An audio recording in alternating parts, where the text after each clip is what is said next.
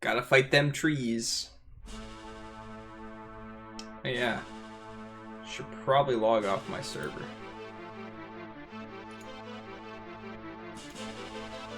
Ignore that.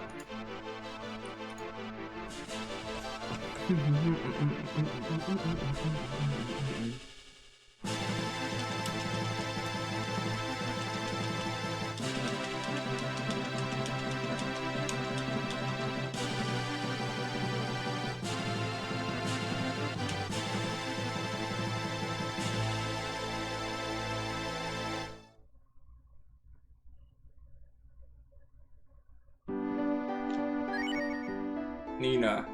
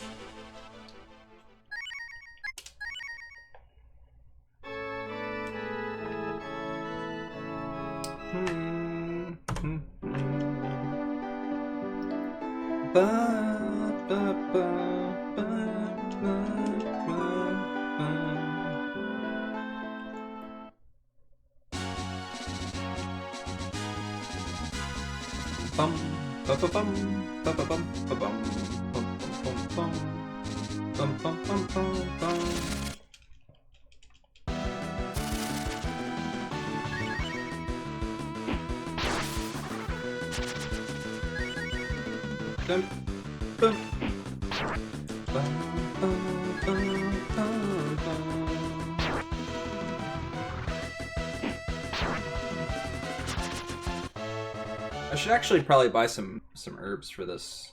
Because if I remember correctly, this guy's a pain in the butt. Yeah, we're gonna go buy some. Da da da da da.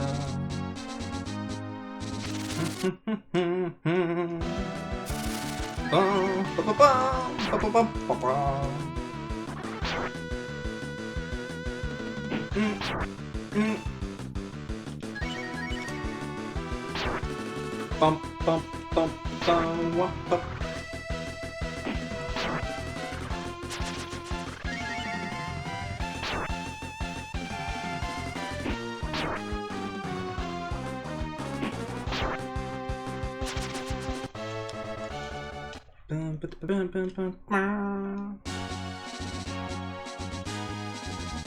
No!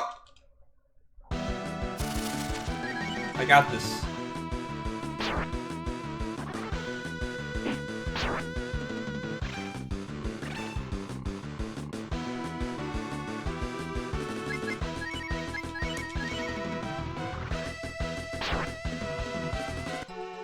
Rip. Well, we got back to the town sooner than I expected. I think I lose half my money, though, when I die. Yeah, I can't remember. I think you do, though.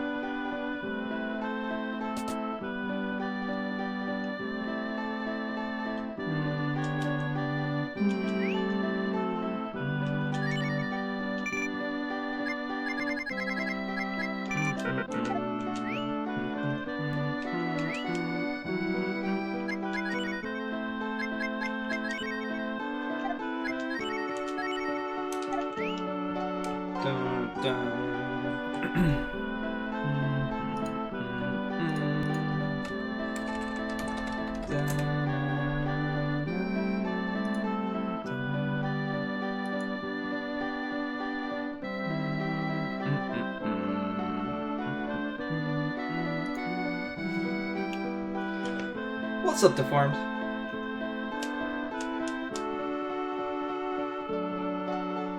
How are you doing today, dude?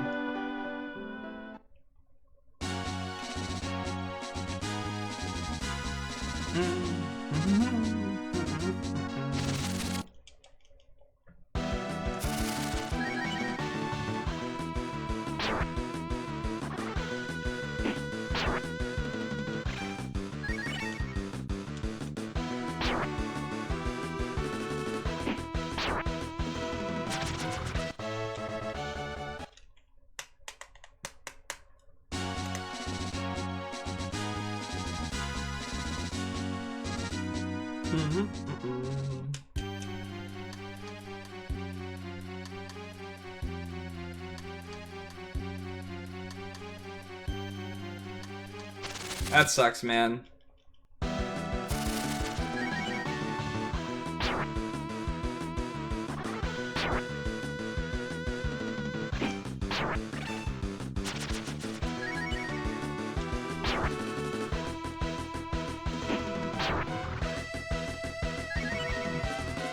Hey! Don't you cure.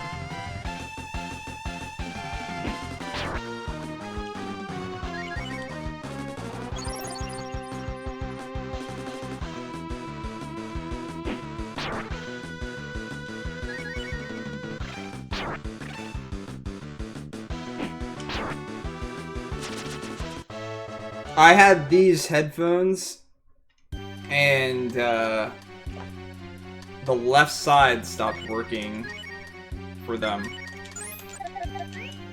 Only the left side. So I went without like an actual headset for a while. And then I just got sick of putting these earphones in.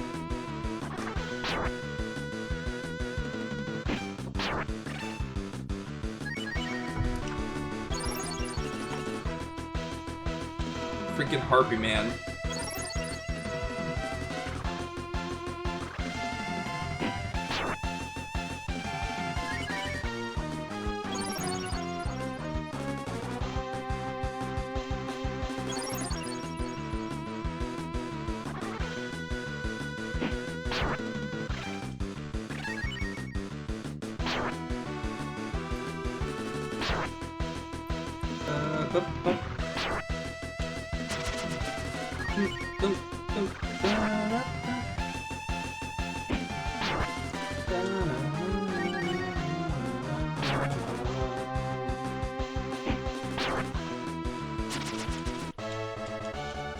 Bum ba da ba bum bum bum bum.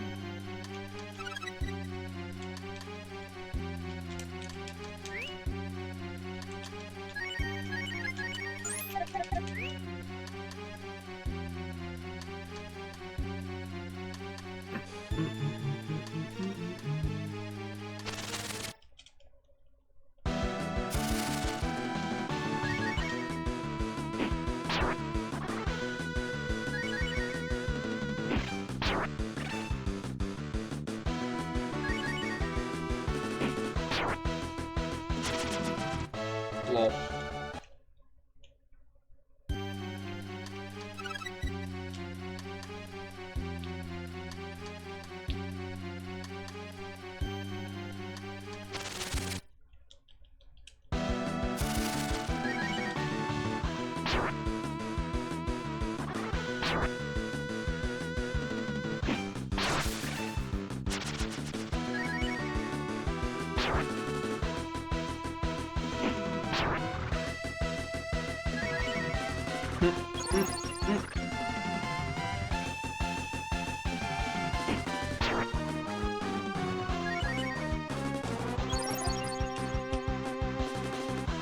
What's up, Nickerty?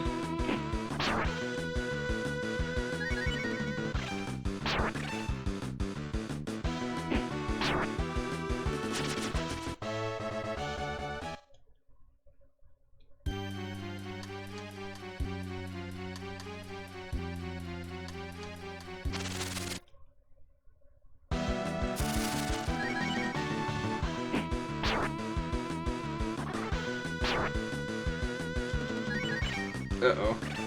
I'm probably dead here. Yeah! You defend. Oh yeah, you think so?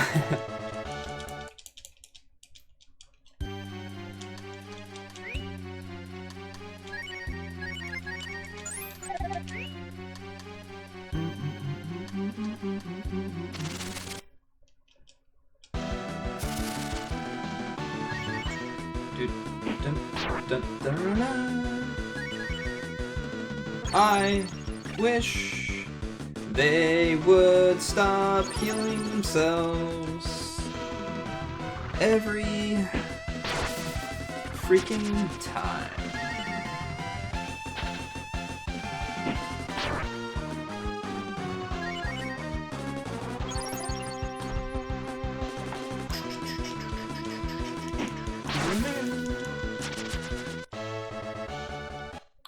Wonder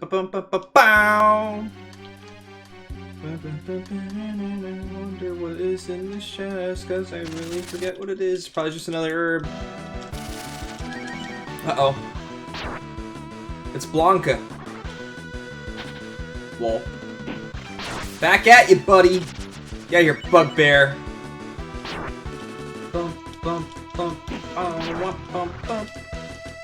Oh man, it's Indie's raid. What's up, dude? That was a long stream with tactics. What are you thinking of the game so far, dude? I know you said you never beat it before, but how much of it did you actually play? Like, how far have you gotten in the past? I kept completely silent while watching. But it's interesting to see your playstyle and stuff like that. Another freaking herb.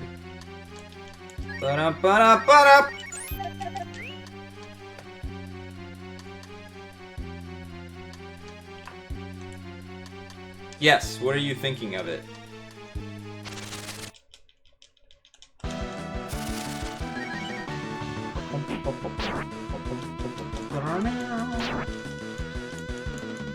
Hi, Ryu!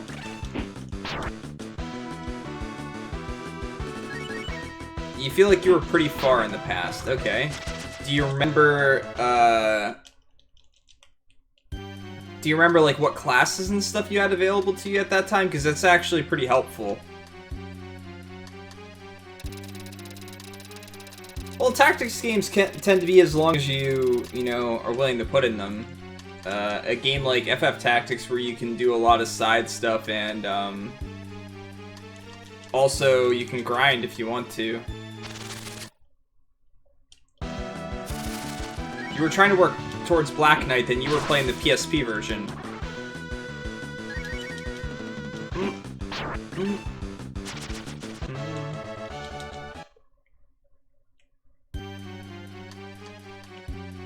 I think that the Black Knight was only in the PSP version.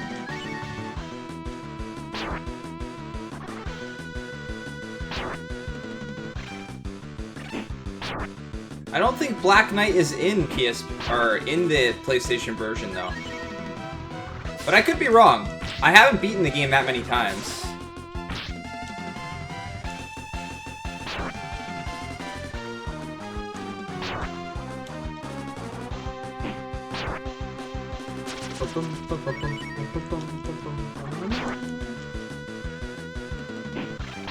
Nicurdy indeed picked this game.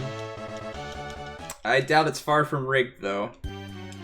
And to be fair, like I said last night, Nicurdy and Eltanin both didn't even enter the raffle. They were both there. They could have, but they chose not to.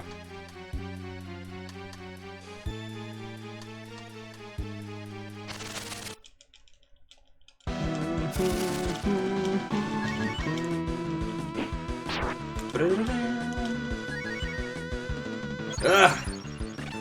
One of these days, I'll be fast enough. Or I could just hit 27 all the time. That would fix my problems. For my late night raffles? Well, the raffle happened around 7 PM yesterday. I don't know what time that is for you, but that's pretty early for me, all things considered. It took like an hour of prep and then an hour boss fight to finish the game. You had a Black Knight guy in your party. Okay. Giraffe Garyon, you mean?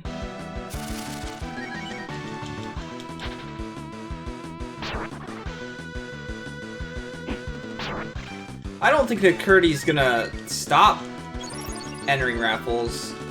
I just think it was his way of saying, hey, I just won the last one.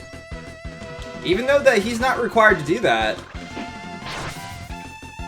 Yeah, Giraffe Garyon.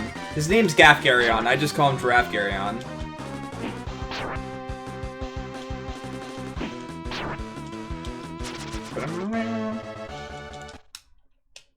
Yeet. What does that mean? Yes. Oh my gosh.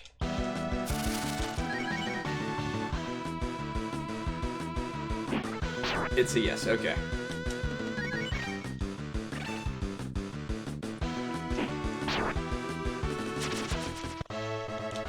You're gonna have to top yourself, Deformed. You picked the highest rated game so far.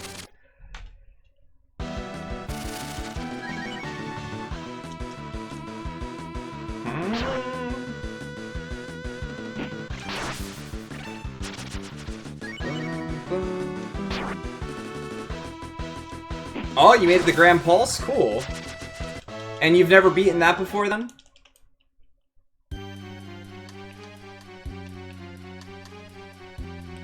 I know there's a chest I can get, yes, somewhere. I just forget where it is.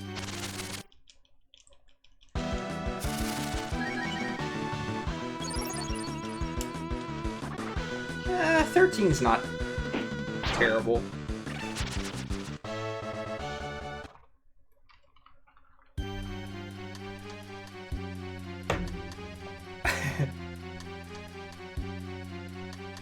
Too immature to focus and spend time on the game.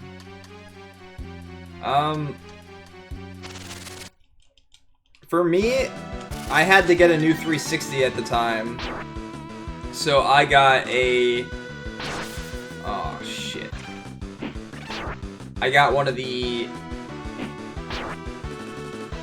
FF13 Xbox 360s.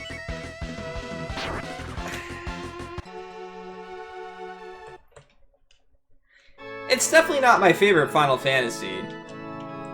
And it suffers from the being required to read all the things. Like, you have to read everything to really get a lot of the story. Plus, it has really confusing things like fallacy and lusty, and you don't get completely explained to you what those things are. So it, like, suffers on a bunch of accounts in that regard. It's a toss-up for me between FF9 and FF6. Wah, wah, wah, wah, wah, wah, wah.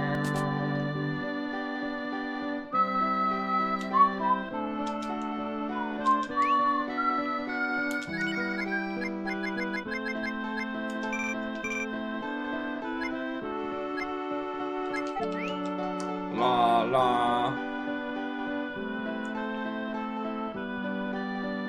Well, then make that a journey for yourself, man. Make the decision to just be like, I'm gonna play this game, whether you play it on stream or not, like you're doing with 13. I see you on Steam playing that FF13. I see it on occasion.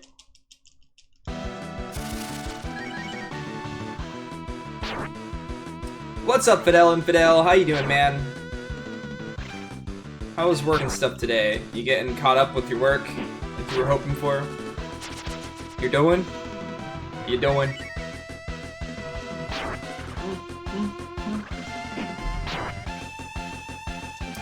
World of Final Fantasy N6. You got a lot done, but you have a lot more.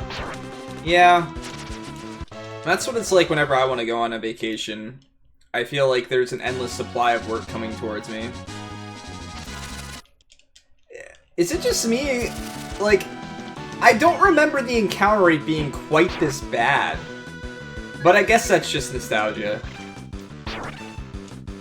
I always knew it was bad. I just don't remember it being quite this bad.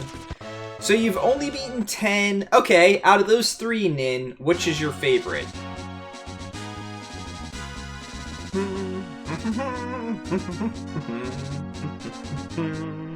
Let's hope there's not bugbears. Did I get this chest that's over here to the right? I did. Okay. I know it's tough. These are the difficult questions, man. Ah, shit. Don't slam me.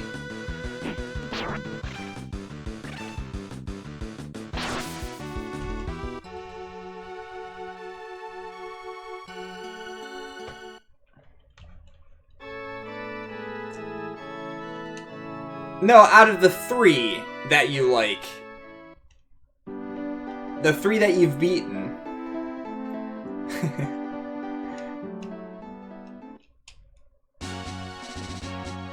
Well, then I said incorrectly. What is your favorite of the 3 that you have beaten? 10, 9, 10, 6, and World of Final Fantasy.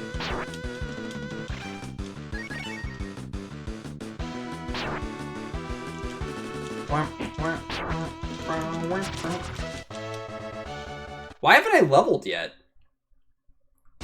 I feel like I've fought a lot of enemies. Really close. Too bad you don't heal your HP after you level. Aha.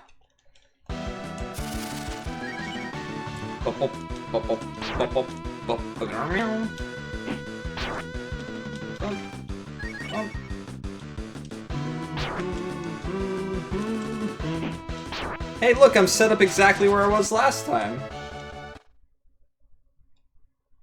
But this time I'll be smart and actually use one of these.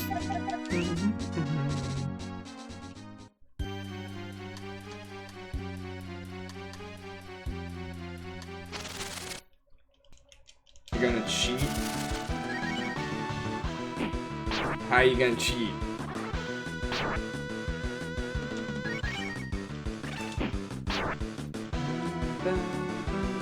Are you gonna say, I like World of Final Fantasy because it's got all the Final Fantasies in it? So that you're not showing favoritism towards any other one? Damn it.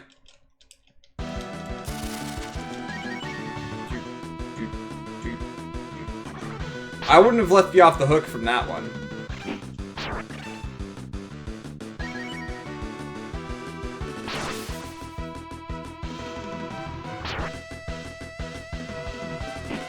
Ah, interesting. You're taking speed runs into consideration.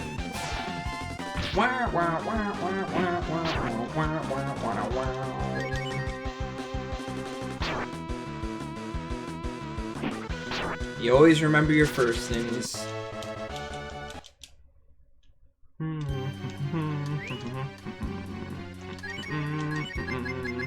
Ba-da-ba-da-ba-da.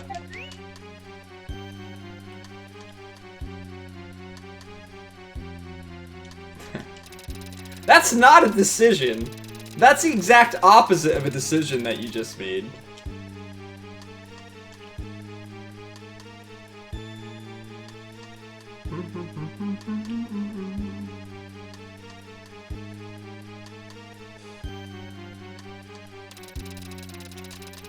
Weren't you saying you were gonna try and make some improvements to the speedrun?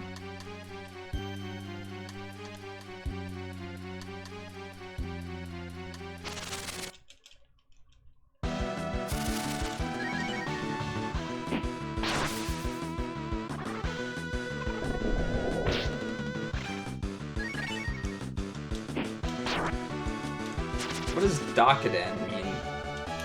Finally, I leveled.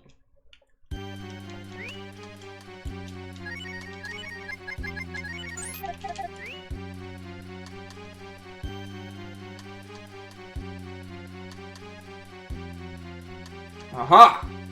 I found you! You are just money that I'll lose when I die.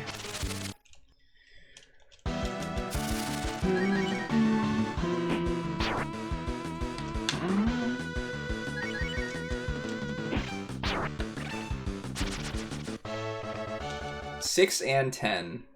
Well, you're definitely showing a lot of what people do, in that their first Final Fantasy means a lot to them and sticks with them.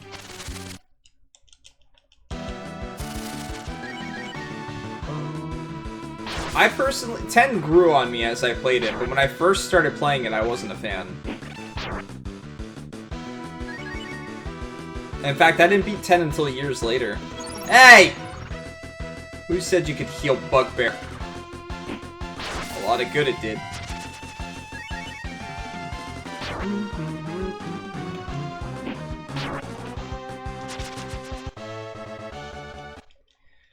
Well, I mean, I understand that, Nin, but I feel at the same time, since it comes from the same developer, it's important to compare them.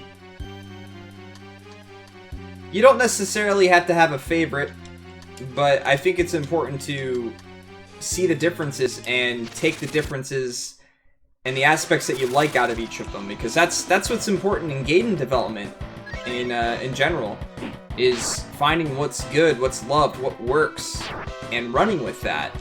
and learning from your mistakes. Things that don't work, can't work. Uh-oh.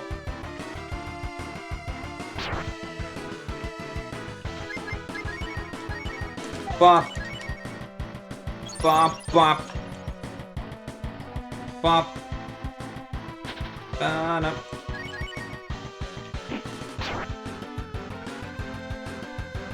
They are and they aren't. There's a lot of core aspects to the Final Fantasy games that stick.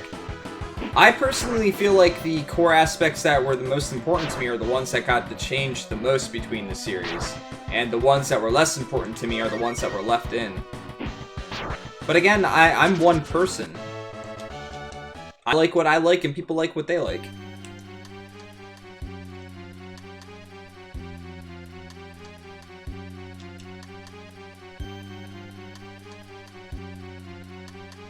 Did he actually give me his axe? Babax! I got it. Babax! I am one person. Yes. Well, there you go. I was not a big fan of 7 either. I didn't like the characters, I didn't like the story. Materia was interesting, although very easily broken.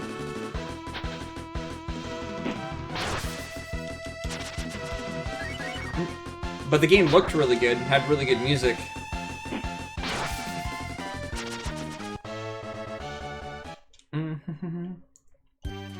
See, I prefer the Esper mechanics of 6 over the Materia mechanics in 7.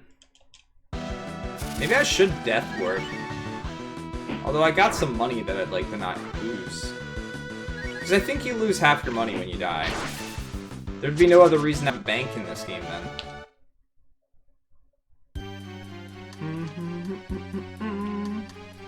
Bum ba-da-dum ba-da-dum ba-bum ba-ba-ba-ba-ba. So, something that put me in a unique perspective was doing the challenge runs. I feel like I'm gonna die anyway. Doing the challenge runs for all the games. Woo! So I got to see like the core mechanics of the games themselves and how they stack up against like a knowledgeable player, a person that understands the system, how it should work, and can kind of exploit it. Because that's really what happens in the Final Fantasy games. I mean, not to say that you're not going through as intended, but the games are intended to get to a point where you just become so strong that nothing matters anymore. And the more knowledge you have of the game, the easier that is to do. But when you're like playing these challenge runs and you're limiting your characters to no level ups or to things like starting equipment and things like that, that's not exactly something that they planned the game around, you know? They didn't plan the game taking that type of stuff into account, really. So when you start like mixing and matching all these different challenges together and then you do those, you really get to see the core mechanics at work and like how good the boss designs and stuff like that are, that if you can still figure them out and still win these fights, even at significantly low levels or being under-geared and things like that.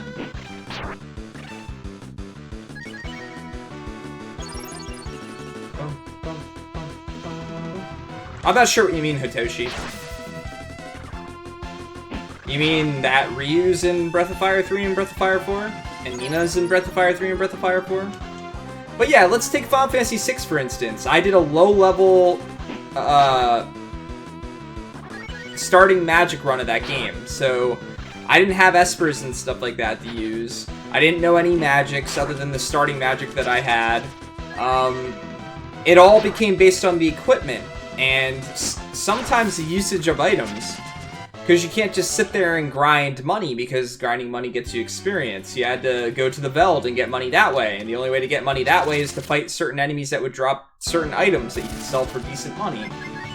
So, like, it's, to me, I feel like Final Fantasy VII was probably one of the easier challenges, even with base items, because Materia was so broken. Final Fantasy X was by far the easiest run, even though I did no Sphere Grid. That game's just so exploitable without the Sphere Grid even. 13 was one of the hardest challenges. Doing no Crystarium in that. That was challenging. That required me to be really quick with all of my commands. Like, I could not relax at all when putting inputs in 13. To add to that, there's a little bit of a buffer that you can do in 13. I don't know if you're aware of it or not, Ninnies, but when you switch your classes, if you spent a whole turn going as the particular classes that you were at that time, and then you switch to an entirely different team or a different group, you get like a gauge cast of it. And although you don't necessarily have to understand that or use it completely, you need it in that run, the challenge run. You need to be able to do it. And there's two different ways of doing it. There's a perfect doing it where you actually get like multicast of stuff that you might not get before. And then there's one where you kind of half it and you get like half of a cast, but then it's pretty quick to still do it. Still much faster than letting the gauge load by itself. But like, I could not mess up in these fights. It was all about perfection with what's kind of like a turn-based game overall. Plus, there's RNG involved where the boss could just do too much damage and kill me, and I didn't have enough HP because I didn't use any Crystarium. But that, by far, was, I think, the hardest challenge. But I had to learn a lot about how the combat system worked in that game. And I never found that out the first time I played it casually. The game doesn't even explain that that's a thing, that there's kind of like, in the animation swap to your different classes, that a gauge carries over, but it only carries over if you had done like a full gauge with the other attack. And then there's partial gauges too, where you only let the gauge go part of the way and then you switch. That's a mechanic that's not explained either, but it's important. Bum ba da bum bum bum bum. We made it! Yay, us.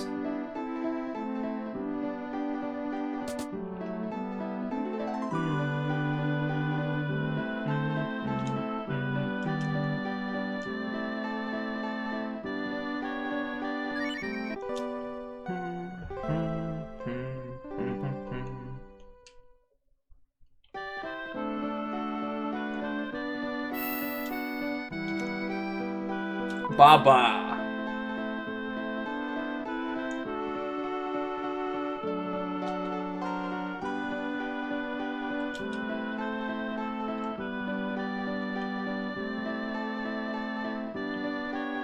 Sorry to disappoint you.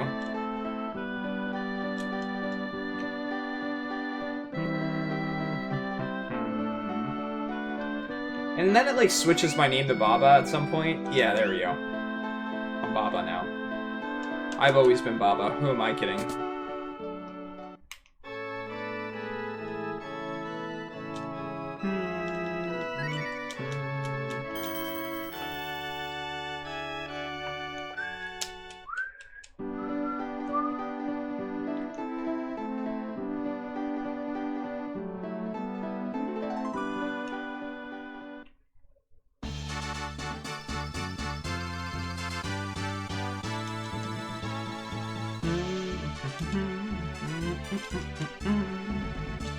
Ba-da-da, ba-da-da, bum, bum, bum, bum, ba-na-na.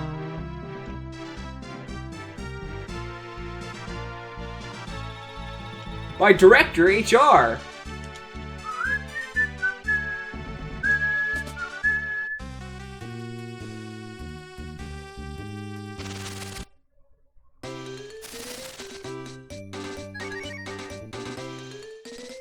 Education, hobby, talent!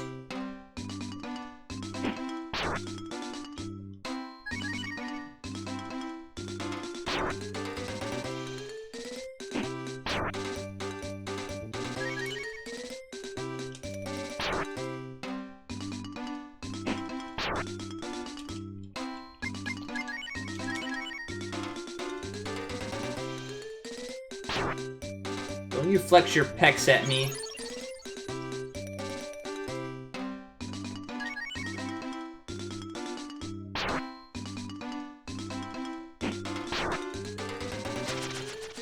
Got him.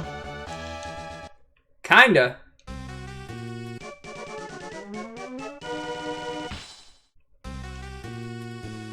Pass.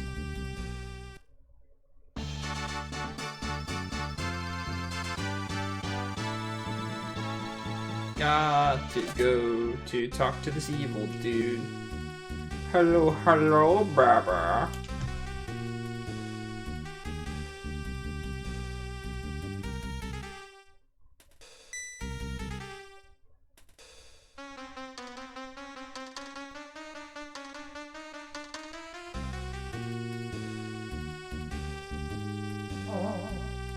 Wow, wow, wow.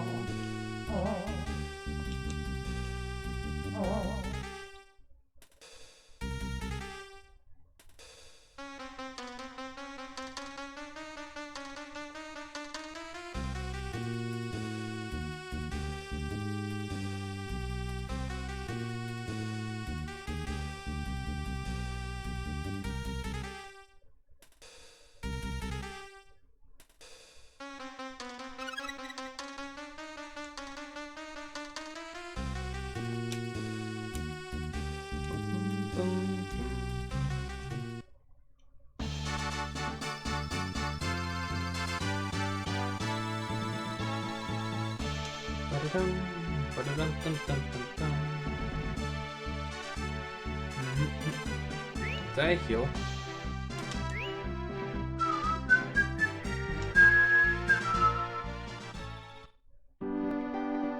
Damn forearms, though.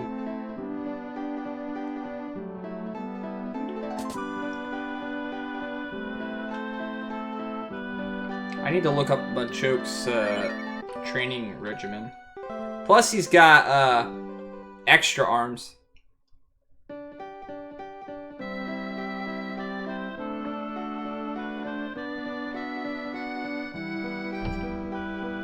Where's BGG for what?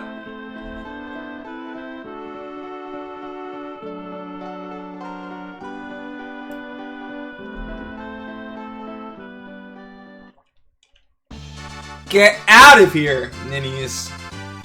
Seriously, go. Get out. Go.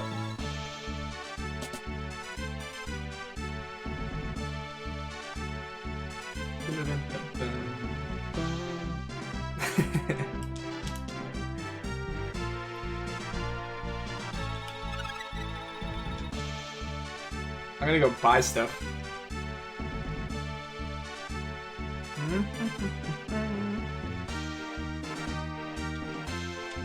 Are you handing out invisibility cloaks for free, or do we have to give good puns to get them?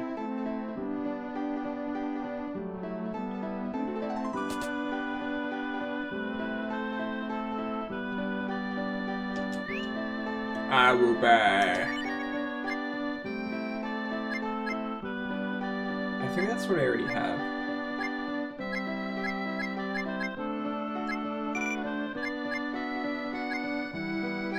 I think I have the steel armor too.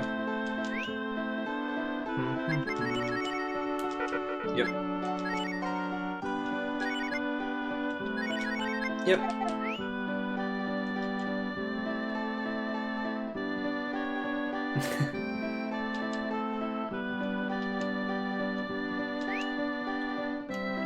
That's okay. I'd never kick Nin out of here. He's a very, very good friend of mine.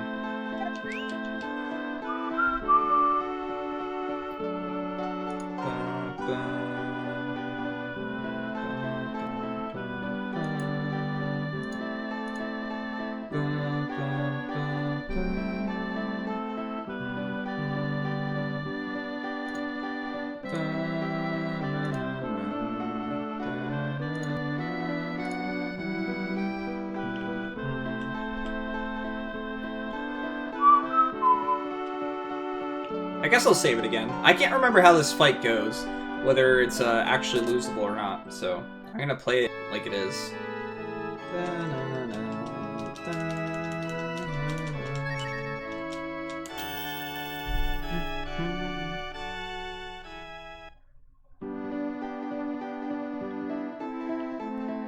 Get out of here.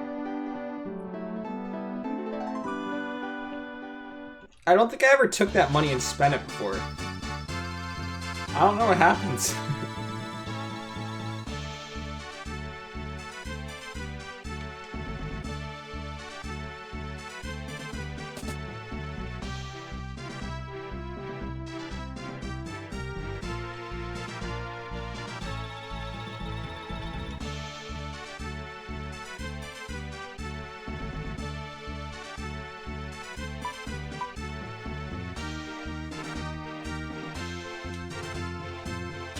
Hum.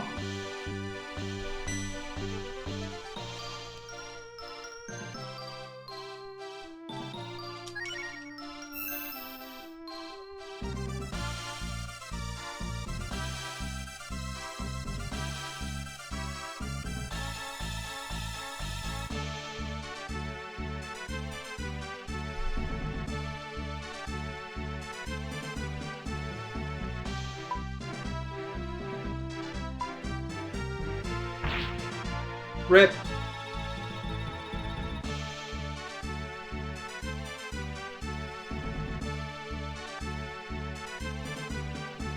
Like a biru. Biru. Can you do?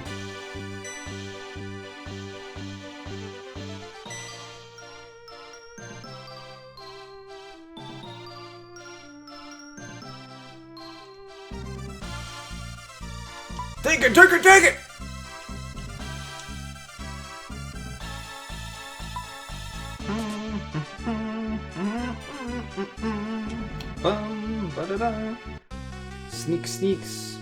Sneakers.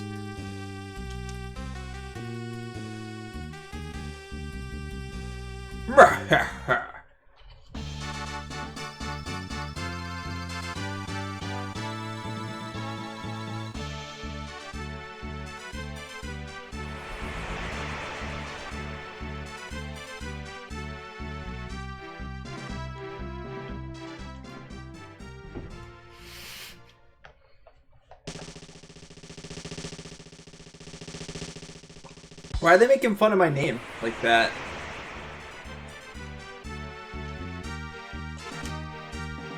Kit Kat.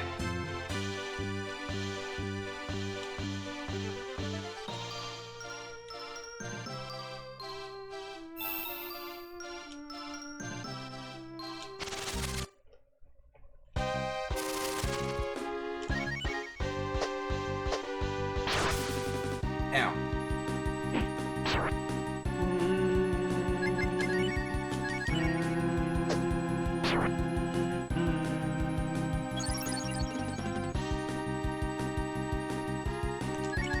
So, Ninnies, have you seen the Super Metroid / A Link to the Past randomizer?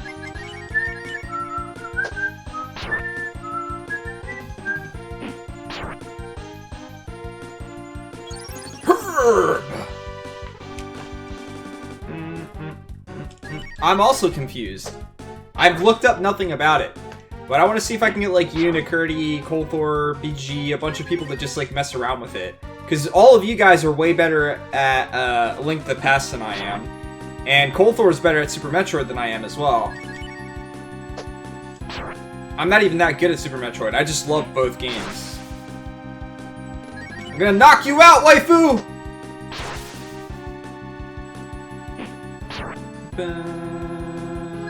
Well, it's a randomizer, so I don't know. None of us know how it works.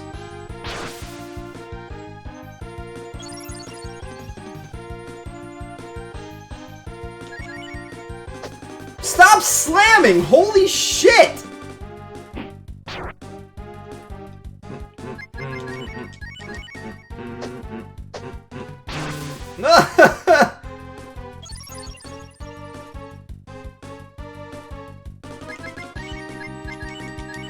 Man, I don't have a girlfriend, and now you know why. I have terrible pickup lines, obviously. Ha, you're not hurting me. That's because I'm basically throwing my sword at you. Blah! Blah!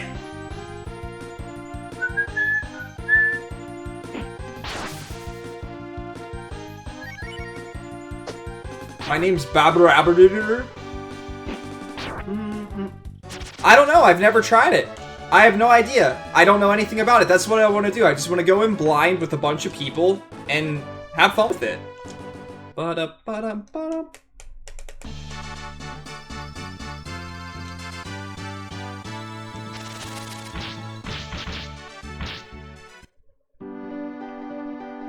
I didn't save her! Shit!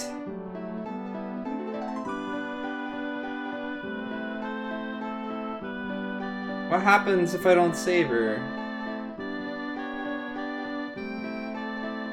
I was talking and mashing the A button.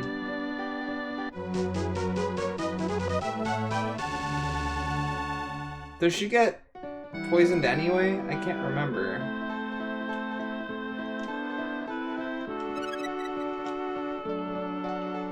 Are you talking about the Metroid Zelda thing, Nakurti, or are you talking about the speedrun of this game? Psycho Rider, please! I already feel bad enough as it is! Ooh, some bum's clothes. Man. It's the one thing I want to find every time I look through random people's drawers. Oh. Yeah, well, from what I gather, the speedrun in this game in general is... eh? Everyone that I've ever seen run it complains about it. I've never seen one person that's just like, I love this game. I love running this game. Everyone's just like, fuck this game! And that wasn't just to use bad language. That's exactly what they say. Like, word for word, multiple times in a row. Very loudly.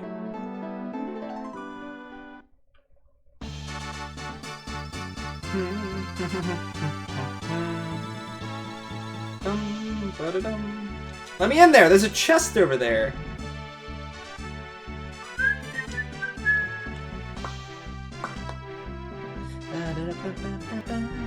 You know what I always wondered? I always wondered what was in these chests that you couldn't get. And they did like a boundary break episode of like Chrono Trigger and things like that. They should do one of this game.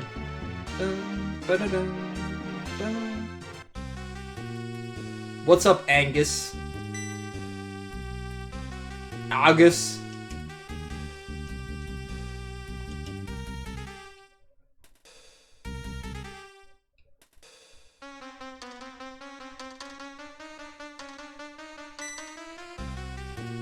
Ding!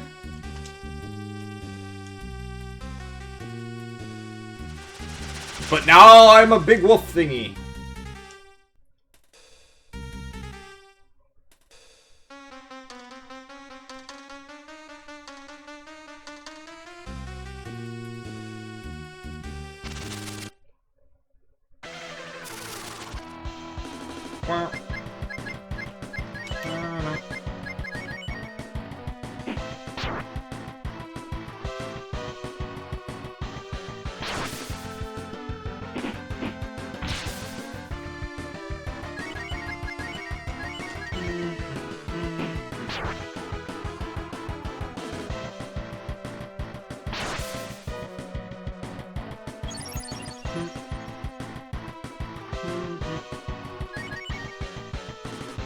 Can you do it with 3 people?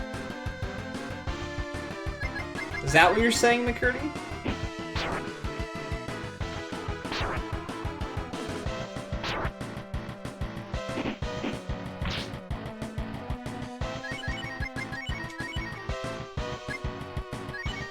Can you actually do it with 3 people? I've never done this fight with 3 people.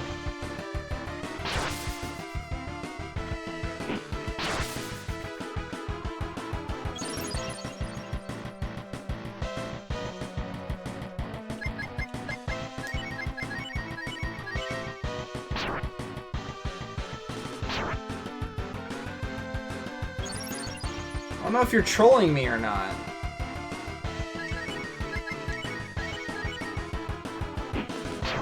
I've never fought this fight with 3 people before. So do you just have to like start pushing right away and you can save her?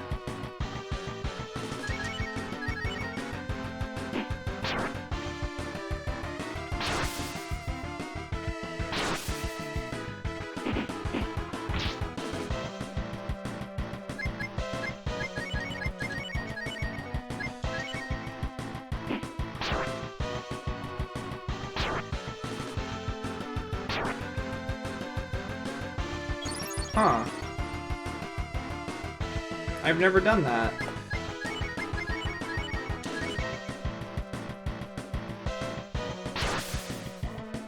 Ah, rip.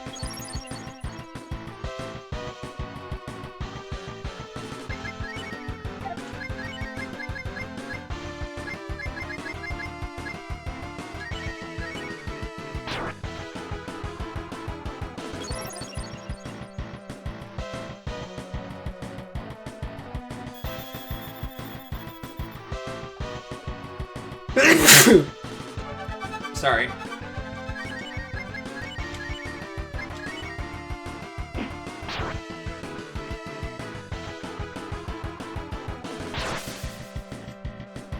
Thanks, guys.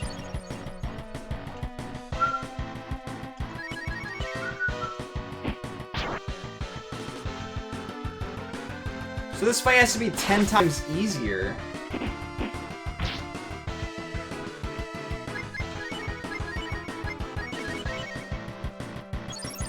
You do it with 3 people.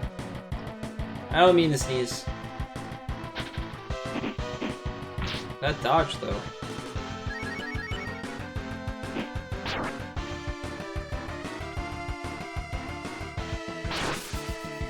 My day goes pretty good. How are you doing, Fitz?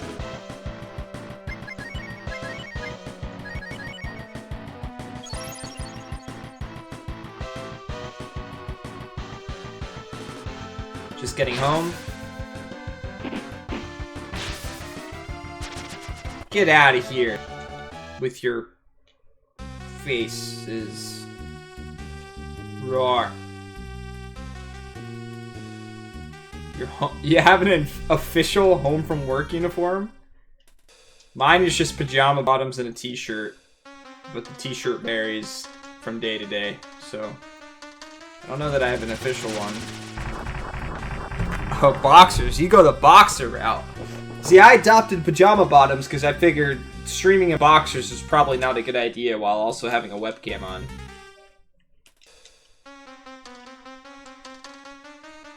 Let's beat it, Baba. There's a lot of books. Banana.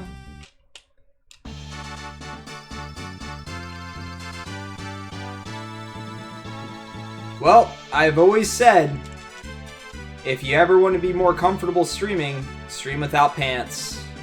It's like my #1 recommendation to everybody.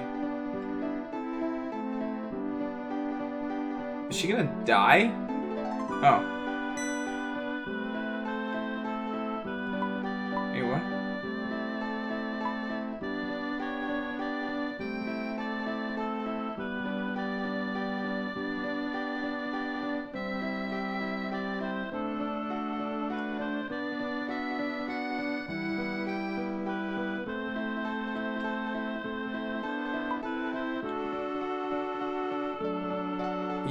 You re-comment for Breeze?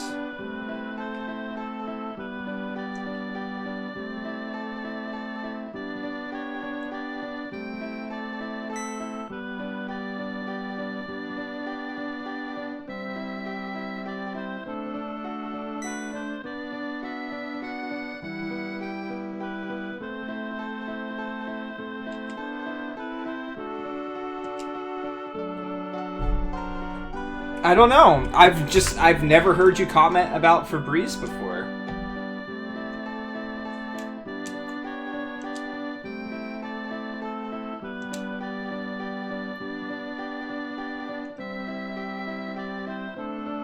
The one that does not smell like the scent that you're trying to get rid of with Febreze.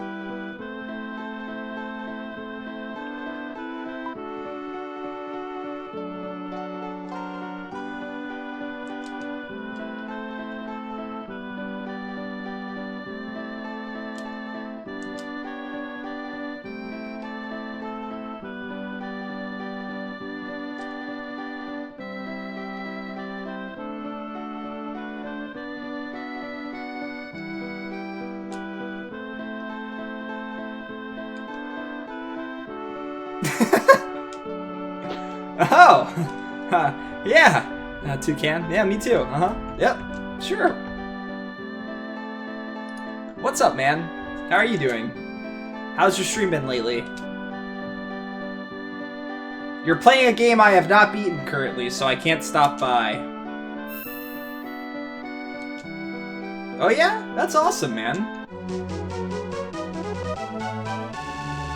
Ba-da-bum-bum-bum-bum.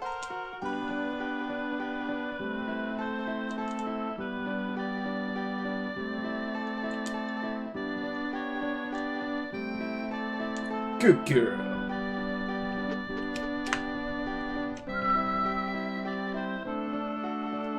Yeah, you know, it took me a while to adjust because I was doing Wonders from Ys and Earthbound's non-stop for months, and then I started to just do more casual stuff and do like my completion runs and stuff like that again, and I miss speedrunning. I still miss speedrunning. But it's nice to just come home and know that if I don't get a run going in something, it's okay, because I'm playing casual stuff. I don't have to feel like I spent a night not accomplishing anything with a speedrun. Or like making mistakes and stuff like that when I could have gotten a good time. It's just like one less stress factor, I guess. But I do miss it. I miss the competitive feel and the competitive nature. I miss the fact that, like, I don't get to hang out with as many as the Earthbound guys anymore. Because the Earthbound community is great for just having people there in chat constantly. No matter who's running the game.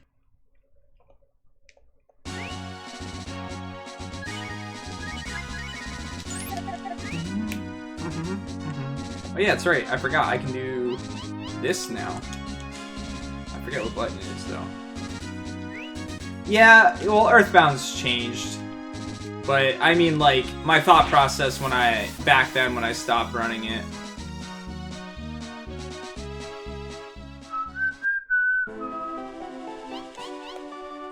Earthbound's kind of gotten to a place where I didn't ever want it to go, but it's there now, so... But what can you do?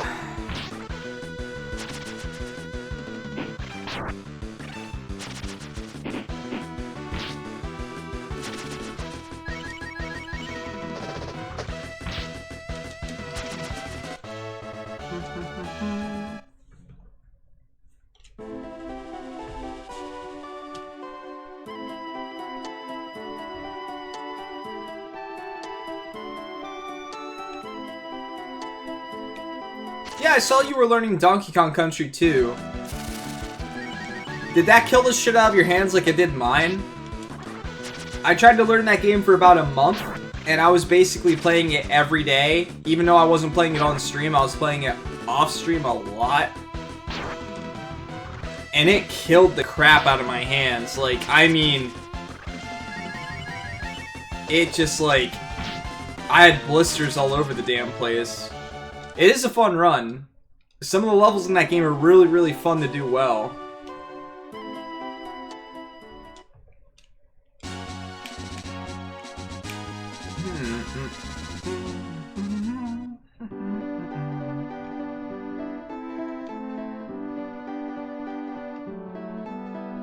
Yeah, my wrist too. I actually started wearing wrist braces again because of Donkey Kong Country 2. That's the only reason I stopped with it. Between my hands and my wrist and stuff like that, I could not keep up with it. I have 2 wrist braces now. You know how difficult it is to find like a left hand wrist brace? You got some that you can kind of switch, but most of them are made specifically for a certain wrist.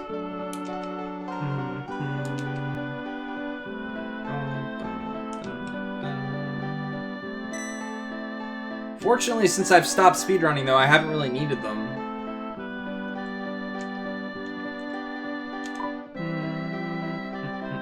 Although, if I do play games for a while, my wrists still get bad.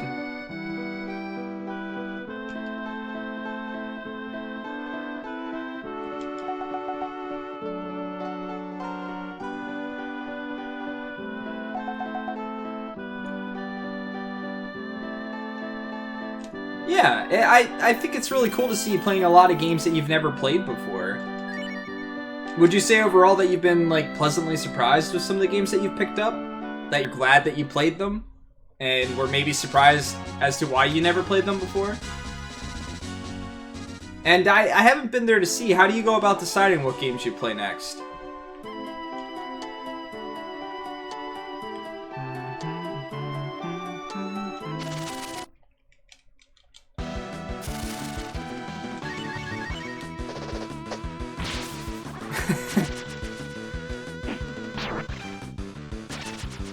Okay.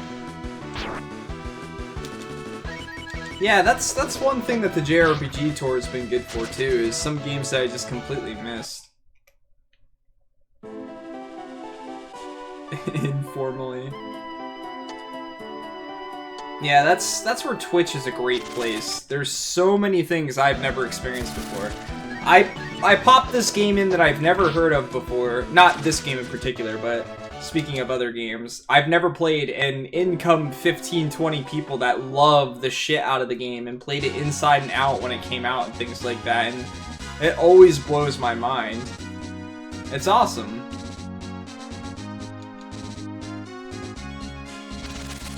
Bum, ba-da-dum, ba-da-dum, ba-dum.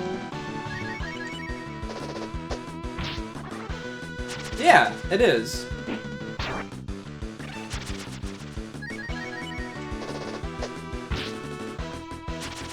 Yeah. Well, again, that's another reason I stopped Earthbound. I stopped it right around there too. I almost got a sub 4 hours and 30 minutes in a run, and I figured that was a good time to start learning manipulation so that I had it. And I finally got it down. I got it.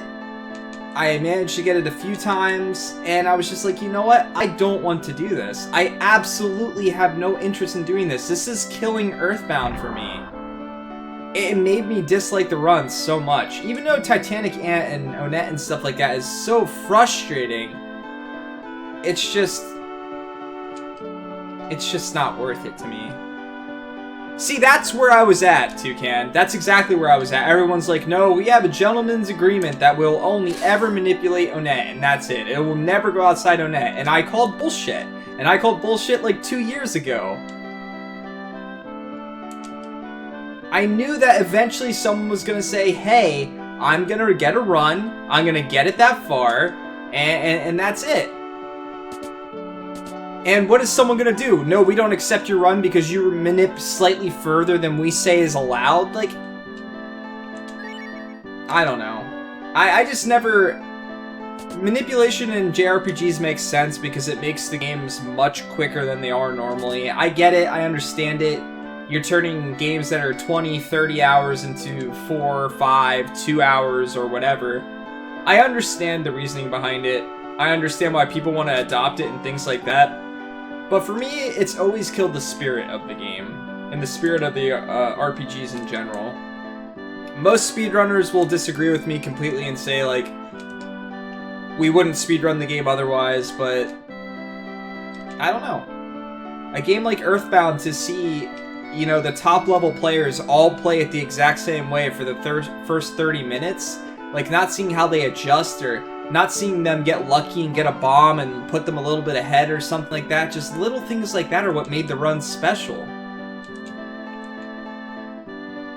Well, same here. And to be completely honest with you, RPG speedruns are really the only speedruns that I'm interested in. Other than, like, I was interested in picking up A Link to the Past for a while. I even almost picked up this game, but that's an RPG. RPG speedruns, between most of them having very heavy manipulation, or at the very least being 4 hours or longer, I'm so scared that I'm just not going to be able to get a run in for a day. Between working anywhere from like 9, 10, 12 hours a day, and then also having to work on weekends and stuff like that, I just don't know that I can always get a 4-hour run in. And then if your run dies 30 minutes in, it's like, well, I only have 4 hours to stream, can't do another run today.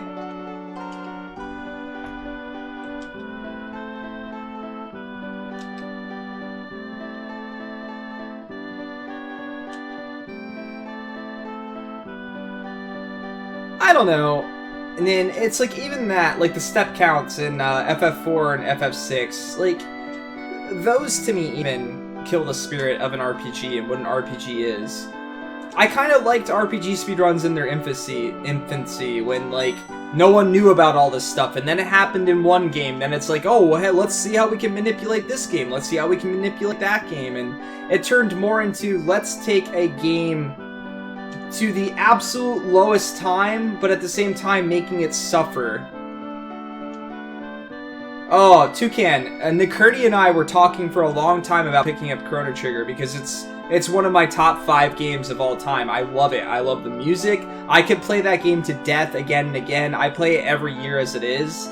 But when I looked at the speedruns and how like the entire thing is just specific inputs on every bosses and specific equipment and all this other type of stuff and things like that, I was just like, are you kidding me? This does not look fun at all. And if you mess it up once, you're screwed. I really don't get how people enjoy doing the same thing every single time. You know, not having to be reactive in a run, but instead just being like, oh, what was that input I had to put in here this time? It's Hanako? What? What does that mean? Honestly, yes, and not just that, I feel like adapting to RNG in a RPG is what really shows like veteran players over non-veteran players too. It really shows your understanding of the game. For you to be able to get out of any situation or basically understand what's going on in a situation inside and out, and then adapting to that situation accordingly, that's awesome to me. But people have made the argument that, especially with Chrono Trigger, they made the argument that once you play the game and speedrun it for so long, and you're not on the manipulation, that you've seen all the patterns and you know how to get back on the manipulation.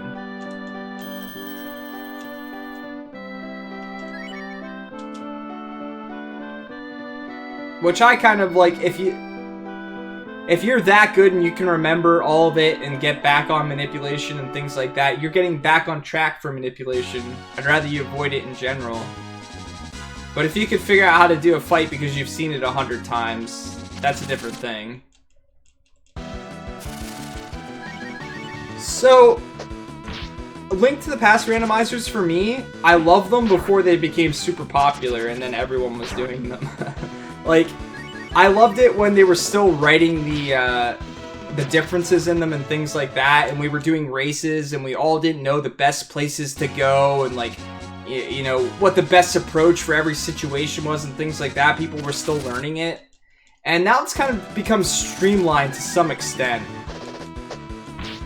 Like, everyone avoids Ice Palace if they can and things like that. It's very rare that people take the risk in those types of situations.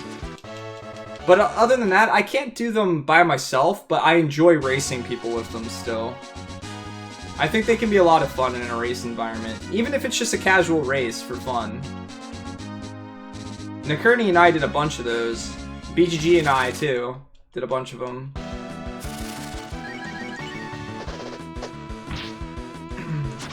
I found more than anything now is that like my stream times just don't work with anybody else's. By the time I stream, Nikurti's ready for bed. Most of the time, Ninnies is already in bed or hasn't, you know, started streaming yet. BGG's streaming at the same time. It's very rare that the people I normally hang out with are still around. But I want to try that Super Metroid / A Link to the Past rando. Well, Ninnies, you've done like hundreds of randomizers, dude. I'm not there. I've done like 5. Get lost. I even have fun with the original Zelda randomizers. Like, those are fun. It's just remembering where all the bomb placement areas and stuff like that are is stressful.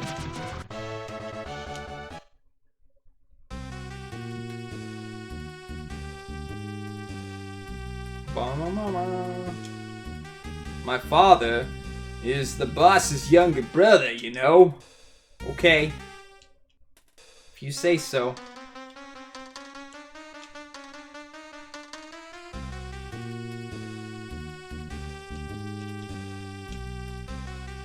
With me, he's younger brother. Hey, I understand that. And honestly, Nin, that's something that back when Kolthor started Yoshi and stuff like that, him and I talked a lot about. And I think that's when it's important to both introduce some type of casual stuff into your stream to just be able to relax a little bit, but also at the same time, do something new. Pick up a new game. I am Boss's younger brother's son's friend, and my name is Gabe. He is Teruru. The guard for the treasure is Riete, and his son is...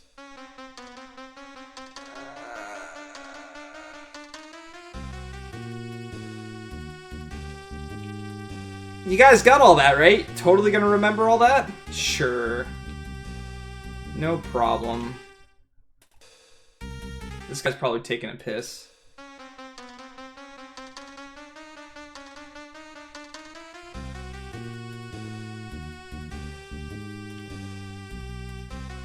So, I know, Nin, you were talking about cutting your streams down some and making it more of a hobby and things like that, but let me ask you this much. What are you most interested in streaming like right now? Like, what do you really want to play? Tell me the boss's nephew's name.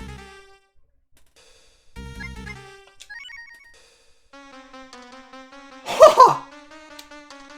I did it! I've never gotten that right before! I did it! Holy shit, I've seriously never done that before.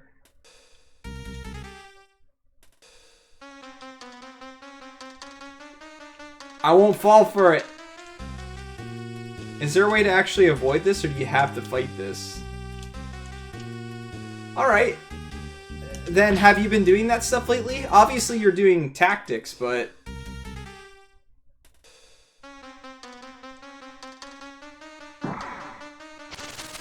But have you been doing that type of stuff lately on stream? Good.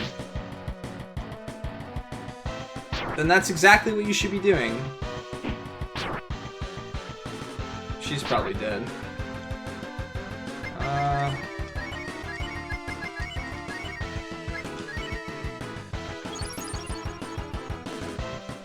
And like I said earlier, I do miss speedrunning, and I'll be honest, I look up potential speedruns and things like that.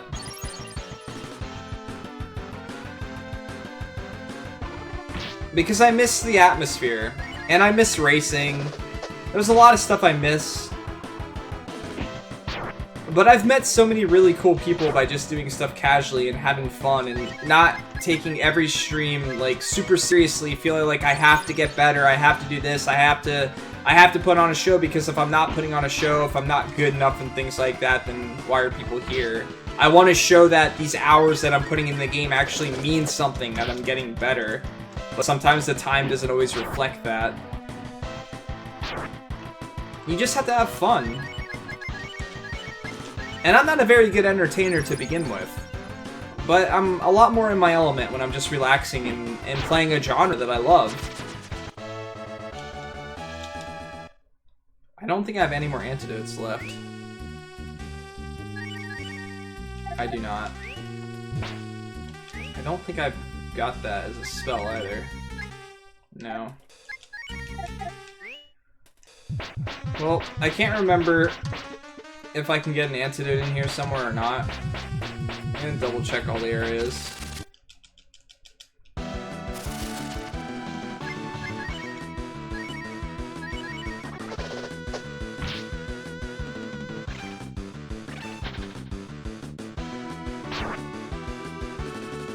Right. Well, one thing I learned when I was doing more casual stuff and things like that is that I was really bad at paying attention to chat. Like, really bad. I would read the chat and things like that, but I'd find myself so caught up in the game that I was playing that I'd have a hard time keeping up and talking and having conversations with people. And yeah, I'm not speedrunning, so it's a little bit easier than it would be otherwise. But it's something I realized I had to improve on. But you still absolutely have to be an entertainer, even when you're playing stuff casually. And some games are just difficult. And it feels really rewarding to be able to figure them out. I've had some really tough final bosses in games and stuff like that in blind playthroughs, and it does feel good to be able to beat those games. Especially when you have people watching that just want to tell you and know and have experienced it before. Lucky Candy, what's that do? Oh, I should have known.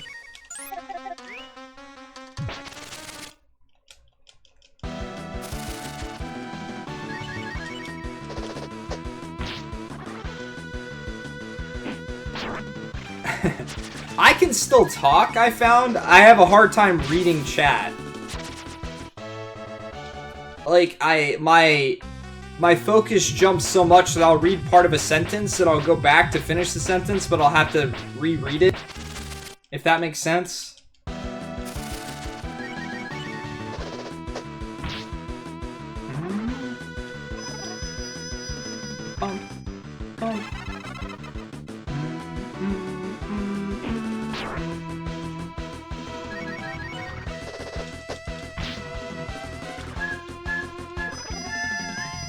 Yeah, I guess I didn't do a lot of speedruns to really get good at that.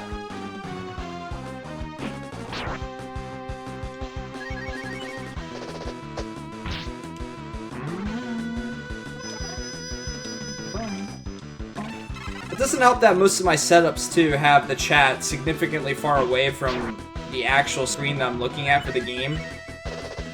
So I really have to, like, look over to read chat.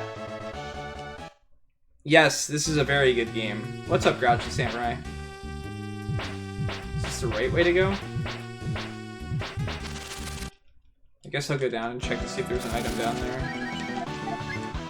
I'm gonna try and run from this fight just because it's gonna take forever otherwise.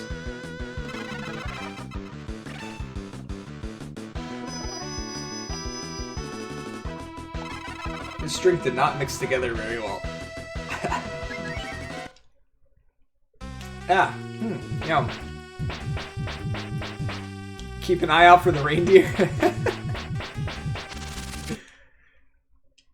That's how I know it's a good chat message. Well, I've learned something today. Oh crap, he's dead. Well, we're definitely ripped here.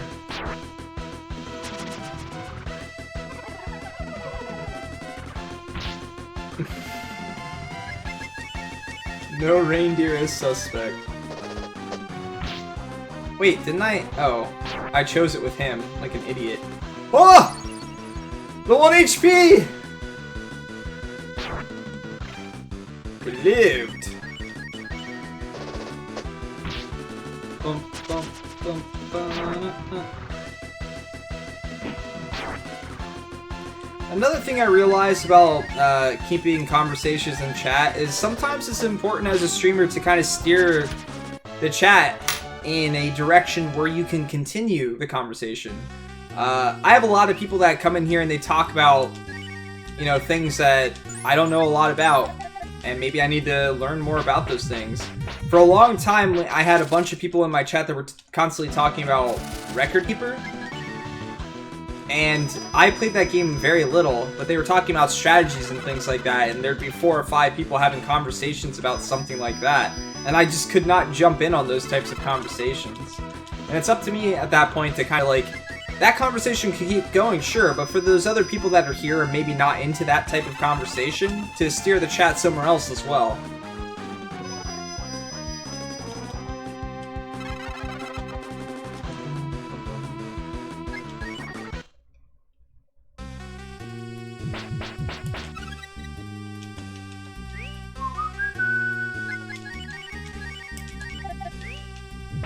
Yeah, absolutely. There can be threads of conversation, but I feel like it's important for the streamer to always be a part of one of those conversations, if not all. And that's definitely something I was lacking for a while. And I'm trying to get better at it.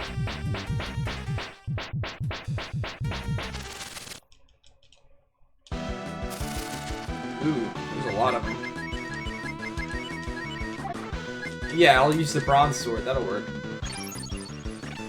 Well, neither do I. Like, my interest is video games, I like the occasional anime, a good movie, OSTs, things like that, any type of really good OST I'm into. I love music. I'm not very talented when it comes to art and things like that, but I can really appreciate it. Like, I know so many people that are really talented with things like layouts, emotes, all that type of stuff. You got Toucan, you got Nakurti. Like, I can't even talk about that type of stuff because I don't know the process that goes into those types of things. But it doesn't mean that I don't appreciate them and I don't appreciate having a conversation about things like that. Or even coming up with ideas and stuff. And then I have the board game that a friend of mine and I've been working on, which is, it's like a Mario Party-esque thing where we play around the board, roll the dice and things like that, and there's two teams competing against each other, but then we play a whole bunch of random games whenever you land on certain spaces. Like, we go back and we play SNES games, NES games, you know, GameCube games, because he has a setup that allows us to play just about everything up to, like, the Xbox and things like that. So we've been, like, working on that and tweaking it every once in a while. And I love talking about stuff like that. Regulars made fun of something I said and made me super not want to go there anymore. Yeah. Well, you know, I've always kind of been a lurker. I'm not a memer either, Fitz. Like, I don't get memes. Like, it's not that I don't get them. Some I can see that are funny, but I don't keep up, like, up to date with the newest memes and things like that, and people have definitely poked fun at me for that. But Toucan, to your point there, I feel like that's why I lurk more often than not in streams. I started watching some people before they became bigger and things like that, but I don't feel like I can carry a conversation in their chat anymore. I just kind of feel out of place, and I feel like some of that has to do with people making me feel slightly out of place.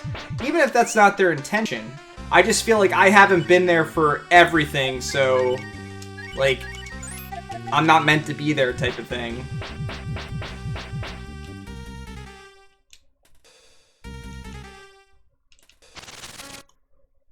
And I feel bad to an extent, because I always want to support the people that I really enjoy watching and stuff like that, but I do find it hard to have conversations anymore in some streams.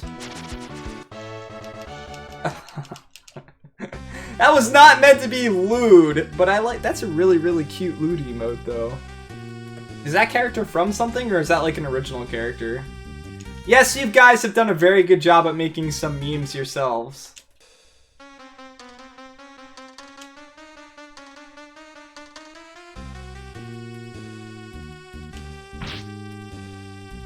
Yeah, I've always found that I still enjoy the streamer. Like, nothing's gonna take away from me in that regard. I'm always gonna enjoy watching the streamer. But sometimes as chats grow and stuff like that, I find myself distancing myself from them. And I'm slightly introverted as it is, so that might be part of it. Slightly introverted's a light way of putting it.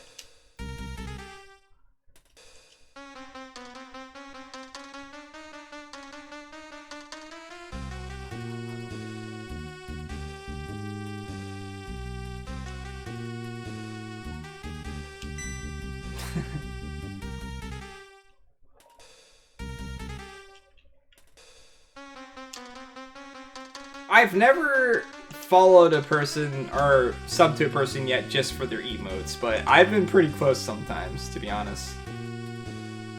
I'm probably slightly introverted in comparison to you. Well, let me put it this way. In person and stuff like that, most of the time, I'm super, super, super quiet. Yeah, I get that you're referencing BGG. And getting the BGG ha out of it too. I think I can just fight this fight and then I can leave, because I'm definitely gonna die here.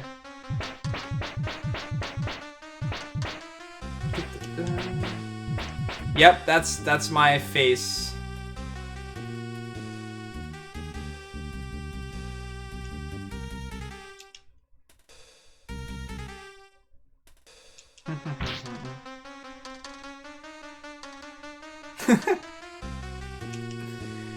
Hey, that's cool. That just goes to show that BGG has some really good emotes. He did a very good job at making them good for everyone and universally useful. I doubt we're gonna win this fight, but we'll try. At the very least for experience purposes. Nope, rip.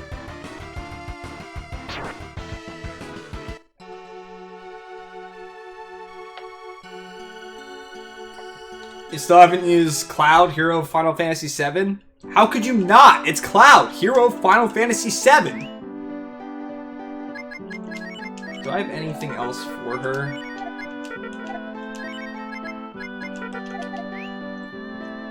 Let's go back and try again. Bum, bum, bum, ba-da-dum.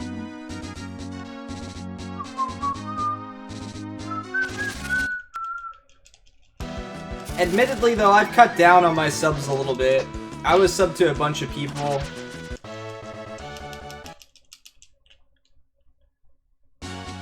And there's so many people I want to support, but unfortunately, I can't always support everyone.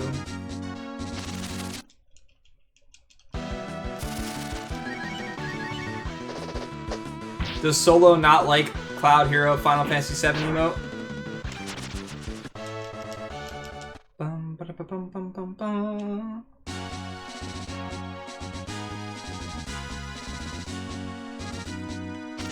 Yeah, Toucan, I sat on it for a long time, and I just realized that maybe if I cut subbing to a few people, especially people that I don't really get the opportunity to watch, even if I want to support them, maybe I can support them in a bigger way later on. Like, maybe I can save up some money and make a large donation to somebody, or maybe I get to meet them at an event or something like that, and actually get to support them in that way.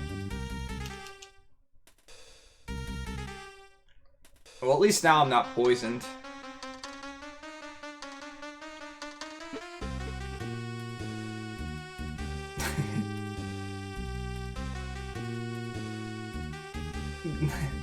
Well, fortunately, I don't have an emote addiction yet. Sora Satoshi, thank you for the 51 bits. No one has picked Phantasy Star Online yet, no. And how have you been? How have you been, man? Have you been doing any more runs of, Skies of Arcadia? Busy. I feel you there, dude. I had to cut stream for like half the week last week because I was busy with work. I mean, Toucan, you've got pretty busy hours yourself, right? Because you teach, if I remember correctly. So you've got the quote-unquote 9 to 5 job, even though it's probably more like 7 in the morning till whenever. Do I have to fight this guy again? Sometimes work gets in the way of streaming, and it sucks.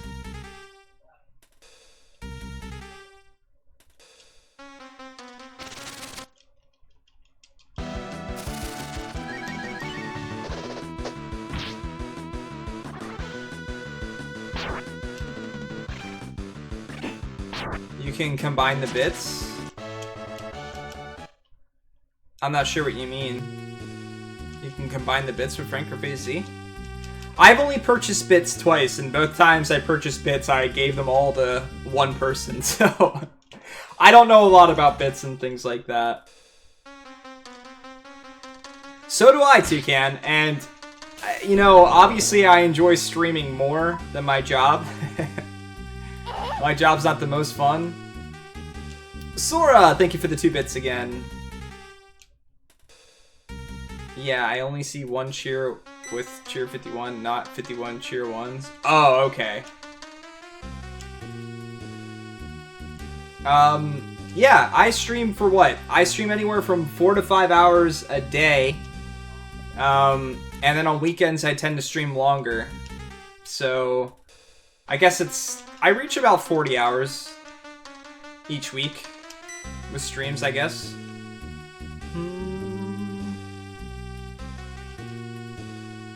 Yeah, absolutely. I feel like being an entertainer and stuff like that is not as easy as some people think it is. For those people that think that just being a subbed Twitch employee, partner, whatever you want to call it, and that they've got the world now because they just get to sit and play games all day or do whatever all day, it's not that easy. The one thing I can thank my job for is that I'm stable financially, and I don't have to worry about streaming and the income I potentially get from streaming. However, it is hard to have a full-time job and stream and, like, want to come home from a full day's work and just stream. Kitty, you again? That Mona. Fitz, thank you for the 500 bits, man. Random sploosh indeed.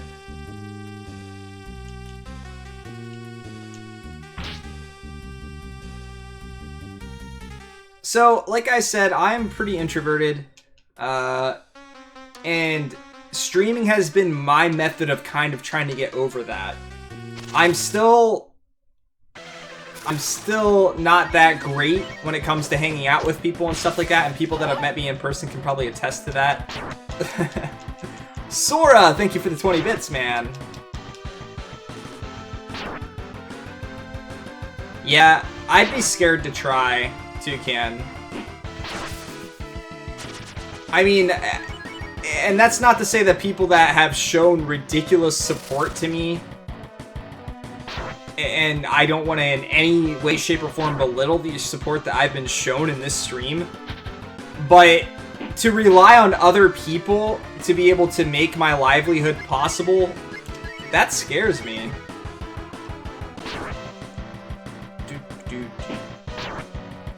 See, I don't even have to socialize at work. That's the thing. Like, I work with a whole bunch of 45 and 50-year-olds, and occasionally people will come over and be like, I need this done, or can you do this? And we'll have a conversation or a meeting about something like that. But I don't have to, like, socialize with people on a level of interest and stuff like that, or sharing interests that I have, and so on and so forth. And I decided that Twitch was my way of getting out there. As much as I'd like to actually go out and talk to people and meet with people in person because I prefer that, Twitch has definitely opened up a lot of doors for me to meet so many different amazing people. Oh, yeah, Toucan. I'm right there with you, dude. School loans influence so many of the decisions that I make on a daily basis. What job I take, you know, do I want to go to the movies twice in a week? Am I going to have enough to be able to pay back my school loan at the end of the month?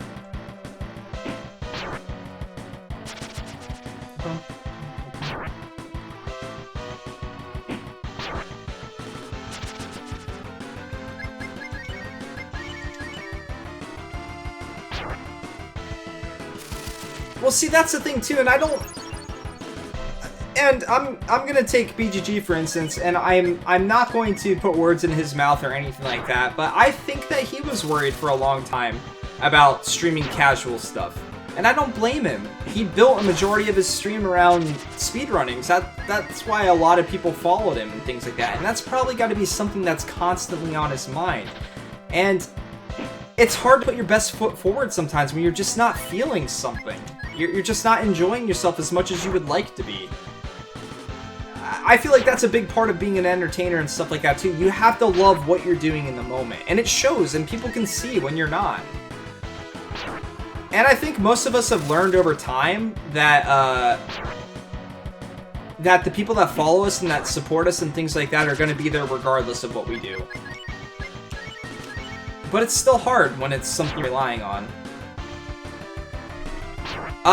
It's the number of RPGs is actually up a little bit above 738. I haven't quite updated that yet, but it's been a little over a year since I started this now. I think it's been about a year and a month. Nakurdi made a really awesome infographic if you want to see that type of stuff. that I've done in the last year. I forget whether we set that up as something or not. As a... Did we set that up as a... whatchamacallit? A bot command. If not, we should, Nakurti. You should take that thing and make it a command. That needs to be a command. But yeah, like, look at this. I've decided that I would do a cosplay of one of the JRPG Tour's favorite characters so far. People plastered my face all over this character. They put me in so many different situations and stuff like that with this character. And so I decided I would attempt to do a cosplay for them with that. And people have been super supportive of that. I got this from my buddy Colthor. He made this for me. I lent him my SNES so he could test Yoshi's Island with it to see if it ran any faster on this console. And he completely redid it. He painted it, he put this awesome decal on it and stuff like that. Like, the amount of support I've been shown on Twitch is incredible. And the only thing that I want to do for all of you is just give back. At least a little bit. Yep, well, people live for more than 14.5 years, Mana, so there's a good chance that I can still beat it. I can finish the tour. But honestly, the goal is to never really finish it. I don't want to finish the tour. The idea is to eventually get to a point where maybe I'm only playing some of the newer games that are out and stuff like that, sure, but I don't ever want to stop playing RPGs.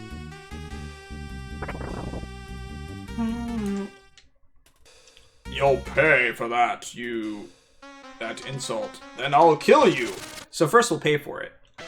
What's up, Gintatsu? How have you been, man? I feel like I have barely gotten to talk to you lately. How have you been? I watched a lot of your race with Ryu and Genja. Sorry, I'm terrible at pronouncing his name. I forget what hits the most on this guy.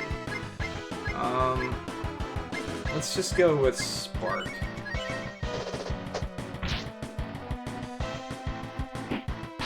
Bum, bum.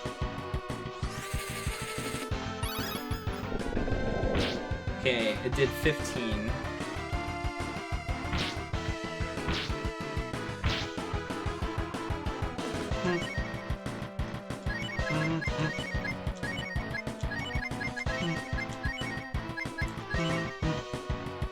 Alright, Toucan. Enjoy the shower, dude.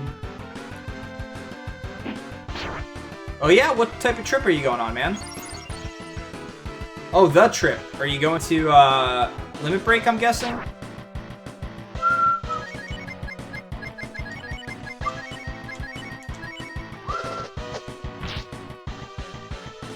Yeah, I had never played that Atelier game before. That game was okay. It was a little rough at some points. Some of the bosses just straight up kicked my ass.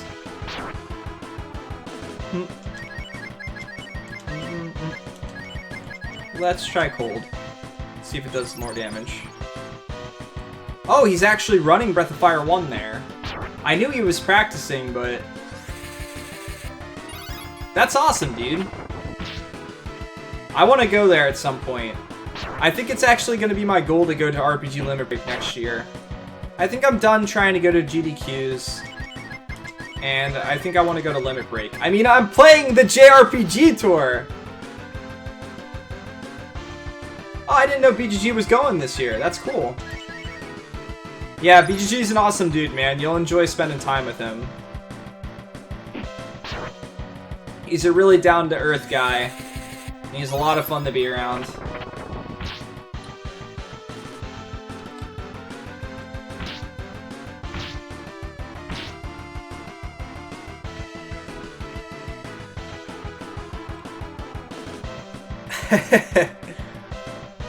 Yeah. I mean, I understand that. He's a pretty popular dude now. He's definitely gonna have a lot of people that want to meet him.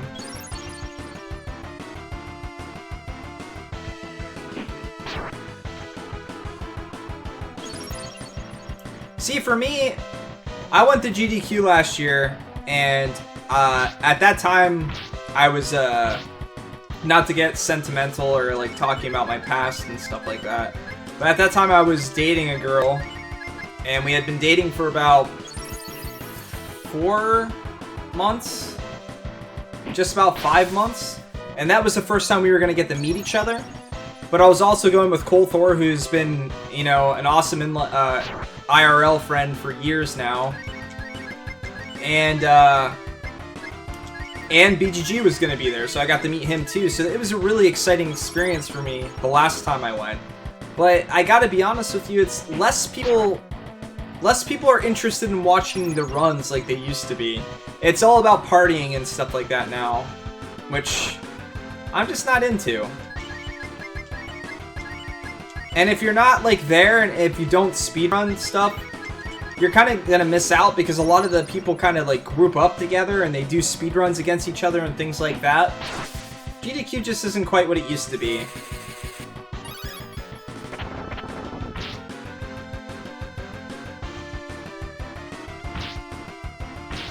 Murdy is someone I really want to meet in person. I've known her for a while now, and I'd really like to meet her. Just give her a giant hug. If she'd be okay with me giving her a hug.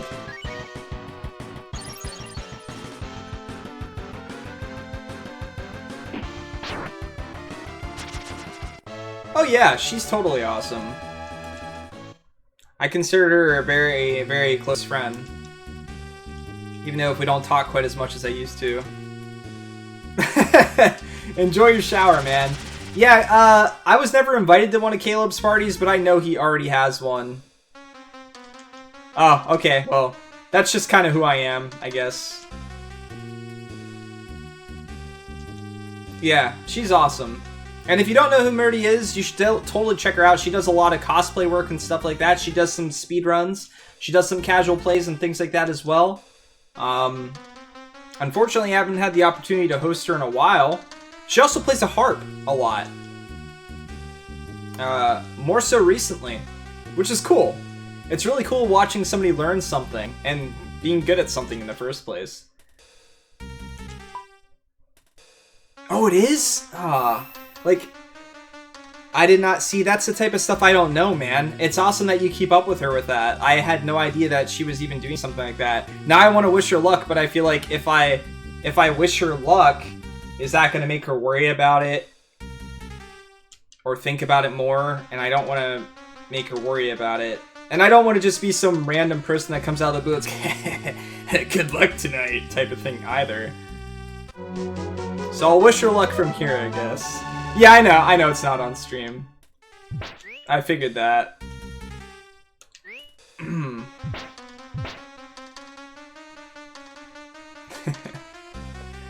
Well, in that case, give me a moment, guys.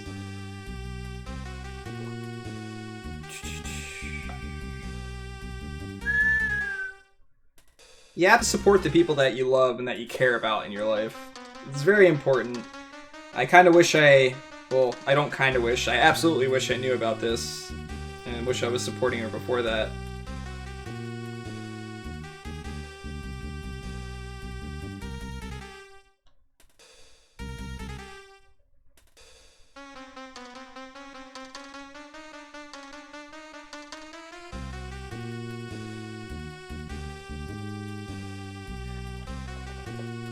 Okay, I feel better now. Oh god, we're all poisoned. Am I gonna be able to make it out of this place? Well, actually, we might not have to fight battles anymore, because people might be dead.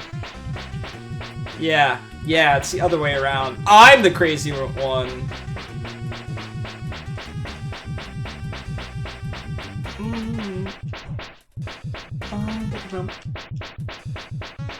But in all seriousness, for those of you that have thought about streaming, and you might be nervous, embarrassed, I mean,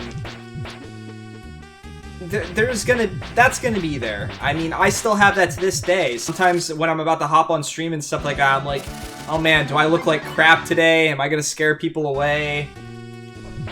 Am I in the mood where I'm gonna be like someone that people want to spend the time with and things like that? So Nina in this game is not a healer, she's a damage dealer. In the first game, she was a healer. I think every game after this, or every game since this one, she's a damage dealer over a healer. I think. I can't remember. And I like her more this way. But yeah, as I was saying, if you've ever considered streaming, give it a chance. Take a chance with it. Hop on, play your favorite game. People might show up, people might not show up. I'm giving you fears you don't even have. That's definitely not my intention, to give you a fear of any kind. What I'm saying is I'm speaking from the perspective of someone that was afraid to do it themselves. Someone that feared that, for one, I would never be entertaining for anyone to want to watch. Or, you know, why would people watch me over watching someone else? But that's not what's important about it. What's important about it is the people that I've met while I've been doing this. I have so many people in this chat right now that I've become great friends with, that I spend time talking to on a daily basis, or at the very least on a weekly basis. And, I mean, I wouldn't trade that for the world. It's fantastic.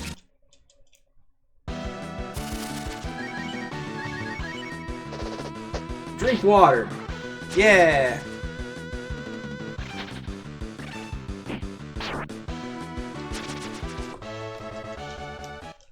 So, Fitz, my sense of humor is kind of similar to BGG's, but, well, kind of.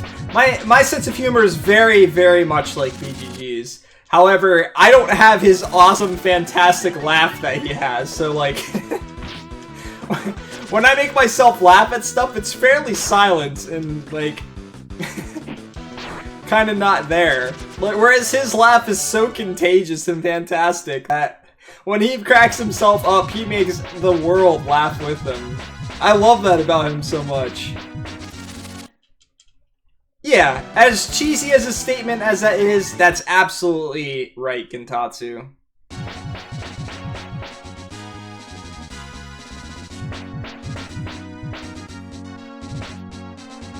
Have I heard this song?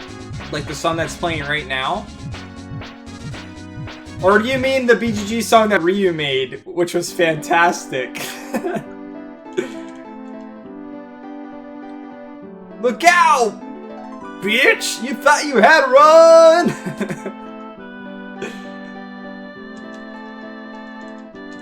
What out, doubt? What out, doubt? Woo! I haven't heard it in a long time. I can't remember exactly what it's like, but it's fantastic. Ryu's awesome too. The fact that he can throw something like that together is fantastic. I love all the Rip Runners to death. Like, they're fantastic people.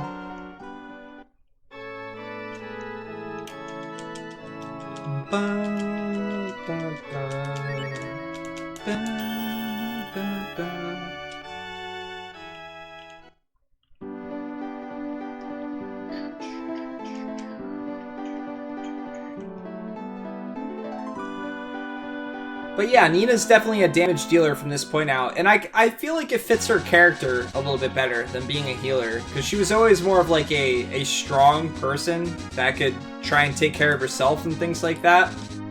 So her just being a support type character was inconsistent with that.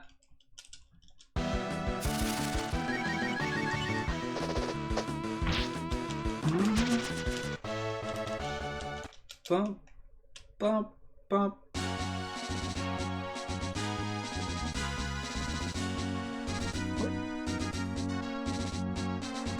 Is that the... Oh my god, it's Trihex. I was like, what the hell is that? But now I know. Now I know.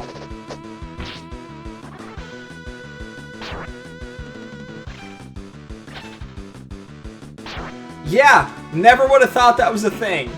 I mean, I've seen people have like 4 things that they put together, but that's ballsy to go for a 9-box thing to put together. It is a little terrifying. Thank you for the 1 tryhard bit. Oh man. Rip Nina.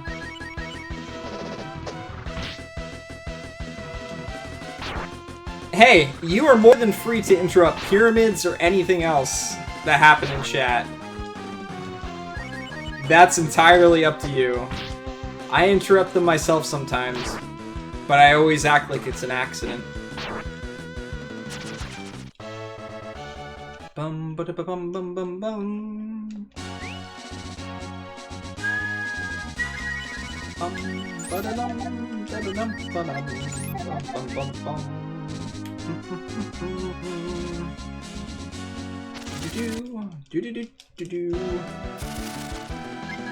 Yeah! Look at those running skills.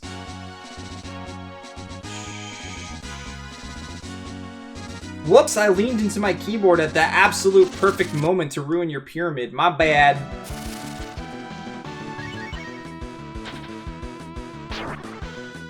Egg beater. Cause get it? They spin around and it's like attacking multiple times in a row. Totally makes sense. I don't go out of my way to kill pyramids, but I feel like it's part of the fun of twits, you know? If someone's gonna make a pyramid, they need to earn that pyramid.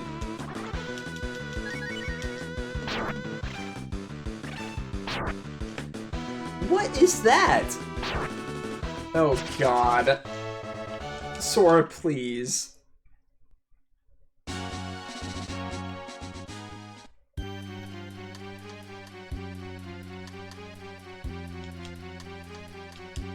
You may not enter. Oh, it's me now. Oh, okay. Yeah. Of course.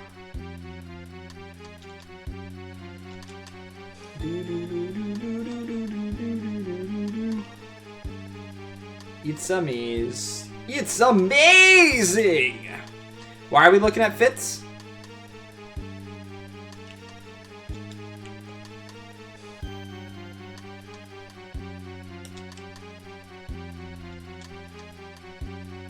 What deal will soon be engulfed by the flames of disaster! Okay.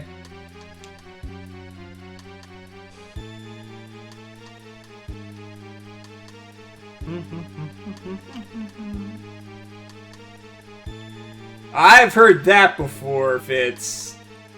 And by that I mean I heard myself say it like 1,000 times, trying to convince myself that I'm a normal person.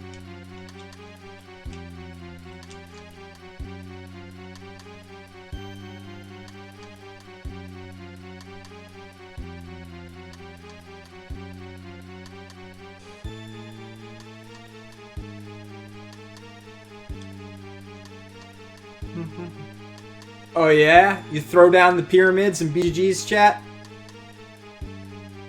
I don't know, Fitz.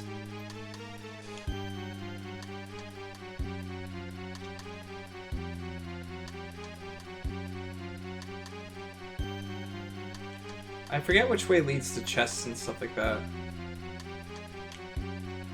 I've never tried to do a pyramid. Is this the way out?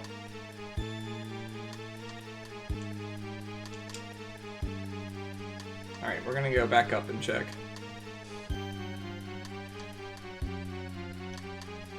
His pyramid denial? God, I can't speak.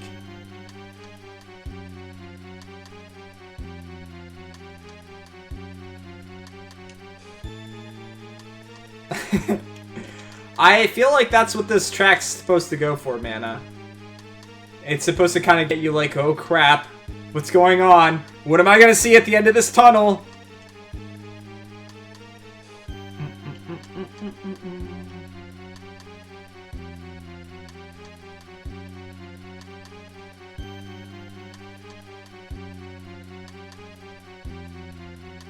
At the end of this tunnel, there's more tunnel! That's what you wanted, right?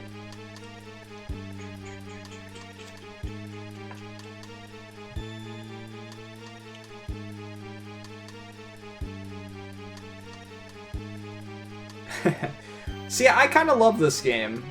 So, I'm just like, I'm happy to be playing it. Even though the game's killed me a bunch of times already.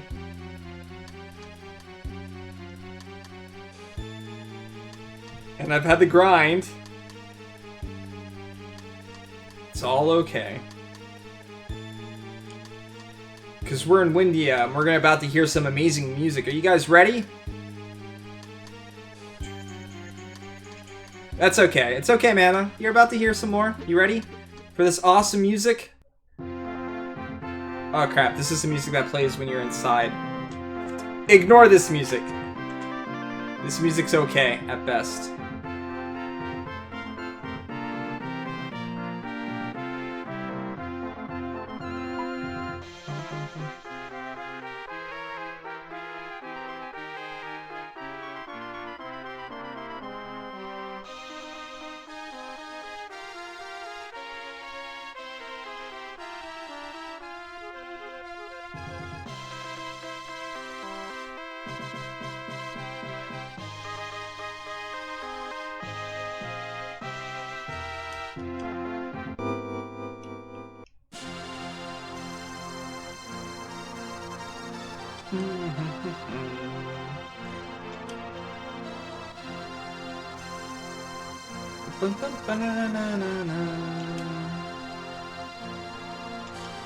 I've never played the original Wild Arms.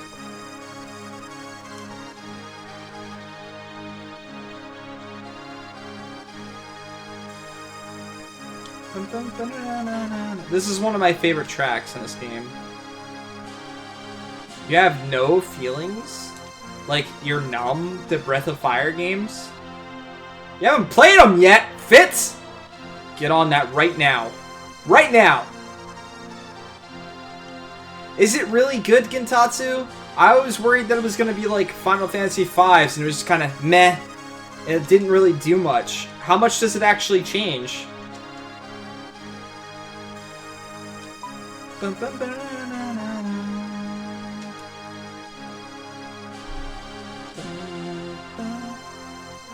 Okay, Fitz, I don't hate FF5, but the randomizer for it was meh at best. Junior!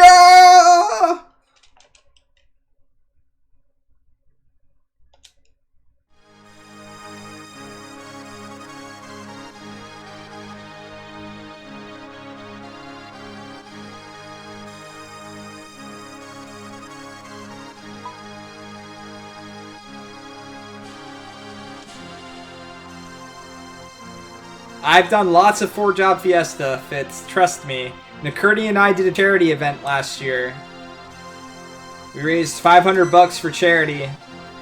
And we let people switch our classes midway in the game, and people felt the justification to give me only melee classes, but also force me to go through the whatever 2 towers where you have to face the magic guy on one side and the melee guy on the other side. So I had to sit there for 6 or 7 or 8 hours and just drain the guy of magic until I could finally attack him. Because if not, he resets the fight constantly. Yeah, that's right, I just gotta get good. And I didn't have to just do that once, I had to do that twice.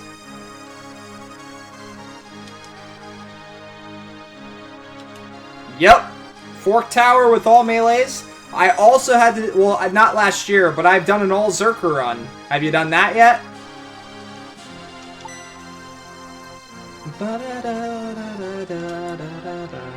It's a very dangerous game when you let people donate for your classes. The item shuffle and the shaman shuffle aren't really that highly variable, though. Well, there's not a lot of shamans, so...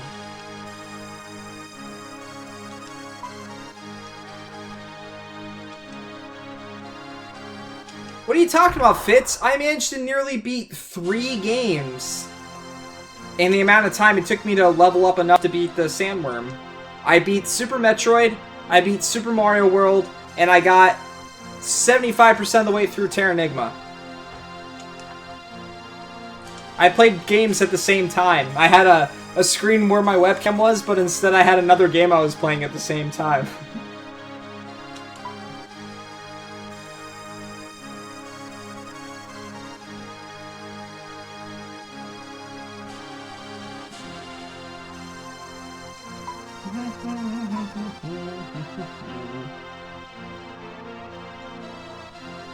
That's not a punch.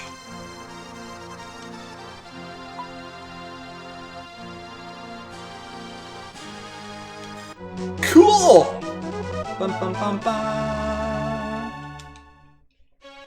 Ah, yeah.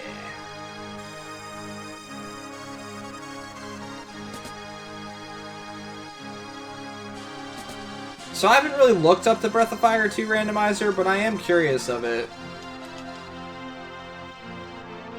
He is a monkey that's got stretchy arms. He's not just any monkey. He's Stretch Armstrong monkey.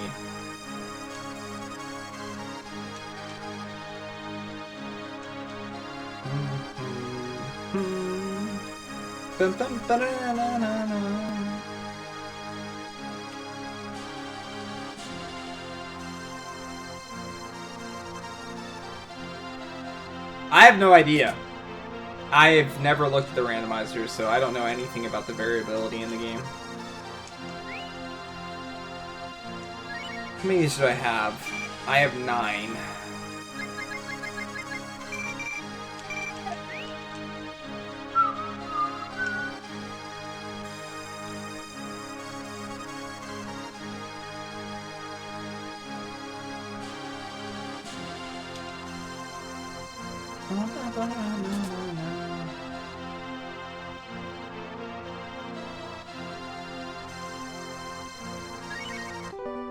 I don't mind not being able to find endgame items early.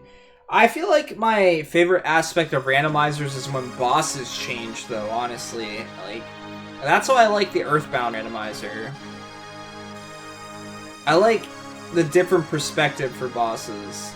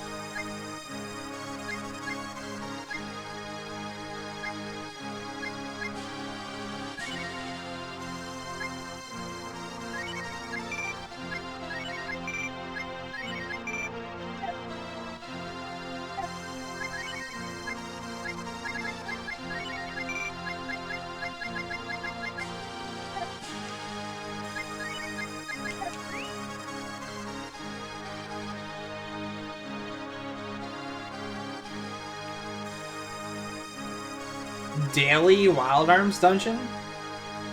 Are you just like going through the game a little bit at a time? Oh, Fitz, you play FF14? What server do you play on? We're trying to get a bunch of people together in my Discord on the same server to play.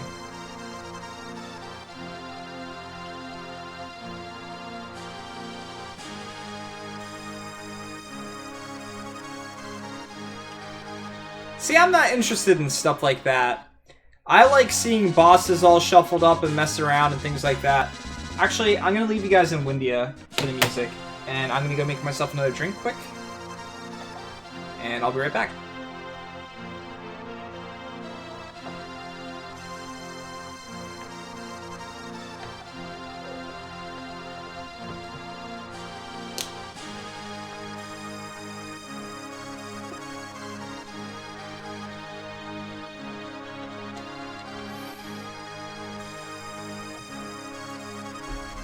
I don't just want bosses shuffled, like, as to what boss am I facing here. I like bosses to have completely unique characteristics and stuff like that to them.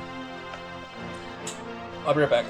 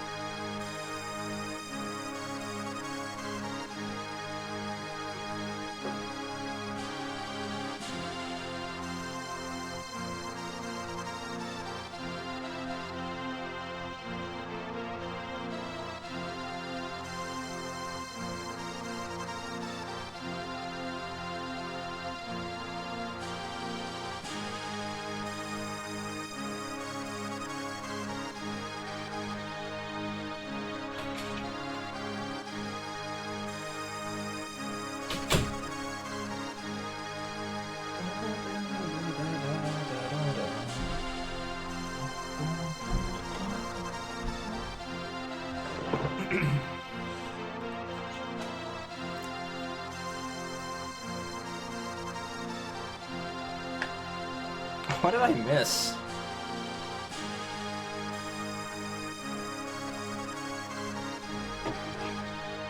You guys are still talking about randomizers. I'm always tempted to try any new randomizer that pops up, but I prefer to race them. Hiccups. Bump.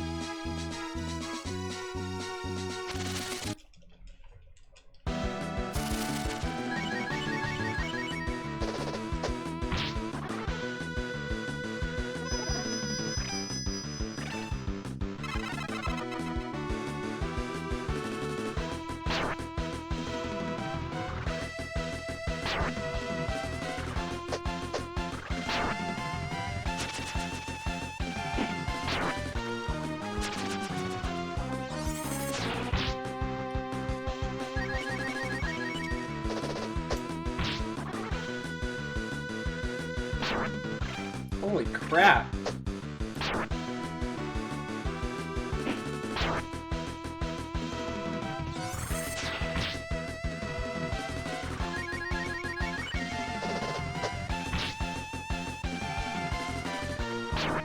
Die, please.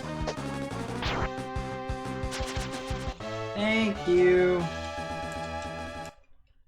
Ba ba da da da da da da da. Ew! Ew! Kintatsu, get out of here with that!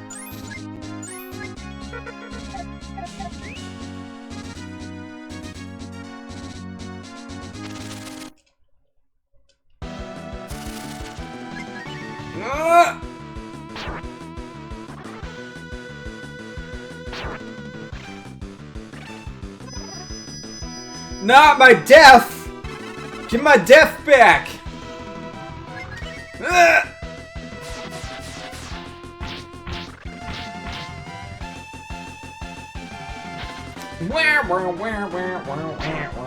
Holy shit.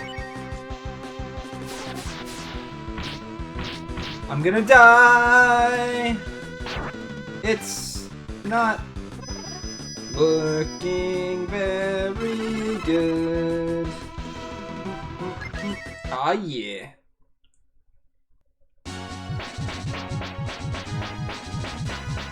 Bum, ba-da-dum, da-da-da-da-da. I'm about to die. Holy crap.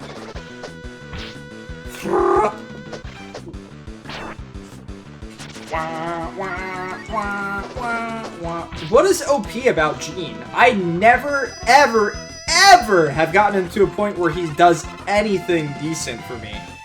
He's always got some of the weaker attack. He's squishier than most of the other characters. How is he ever good?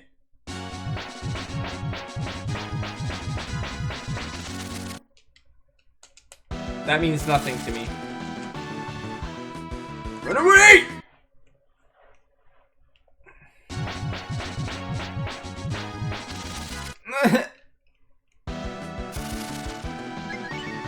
Oh.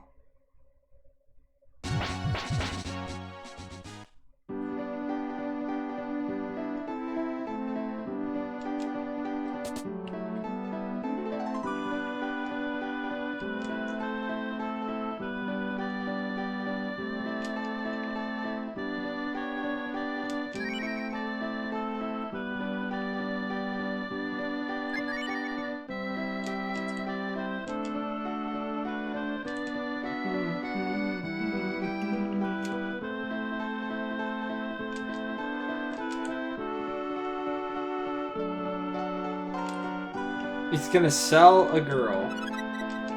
That don't seem right. Da, da, da, da, there's a plant thing up here.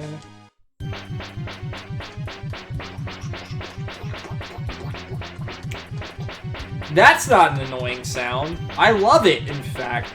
It just adds flavor to the already amazing OST. So, I've never really used... Waka waka waka waka waka waka waka. I'm Pac-Man! I've never used Gene, Sten, or Rand in my final parties for this game.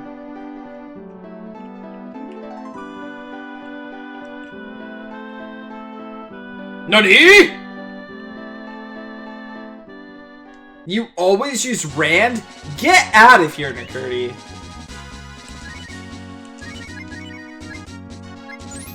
Who would use Rand? He's so slow. And when he attacks, he's like...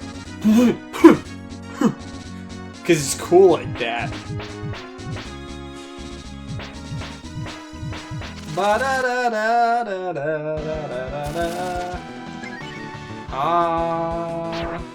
This is gonna suck.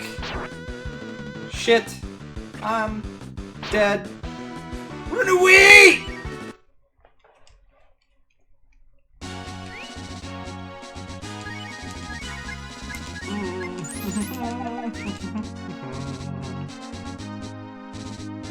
I use Cat, Nina, and Blue.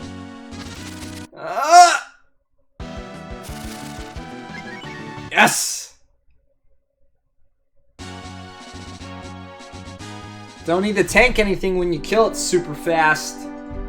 Ba, ba, ba,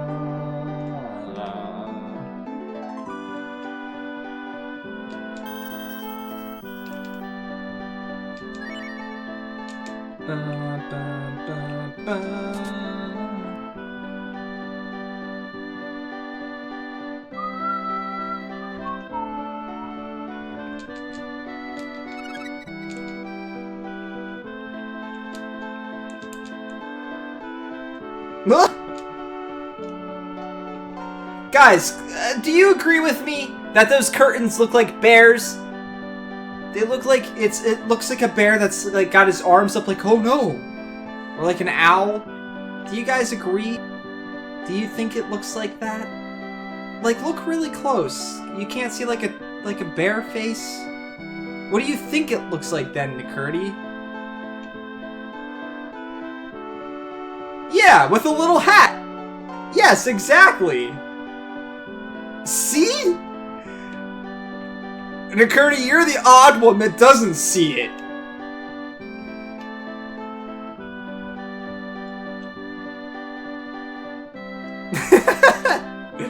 You see a long skull? I didn't think of it that way. I always thought they were bears as a kid, like just really big bears for some reason.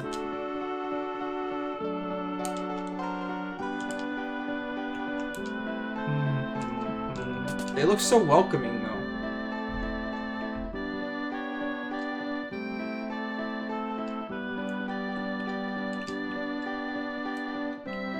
I never know which is the best set of houses to build.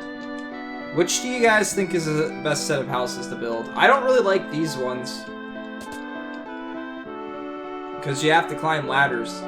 And that's annoying. My husband left a year ago to find our children. He ain't home yet. I ain't worried.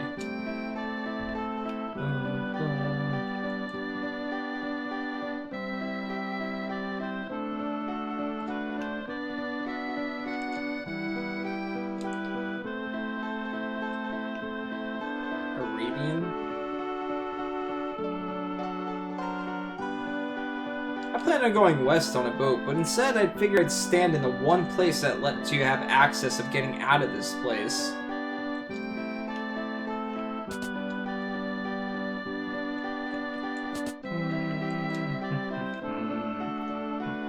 Who's responsible for me, Nakurti? Wouldn't you be, like, in that group of people responsible for me, since you're one of my best friends? I didn't say a bear poos in the woods. Where does that come from? Where the hell does that even come from? I did not say that!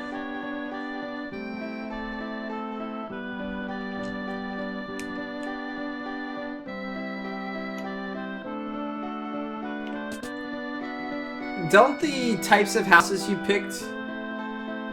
You needed a clever clip title. Doesn't the type of house you pick determine, like, whether, like, what items you can get? Like, isn't there a guy that does... You can fuse items together and they make other things?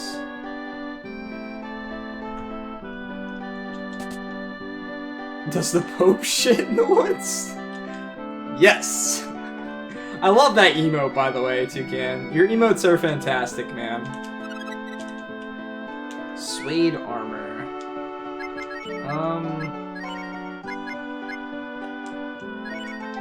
Who should I equip this to? She can't equip it.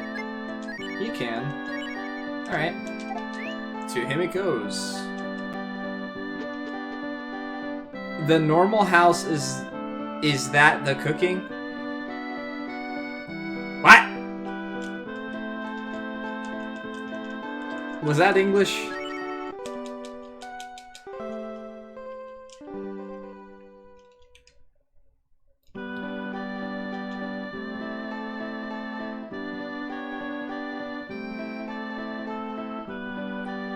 Well, I remember the one recipe.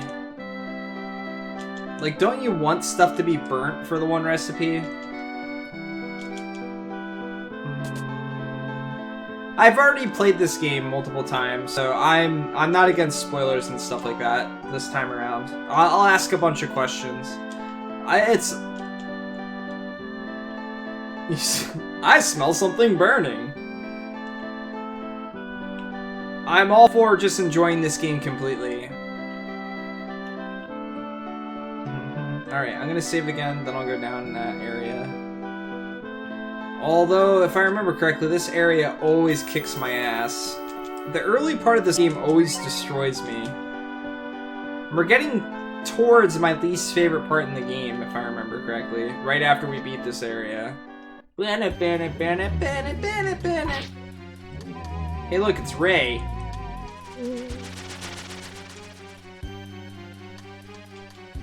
Are you hurt? What type of voice do we think this guy has? He's a pretty boy. I've never been one of those, so... What type of voice does pretty boy have?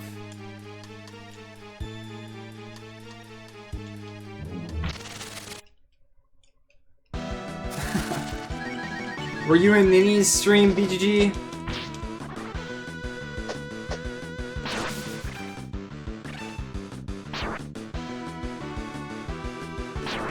Ah! Cat, please! You can get... Guys, I don't remember where the shamans are. I know the fire shaman you get... automatically. What the hell? Was this game always this brutal? Or do I just suck? Oh my god!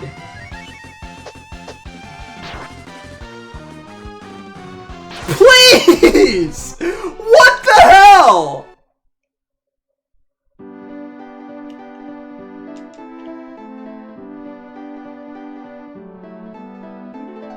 That thing slammed me 3 times and attacked multiple times in a row. What the hell?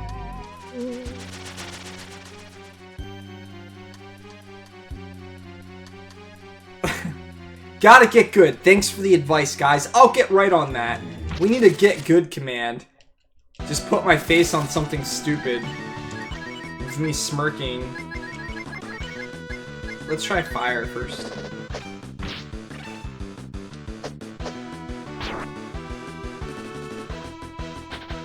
How do you get early holy?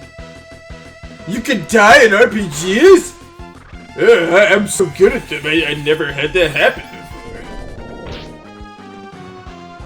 before. Yeah, this game, basically Dark Souls.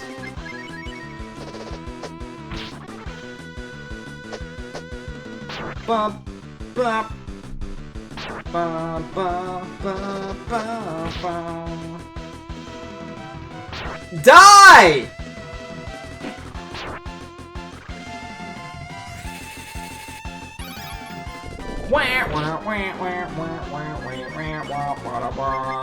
Let's try cold, see if that does more damage. He's gonna be dead after my next sword attack, so it doesn't even matter. Why did they call it Egg Beater? That's so stupid. You actually managed to win the fight! Congratulations, dude. You hit the thing lots of times. Then it finally died. But you got crap experience. Because all your teammates were dead because you let them die a lot. Oh no! No! I need to go back and heal, dude! My team's dead! Please! This is not gonna work very well.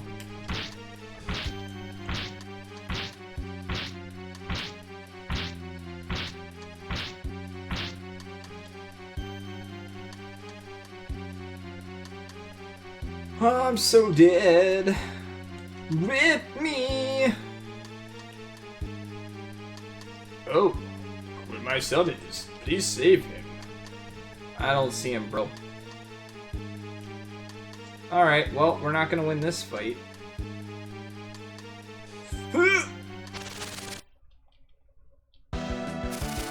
Alright, so how are we gonna do this? We're gonna attack, we're gonna get a special attack. Let's thunder him.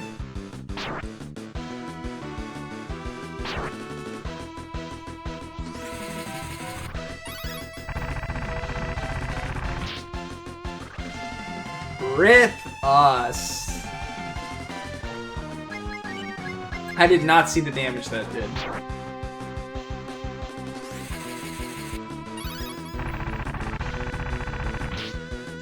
Toucan, that would be awesome to do. You should totally do that. And rip. Again. Thank God I spent all my money when I got here. Because I ain't gonna have none left. You tried. Yeah, instead of you died, it should just be a giant you tried every time. That's my motto. Oh my god, do I have to fight this thing again? I'm screwed. I'll try, Gentatsu. Thanks for stopping by, dude.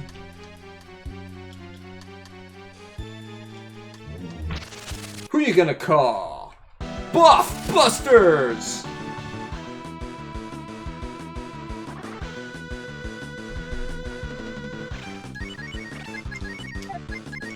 Why do they even bother giving Cat spells? She can, like, never cast them.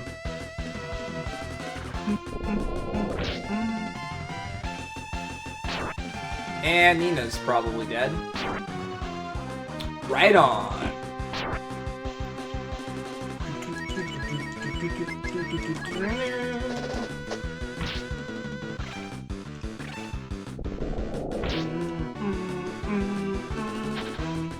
I always wanted to be Ryu as a little kid.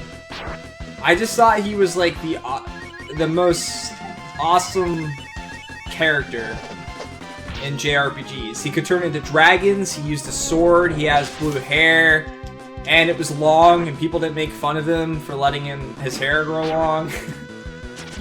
Needless to say, I experienced that a lot as a kid.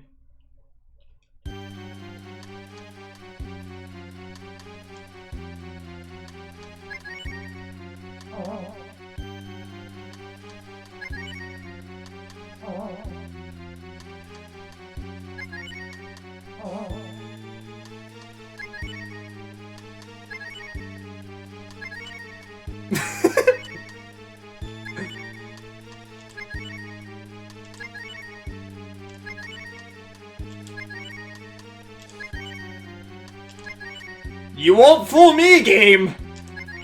I know what's on the other side of that wall. I'm gonna die.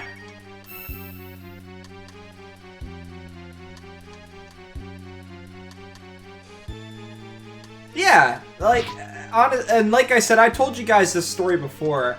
I grew up watching my dad play JRPGs, so I always thought the main character in every JRPG was named Bill.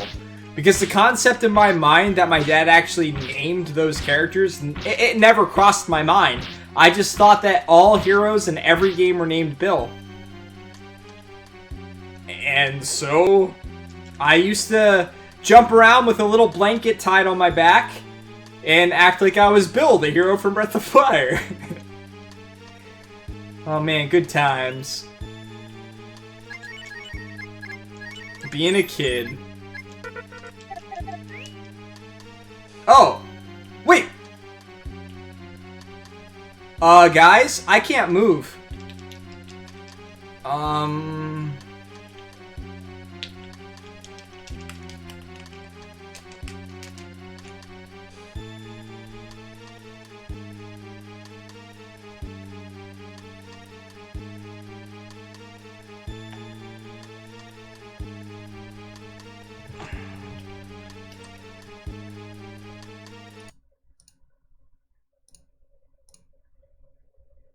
Nope.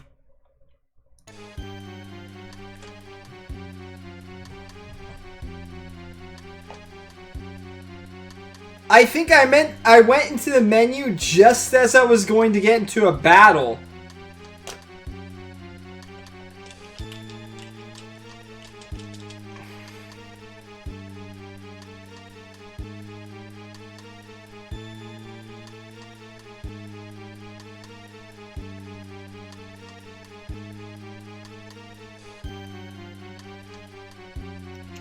I can't do anything. I can't even go into the menu again. Rip 3 hours, Mon. How do I always manage to find a way to break games? Games I've played hundreds of times and have never broken. How? How does this even happen? It doesn't even make sense. I didn't even know this was possible in this game. What is that under my character? Do you guys see that? Under Nina? Well, no, I just tried to do inputs with the controller. The controller's working fine. Oh, Rip 3 hours, Mon, is inside joke. Is that Sten's arms? Rip 3 hours, Mon, is a joke. When I was playing Digimon World 2, I got to a point in the game where I lost 3 hours. So I named a new Digimon Rip 3 hours, Mon.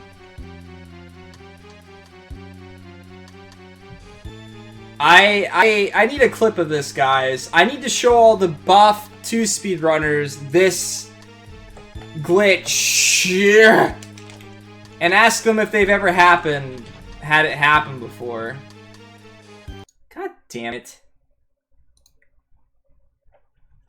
Like, that has to be perfect timing. The thing was coming near me.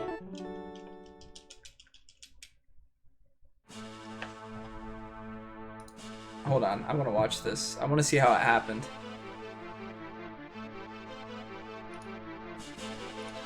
Oh, you caught it afterwards, after I already glitched it.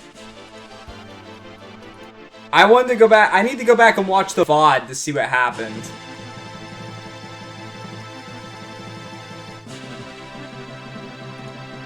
Did you know you could break it like that, McCurdy? I had no clue. I can't remember. Oh man. And I finally beat the thing once.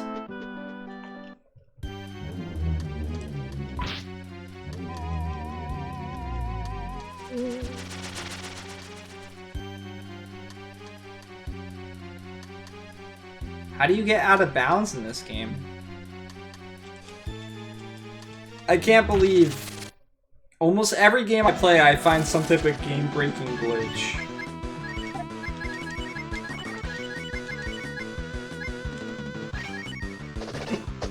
Hiccups, please.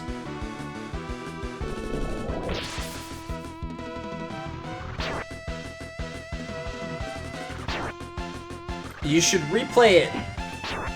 It's an awesome game. Totally worth your time.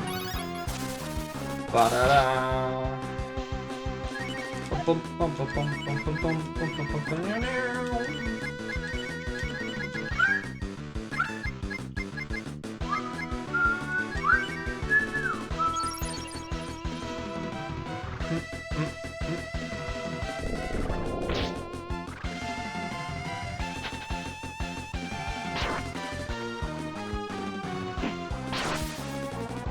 This is a good point.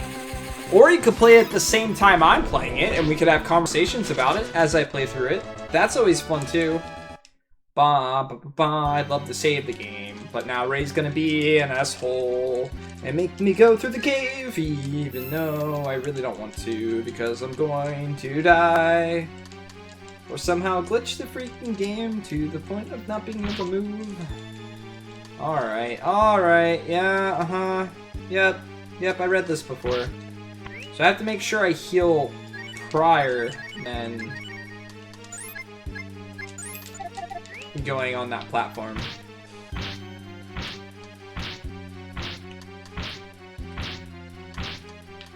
Sinus infections suck, man. I get those a lot.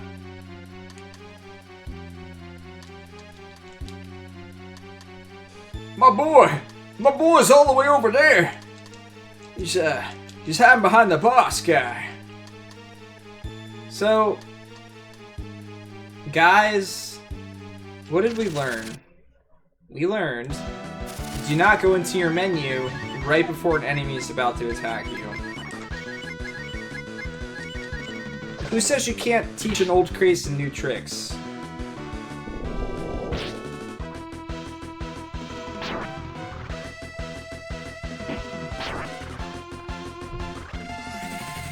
I need an egg beater that I can just plug in and keep next to me every time that happens in this game, and just press the button and turn the egg beater on.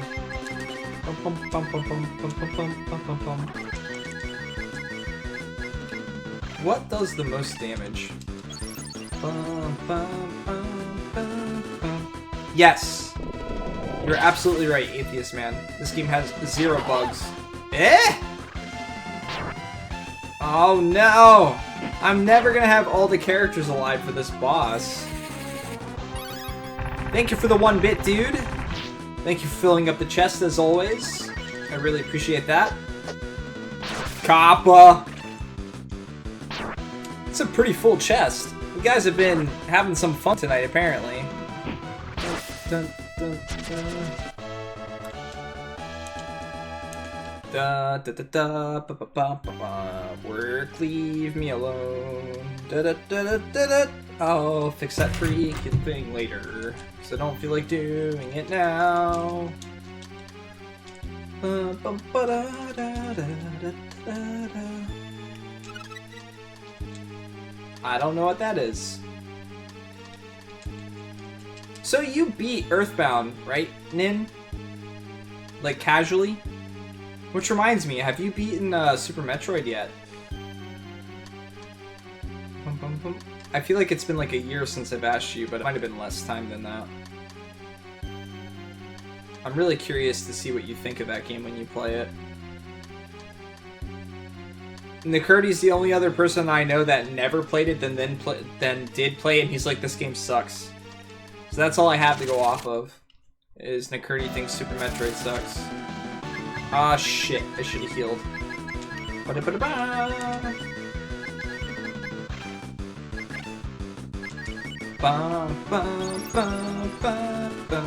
Speaking of BGG, did you see the Super Metroid slash A Link to the Past randomizer? I can't remember if I asked you this question before.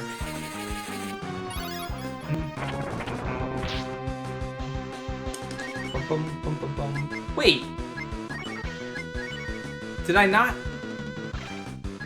Did I heal the wrong person? Like an idiot? Yeah, I probably did.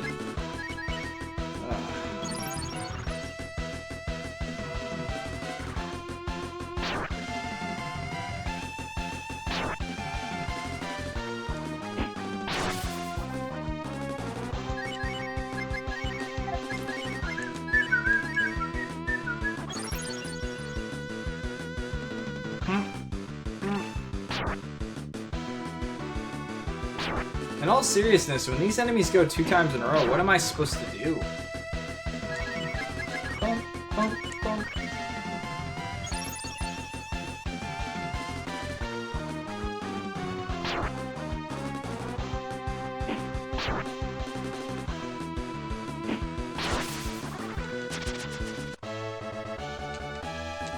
Sten, move to level 9. What does that do?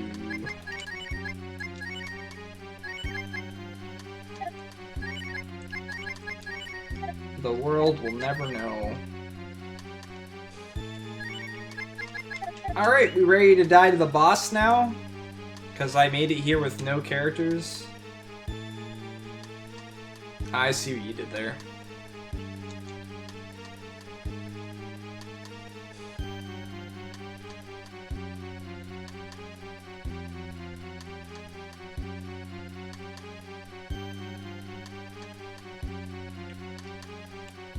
Hi, little kid. I totally got this fight. No problems.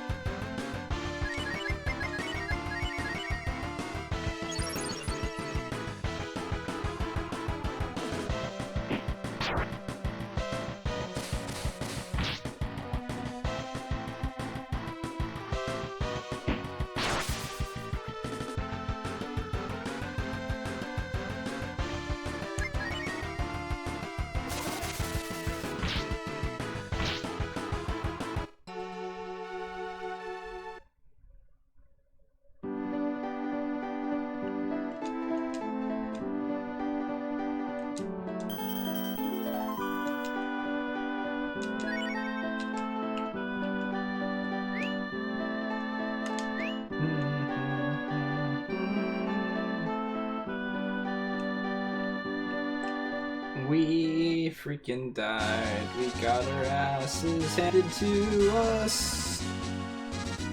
Ba-da-da-da-da.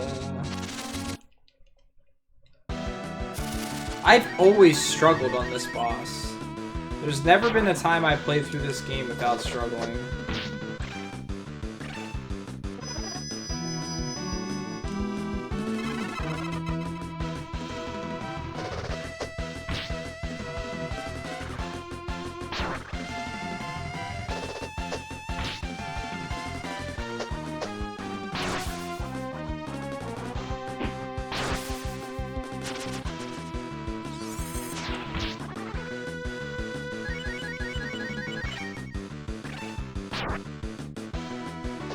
Yeah, it's a fantastic game. I love it.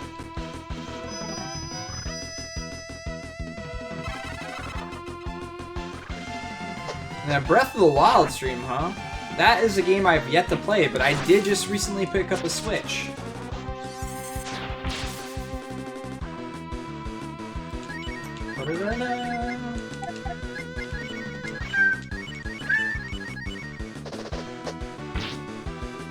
Yeah, this game definitely has its own charm to it. That's for sure. I really liked Breath of Fire 3 for what it was as well. I just don't like the mini games that Breath of Fire 3 has.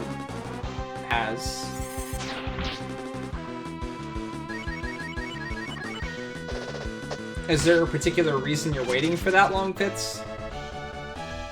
Cray moved to level 11.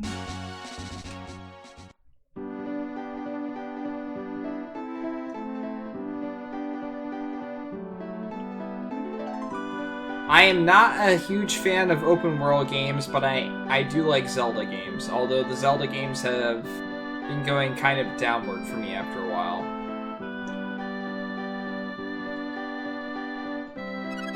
Oh. I've played all the Zeldas, including the CDI games, which...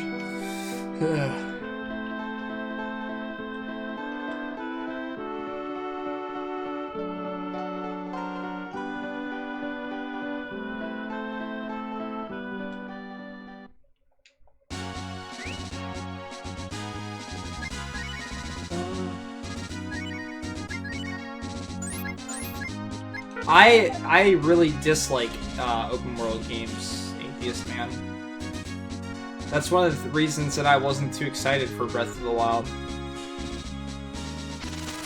Almost everybody ignores the CDI games for good reason. You're not missing much by not playing them. They don't offer anything up to the story, to the experience, or anything else. They're just very goofy and inconsistent and terribly made.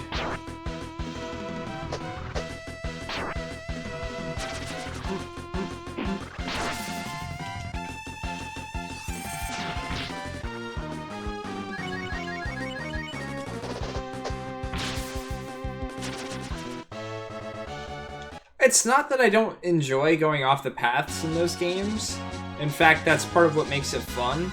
But after a while, that gets old to me. So when a game's built completely around stuff like that, it kind of loses its magic to me after a while. Like the whole checking out a new area to see if anything's over there loses its magic.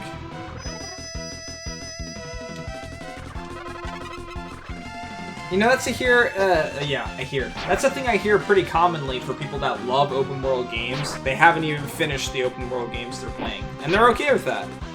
I like to finish games. I like to get the full experience.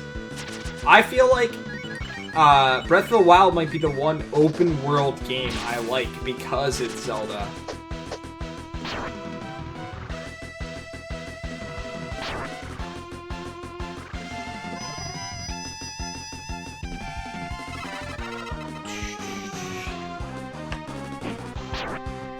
Old man you could have in town teach you spells. I don't remember that in this game.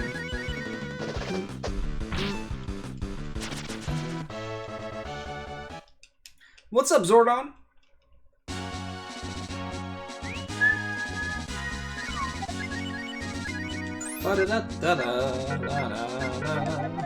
I'm already out of MP.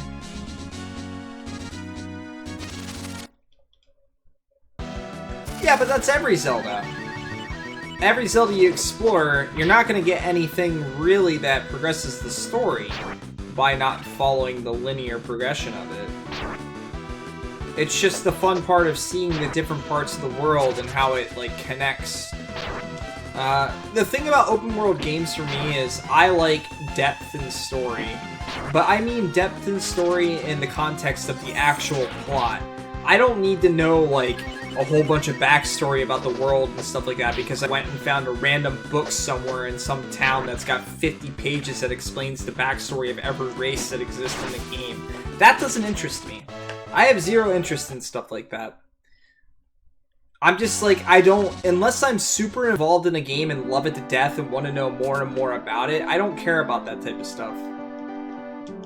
If I do care about that type of stuff, I'll search for it. I don't need it everywhere.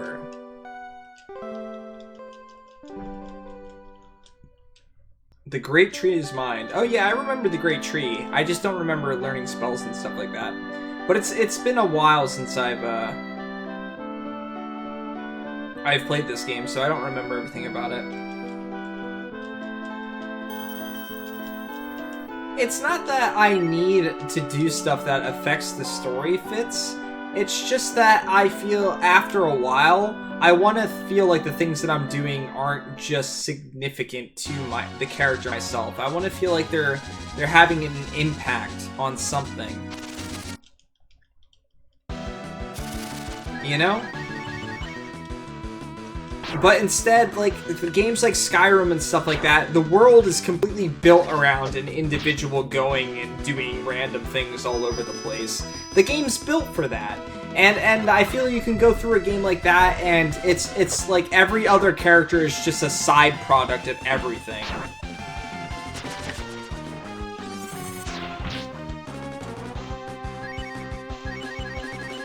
Yeah, well, and that's the thing too, Ken. I feel like you and I are in the same boat there. We just don't enjoy those games and those worlds enough to want to experience all that lore and things like that. We don't get involved enough with the rest of the game to get there. Maybe we could at a point. Maybe eventually we would get to a point where we want to know the lore about that type of stuff, but we're not there yet. So it means nothing to us. And we don't get to the point where we put it all together and it's like this magical, clear connection of everything and everything makes sense. I hate lore dumps in games. Final Fantasy 13, and I'm going to use it as an example because Nin was talking about it a little bit earlier. Final Fantasy 13 does that. It pours out so much information to you early that makes absolutely no sense until you actually progress through the game and get through those aspects of the story. And then you start to connect the dots and you're like, oh, that's actually pretty cool. That makes sense. That's unique. That's interesting. But up until that point, it throws a whole bunch of jargon at you that you're just kind of like, What? What the hell is this talking about? What's a lassie? What's a fal'Cie?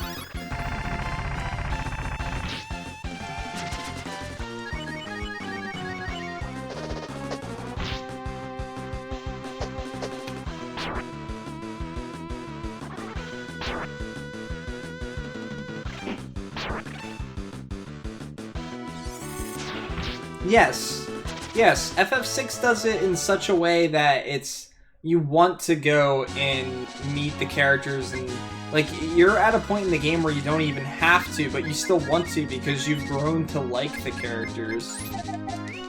The only fault I have with FF6 is that there's so many characters, it's hard to feel for all of them, if that makes sense.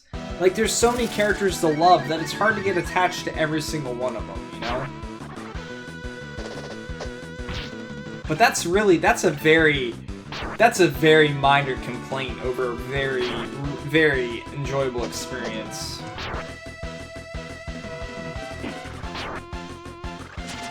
I have not played Type 0. I do have it. In fact, again, I was cleaning out my room yesterday, and I've got my copy of Last Story up on my dresser because it's in the big special edition box, and Type 0 is in my dresser behind me.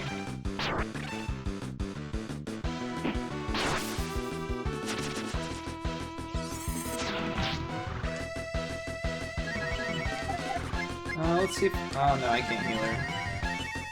Actually, Cat can probably go first, so...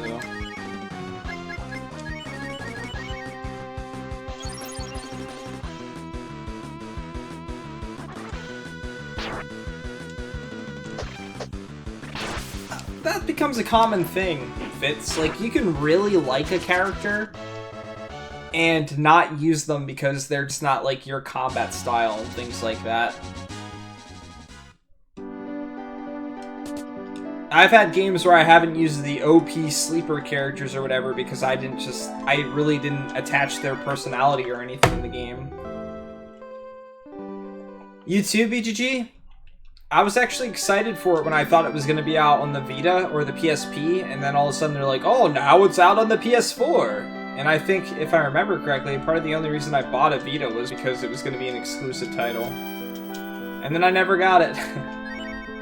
Well, I bought it. I found it for like $6.79 or something like that. I think that's what it says on the sticker at GameStop.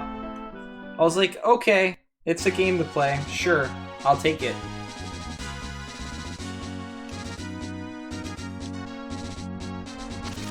So have you beaten Type 0 then, Nin? You said that the only Final Fantasy games you've beaten are 6, 10, and World of Final Fantasy.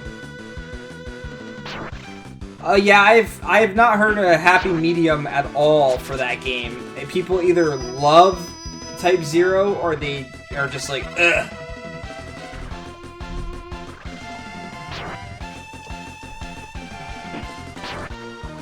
I am, yeah.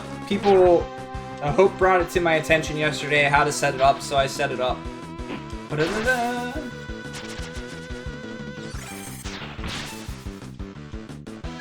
I was a little worried about the side effects since it says that people could have video issues and stuff like that, and you could have drop frames and bad video quality and all the other type of stuff, so if you guys see any of that type of stuff, let me know.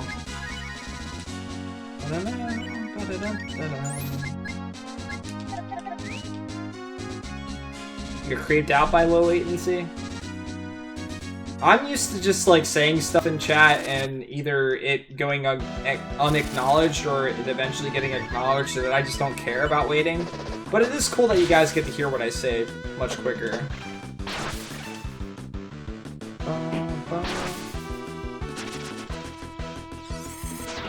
Well, see, for someone like you, BGG, you're great at keeping up with chat. You're great at keeping up with what chat's talking about. You're great at keeping a conversation and things like that. I'm not. So, like, that delay to me is a godsend. So, that pushes me to have to be better at keeping up with the chat.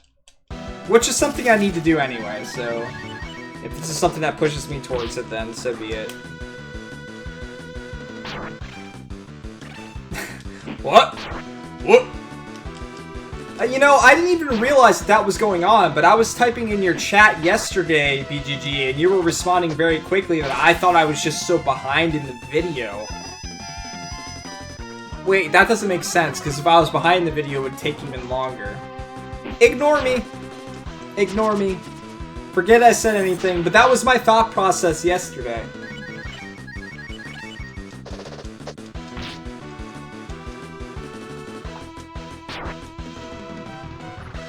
I am grinding a bit, yes. I like the music in this game.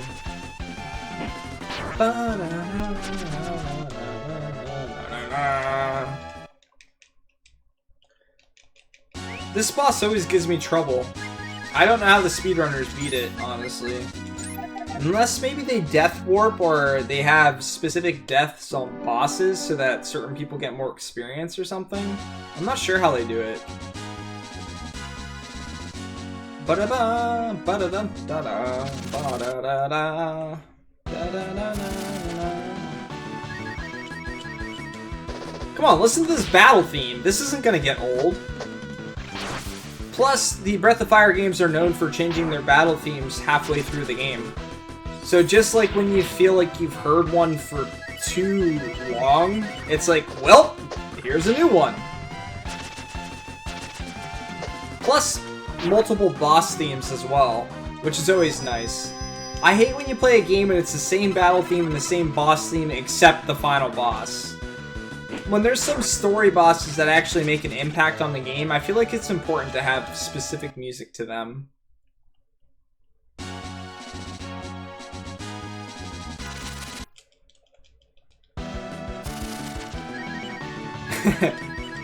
Yeah, like Xenosaga. Wait, that game had zero music. What are you talking about? Even in a diner with a freaking piano and someone playing the piano. Sorry, the broken piano.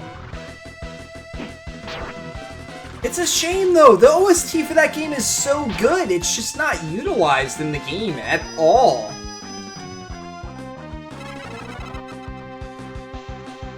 I can't remember... I think I can remember the FF1 battle theme.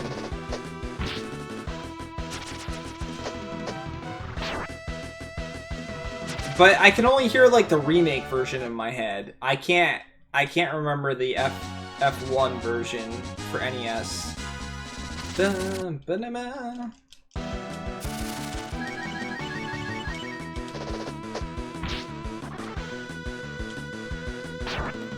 Visually / me doesn't work for me.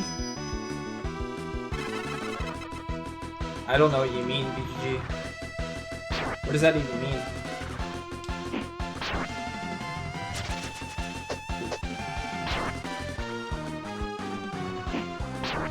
Oh, I see pink text. You can see it on the Pontificator. It's pink text. It's also pink text for me as well, BGG.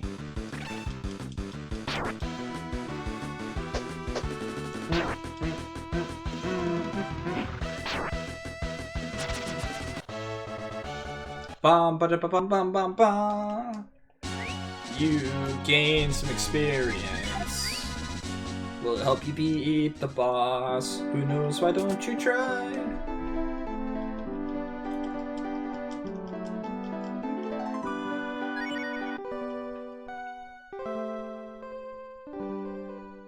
Well, I am using the legacy thing still. The legacy pop out. So I don't know if that means anything.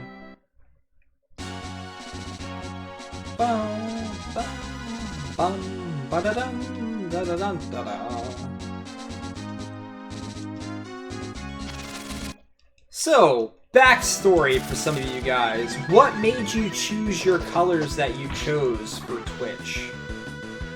McCurdy, why are you green?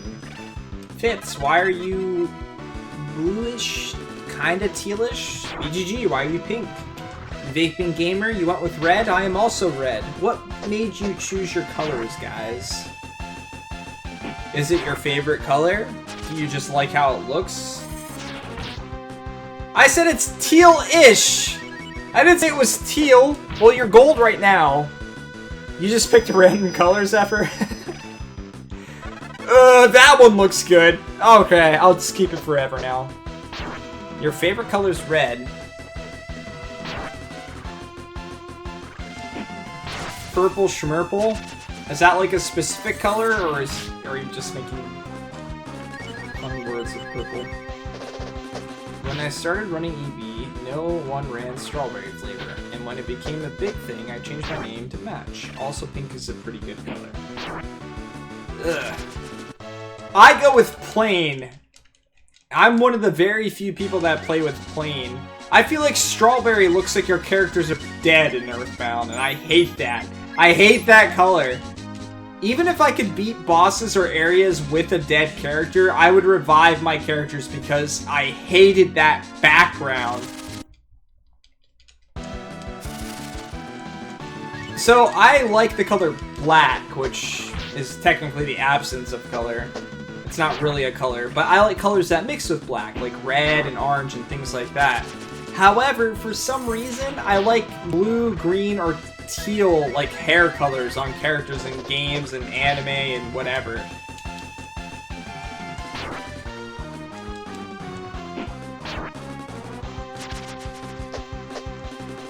Dead kid color?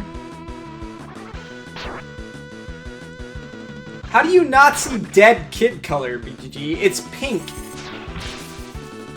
There's definitely a difference between the shades, but the only time anything's anywhere near pink in the game is when your characters are dead. So just because it doesn't look exactly like the dead characters, it's still close enough to make me think, get out of here! I don't have any dead characters. But I do like strawberry ice cream. Alright, so another conversation. Favorite ice cream flavor, guys? Blah, blah, blah, blah, blah. Yes! Fitzbits! I love you! Sherbet is my favorite. I go with orange sherbet, but rainbow sherbet is fantastic. No one else ever says that. Ever. Ever, ever, ever, ever, ever, ever, ever. No one loves sherbet. Ever. It's not technically an ice cream, though. It's like what people will say.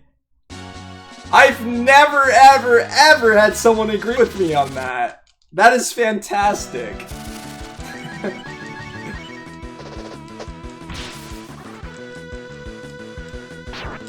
Well, see, that's the thing. People don't say it's ice cream. I consider it ice cream. If I had to pick an ice cream that's not a sherbet, then I would probably say, like, cookies and cream, I like. But strawberry is a very close second.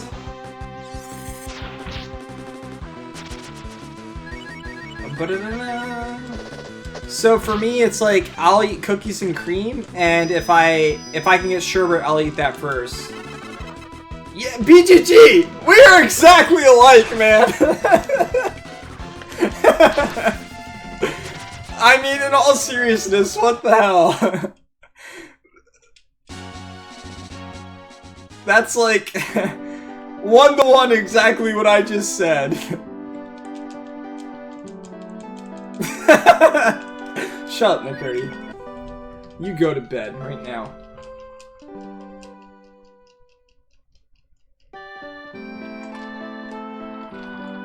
bed of sherbet. That would be freezing. Although it might be very good right now, because I'm kind of toasty at the moment.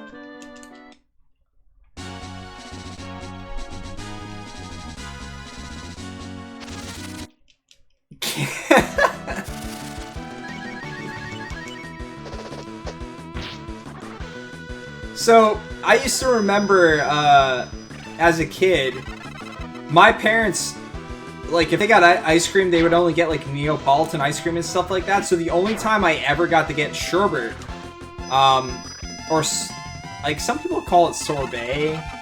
Is that different?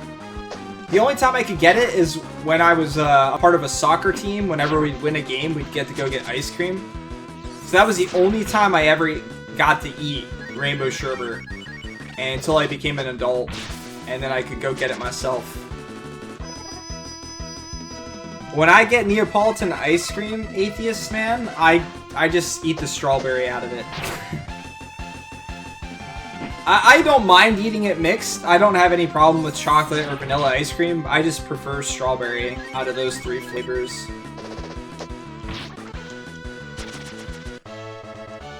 Bum ba da ba bum bum bum bum. I've never had coconut ice cream or walnut ice cream. That sounds like it could be pretty good to go. Yeah, BGG! You're my brother from a different mother, man. Dun, dun.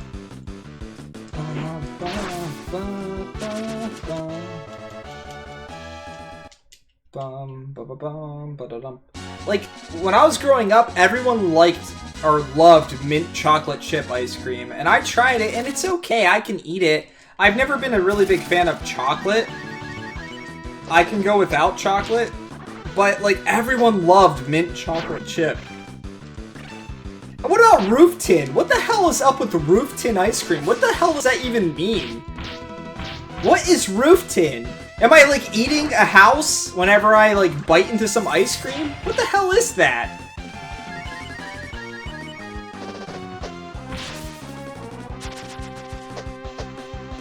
Who thought to name it that? Oh, this kind of tastes like roof tin. Mmm.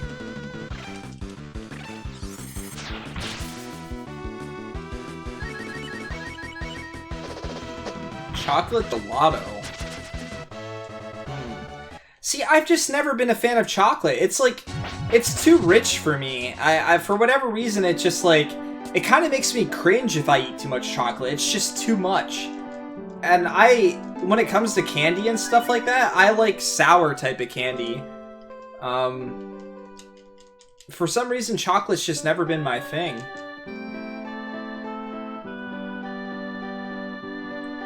I've never had cookie dough ice cream. That's a thing I've never tried.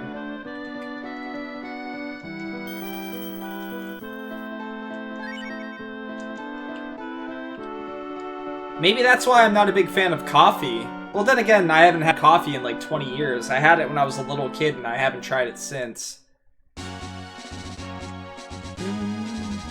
Cookie dough's your favorite, Travis? Nice. Nani? Bo is currently at the house still. He's technically wanted for stealing the magic hood. So, he's still hiding until we find the female thief. Yeah, I can eat chocolate, but like I said, I just...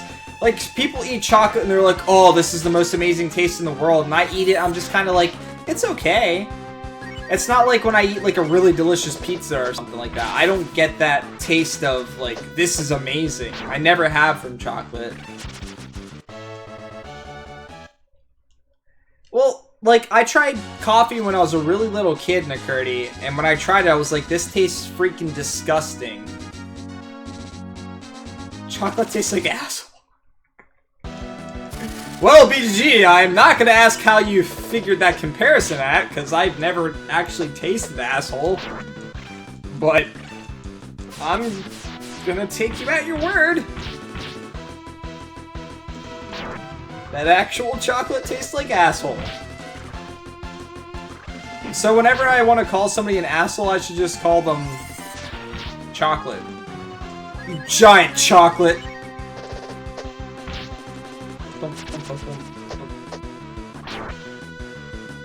Baker's chocolate. I have tried a little piece of Baker's chocolate before, and it made me cringe. Hey, you pure chocolate. That sounds like you're trying to hit on somebody. That doesn't sound like you're trying to call them an asshole.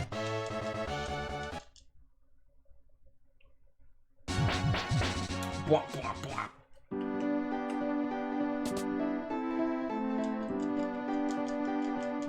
Yeah, bitter things make me cringe for some reason. I love sour stuff, even though, like, it's... like, it overpowers my mouth completely. I love sour stuff.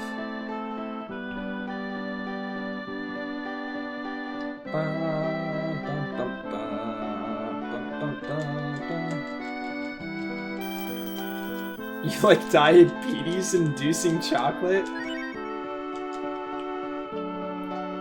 Sour Patch Kids, man! They are the thing! Screw popcorn and soda at the theaters. I'll just take some Sour Patch Kids and I'll be happy.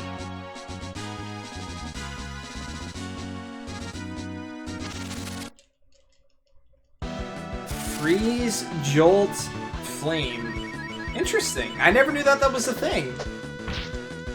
And, perspective, guys. Normally I play through these games blind as possible, so I don't want any input on the game, any backseating or anything like that. However, I've beaten this game like half a dozen times, so I'm just trying to have fun with the game and maybe learn stuff about it as I play through it that I never knew before. So, although I'm okay with people talking about stuff now, in context of the game and stuff like that, normally I avoid that type of stuff.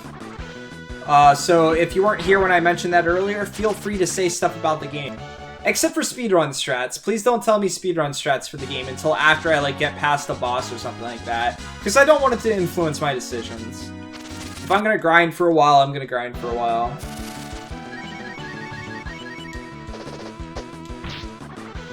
Sour stuff makes you spasm wildly? Well, now I want to see this.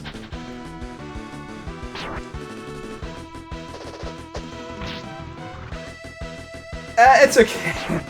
Well, I appreciate that in most contexts, PGG. This time around, I'm kind of okay with it, since I've beaten this game so many times. Like, for one, I've never gotten the good ending for this game.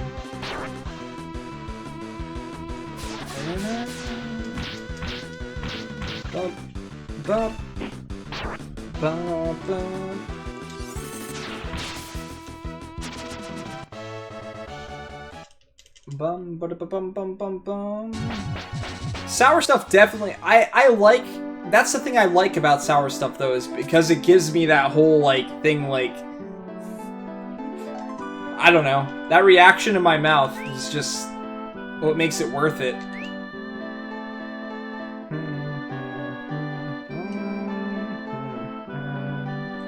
Where's the weapon shop? Is it here? No. Food? Your food's... BGG, don't eat that. You don't eat your food when it's beeping, dude. I recommend getting as far away as possible from it. It's Barrel-chan! Barrel-chan made its way back even though we beat the game. Welcome back, Barrel-chan.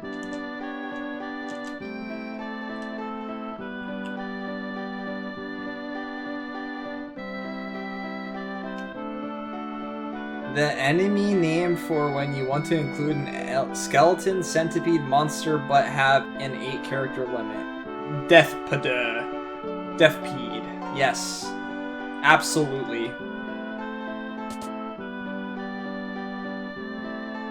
Why are we talking about asshole? Like, how did we get on this conversation? La da da da. I can't buy any freaking weapons in this place. God damn it. Do I walk back to India? Someone! We all know who started it. It was BGG. Oh, yeah! Because asshole tastes like chocolate. I forgot. How could I forget such a thing? I guess I'll go back to Windia and get the best items I can get there. What? Oh yeah, that's right. I think I found my Bulbasaur hat. second. Let's see if I can grab it. I was cleaning out my closets and stuff, but... Aha! I haven't worn this in a while. Plus it's a little drops. It's hard to wear with the headset.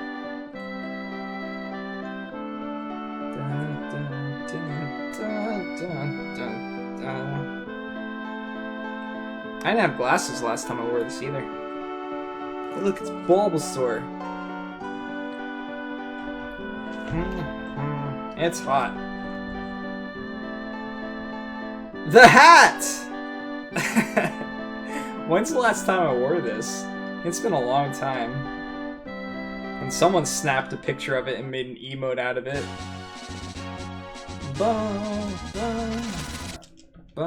Ba-da-da.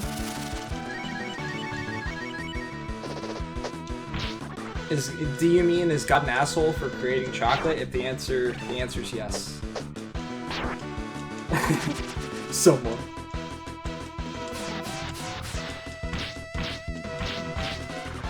This is definitely one of my favorite games. Not just one of my favorite SNES games, but one of my favorite games. I've got so many fond memories of it.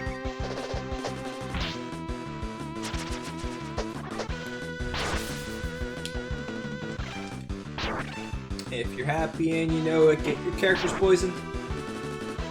Deathpeed. Bum, bum, bum, ba-da-da-da.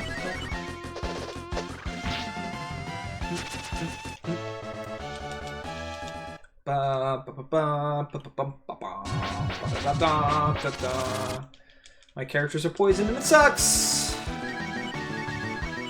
Why are these called Story? Like, you know, I'm so tempted to play the retranslation of the game just to see what the names of the actual characters are. Bum, bum, bum, bum, bum, bum, bum, bum, bum, ba-da. That's the estimate on how long to beat. When I saw that, I was like, what the hell? It's more like a 20-25 hour game, right?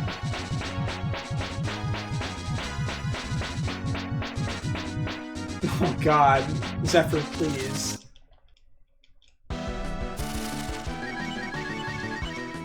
Look, honestly, look it up, guys. That's the time that it says on how long to beat.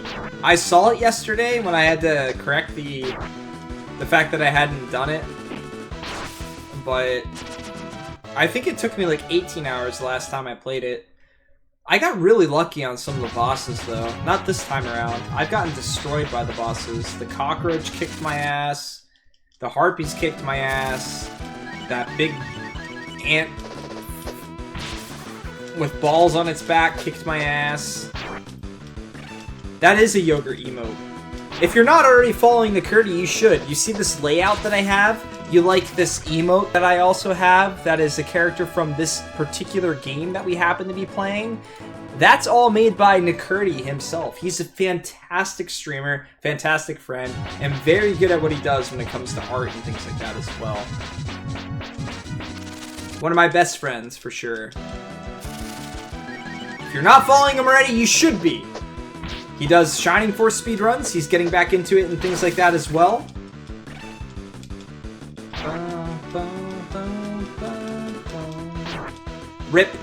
Rip Sten. Speaking of, while I'm doing this battle, did I change this? No, I'm gonna change this quick. And you guys can see this artwork done by Zephyr.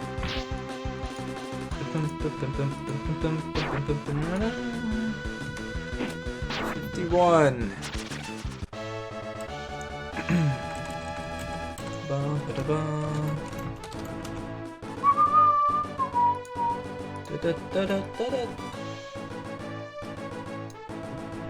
She did an amazing job on this as well. That's some of my favorite characters standing behind me.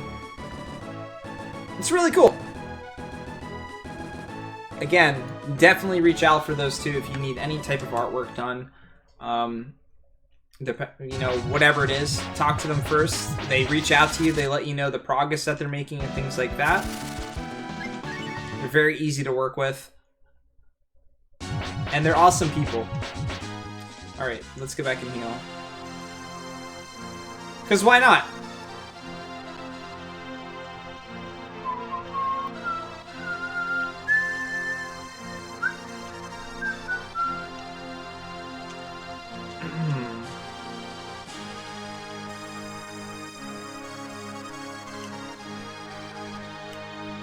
Yeah, I've gotten pretty lucky with escaping battles, but it doesn't matter if you can escape a battle in the early game. Lime! Welcome back for the 6 months in a row, man. Welcome back to the party, dude. Let's get some sub-hype in chat. Thank you for that continued support. I hope you're enjoying your stay. Welcome back, dude. How are you doing tonight? Is there an inn here? Oh, okay. It doesn't say inn on the outside here. Now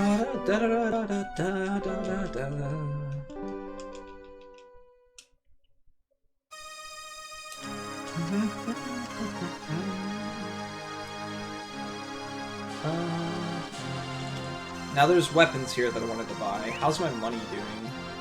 1,112. I'm doing alright. I'm getting my butt kicked by this game, but I don't care, because I love this game.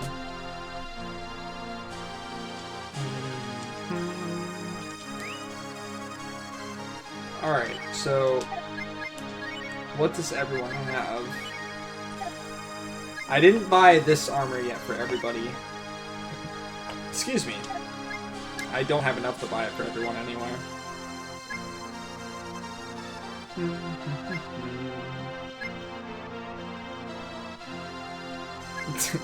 Yeah, no random hat appeared.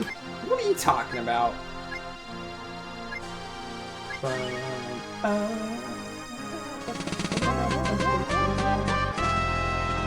Bitesore 8, thank you so much for that Twitch Prime sub. Welcome to the party, man. I really hope you enjoy your stay. Thank you for that support. I hope you enjoy your emote as well. Considering it seems you like Breath of Fire 2, there's a nice Nina emote for you there, done by Nakurti himself. Well, thank you. I appreciate it. Alright, so I can get chainmail for one person. What's wrong with starting Bulbasaur? Why does everyone hate on Bulbasaur? Like, what the hell? What did he ever do to you? Other than be grass. As a bad... Alright, Nakurti. Alright, man. You go ahead and you start your Charmander or your Squirtle. I'll still kick your ass. Okay, let's switch this. Do I want to trade it in now? No, I think I'm going to buy it and see if I can put this on someone else for now. Grayson Yogurt emote met when? Well, I mean, I just have to sub to Mr. Nakurti and then I got my Yogurt emote.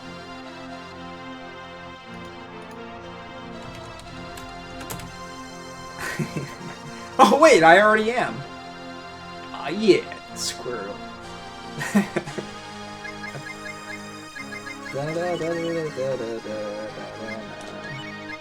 Alright, so that brings down my vigor. And what does vigor do in this game?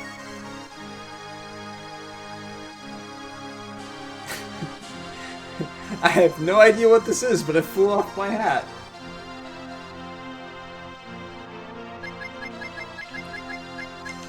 Nothing wrong with that. If Nakurti ever makes another type of yogurt emote that I can put in Frankenface, yeah, I totally will. What's up, Masa? The headset looks so weird. Yeah, it was a razor leaf. Ha! Wait. I gotta throw it at the webcam so you guys can see it. Ha! Did you see it? Did something come at the webcam? I couldn't tell. It was too fast. That was Razor Leaf.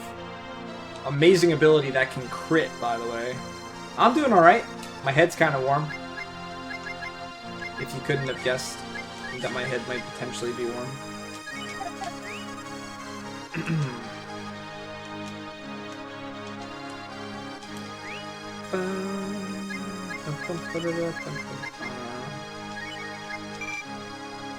Yeah, what's your favorite ice cream, Masa? Most people haven't, Fitz. And most people say Squirtle or Charmander. It's very, very rare for Bulbasaur to get picked. But I liked Bulbasaur. I thought he was cute. Bulbasaur!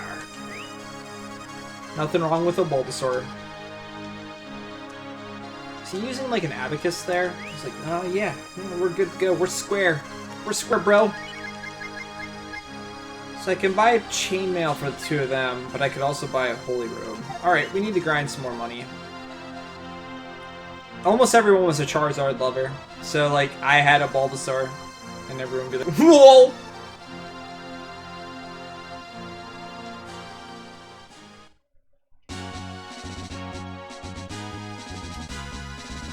Eevee starter would be fun now.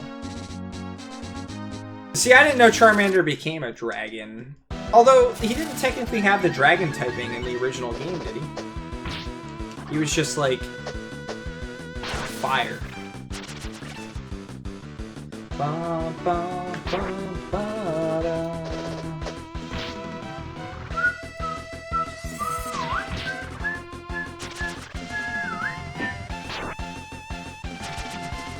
Ba, da, da. Where's my Frankerface Z emotes at? Why can't I see them? Feels bad, man.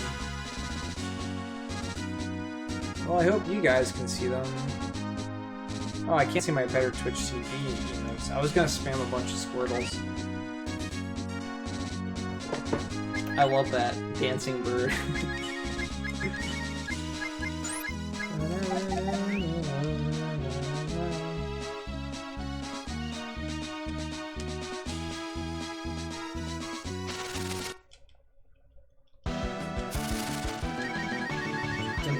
Dun, dun, dun, dun.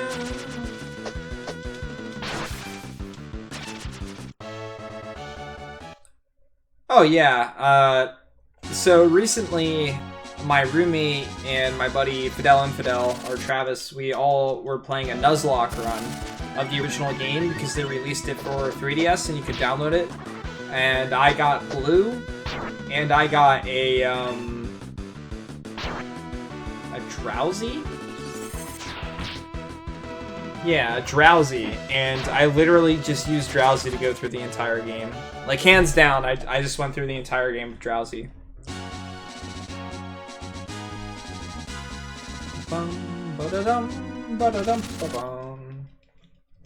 Maybe I shouldn't be fighting over here, though, because the enemies are slightly weaker and don't give as much money.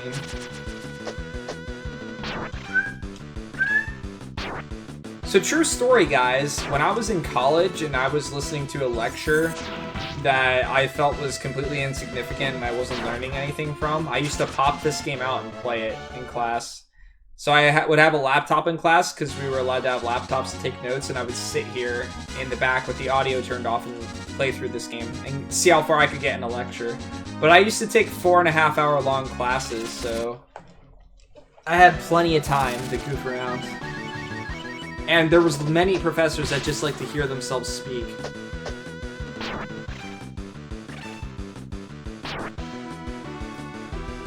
Yeah, Travis killed his Charmeleon. And then he quit. He stopped doing the run.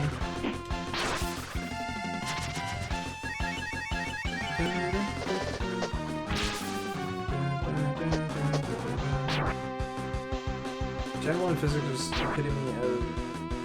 Yeah, I'm not exactly why he chose to use that word, tier.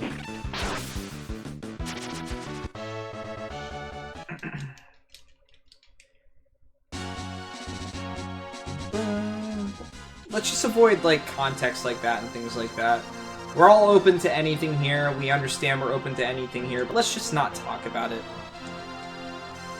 I don't think anything like that should just hold context to anything else. Thanks, BDG.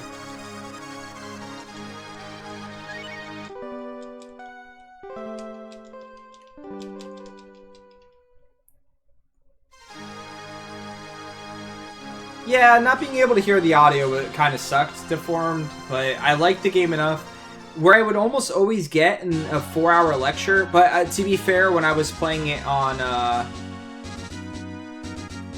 when I was playing Breath of Fire on my laptop, I would speed up the game. I would always get to the point in the game where you're trying to find the correct mushroom. Yeah, that's BGG's emote. It's one of the most adorable lurking emotes I've ever seen. I want to make a lurking emote of like a cute dragon because I'm a huge fan of Breath of Fire. Of a cute dragon that, you know how like a little puppy will pop its head up over like a couch because it can't get up, but it'll pop its head up on the couch and like kind of lean it on the side to try and get your attention. I want to have that, but I want it to be a dragon. That's what I want my lurking emote to be. Eventually. I haven't exactly thought it through yet, but...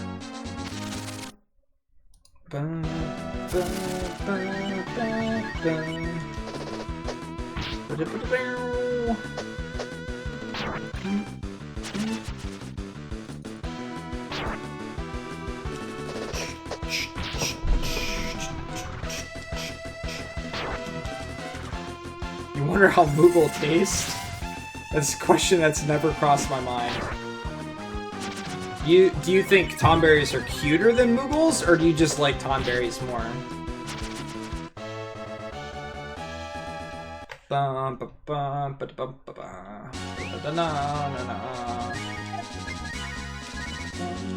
Oh, I didn't mean to do time warp.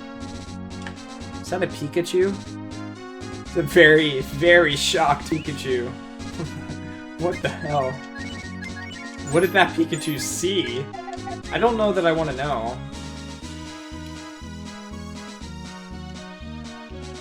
Yeah, I've definitely seen a bunch of different lurk emotes, and yours is definitely different. And Moogles are cute.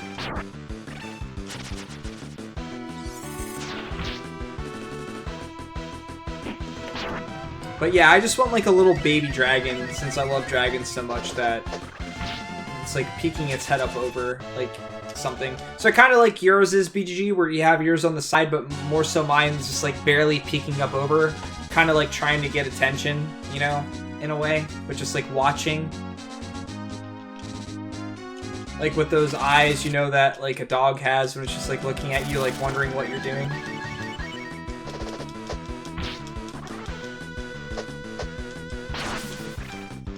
Want a Moogle IRL. Good luck with that. I got a kitty cat named Chrono that's sleeping like this right now. Next to my bed. That's enough for me.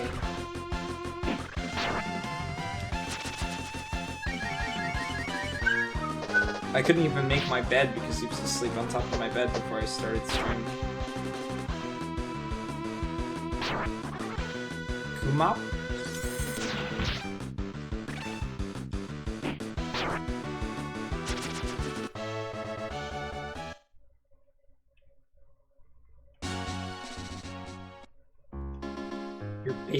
Baby Moogles are getting big now.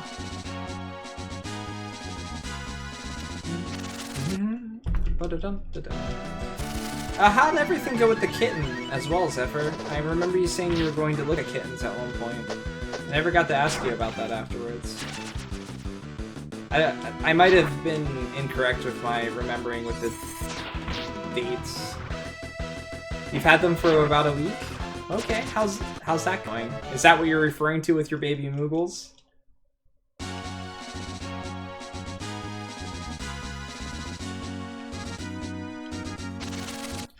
There was some type of mini game like that with Chocobos with Final Fantasy VIII that you could play if you had the PC version. I can't use Bo right now, Tyr. Bo is not a part of the story at this point. We need to find the thief to clear Bo's name, and then after that we can use Bo again. Same with Rand. Rand's currently trying to rebuild the building where the characters are at. Or the rest of our characters are at, I should say.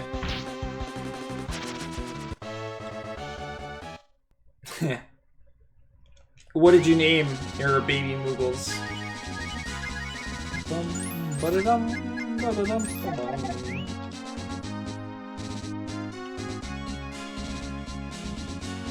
Yeah, it's so pretty early in the game he gets incriminated for something he didn't do, and we're looking for another character that stole the item. It doesn't really make sense. You would figure he could just leave and he'd be fine. but for some reason they treat it like if he's not in this particular place, he'll get caught. Well, I know exactly how much HP this thing has. 65. Alright, let's go buy some more. My Moogles are named Tio, Smudge, Lydia, and Climby. Climby? Is it Climby? Am I saying it right? Or is it different?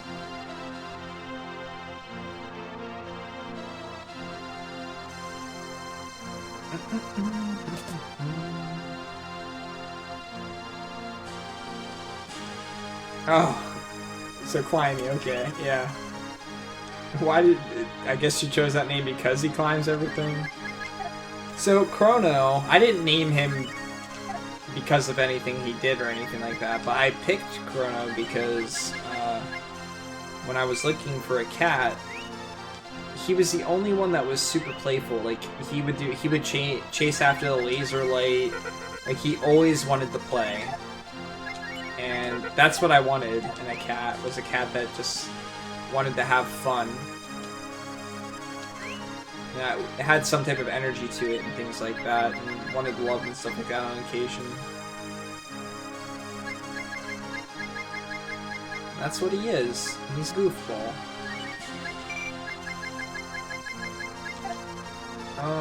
Can I buy the holy robe for them? We're almost there with money.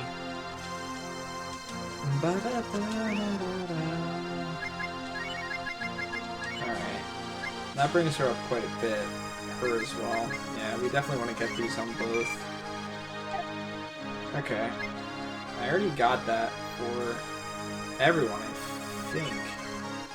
I didn't get it for him because it's weaker. That's fine. And bronze shield I can get on the two of them. So that'd be 510. I only need one more of those. 530. So 1,500 gold, and then we should be good. So where did Tio come from? Chrono is just... I named Chrono because I like the name. And he was super energetic. Curdy's gonna burn you. Why?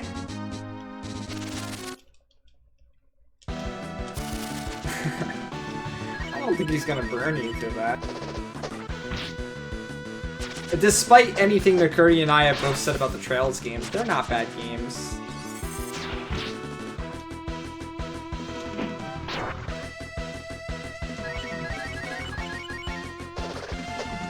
A guinea pig named Yoshi. My first animal that was my own was a hamster I named Fluffy. Well, I didn't really name it. Is that a bush behind the carnival? My mom named it, more so. And then I had a cat named Nana. We had a giant dog that my dad named Barney. He found the dog in a pile of leaves. He raked a pile of leaves, and the next day when he went to clean it up, there was a dog inside of it. That must have got left somewhere. And he turned giant. He must have been like mixed with a Great Dane or something like that. He'd end up being this huge dog. My dad named him Barney. We had a cat named Zoe, and a cat named Cleo. My mom named most of our animals. You're all about Yoshi as a kid. That's pretty cute.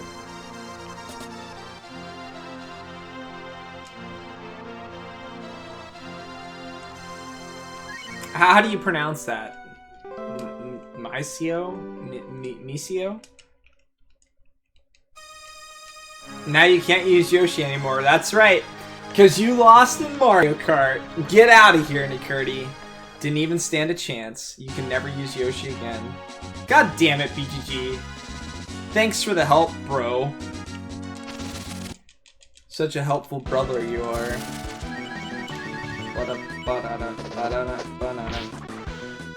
I figure maybe like getting my characters to level 13 would be beneficial, but I'm more so going for the equipment at this point so that I don't get one shot on this boss. And if I remember correctly, I always struggle at this point, but then the rest of the game is not that bad for a while. I can kind of get through it with no major issues. So doing a little bit of grinding now will probably serve us better for later.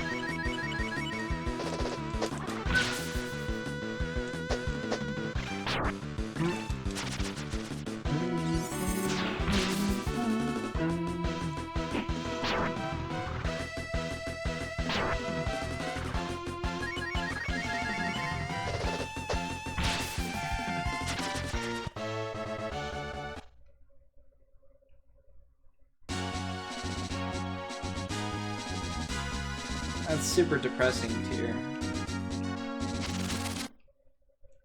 I'm sorry all those things have happened.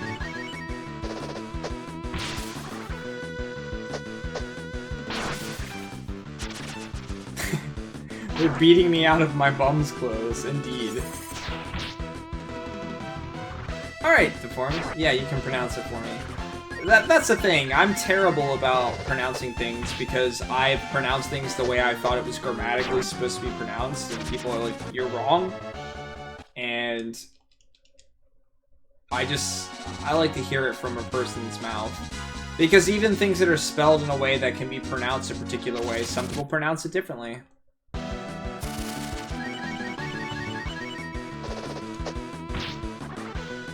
Right, the experiences you had with animals and things like that is something that you keep. It's amazing. And you never forget those moments, those special moments that you had with them. It's unfortunate that animals don't tend to live as long as we do. I don't think many of us would complain if we could have one pet in our entire lives. It's just not something that happens very often. Or at all. I'm sure we all have some type of story in that context where we got really attached to something and loved something unconditionally.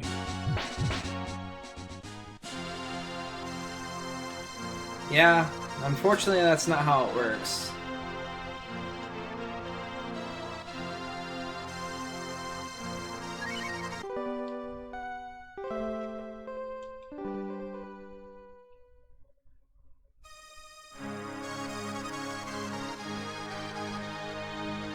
Yeah, well, I mean, you always say that the owner should know or can know when an animal's ready. So I'll never argue anyone's decision between, you know, deciding when it's ready and things like that. I'll always leave it to the person's owner, because you can always think of reasons behind it, and we can always think of a situation you've been, things like that, but you gotta think of it the same way you do. You should know your pet better than anyone else does. And sometimes when people see them in pain and suffering and things like that, they don't want that for them. Yeah, there has been some people where it's a financial situation where they can't afford to do something like that, and it's unfortunate, but it happens. But that being said, in a more positive note, I think that having a pet of any kind is very important for everyone to experience at some point in time, even if you do experience loss at some point because of it. It's just an irreplaceable experience to be able to nurture something and love something so much, and to have something like that love you just as much. It's important, and it's not anything I'd trade for the world. My cat's a pain in the butt. He only wants attention when he wants attention. He's very picky with when he wants to be picked up and when he wants to be pet and things like that, but by God, he's been there for me for some of the worst experiences in my life, and just comforting me and things like that. And I wouldn't trade the world for him.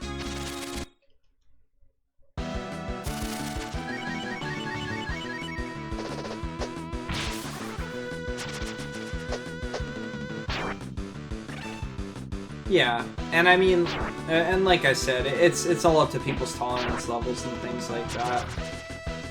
I've been there, putting animals to sleep and things like that. It's not easy. It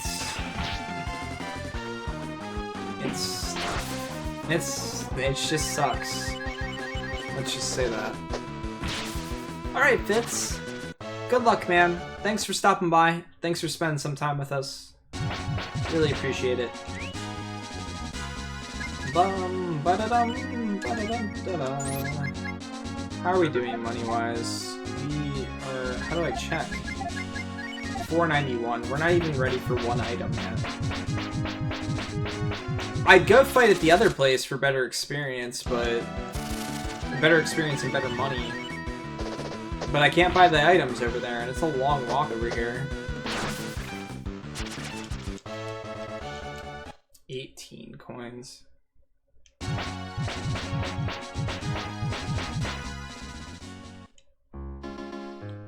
And that's okay, Tier. I mean, that person's pretty fortunate, but no matter what happens, eventually everyone experiences loss.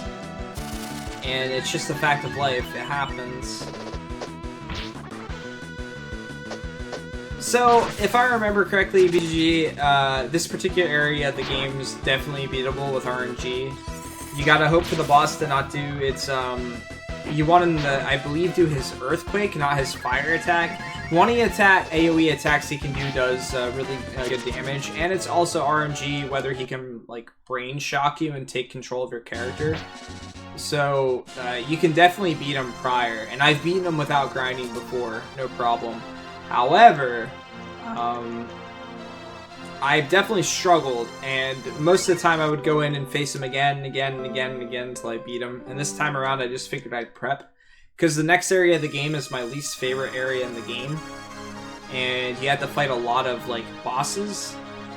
They're kind of like mini bosses. They're not the hardest bosses.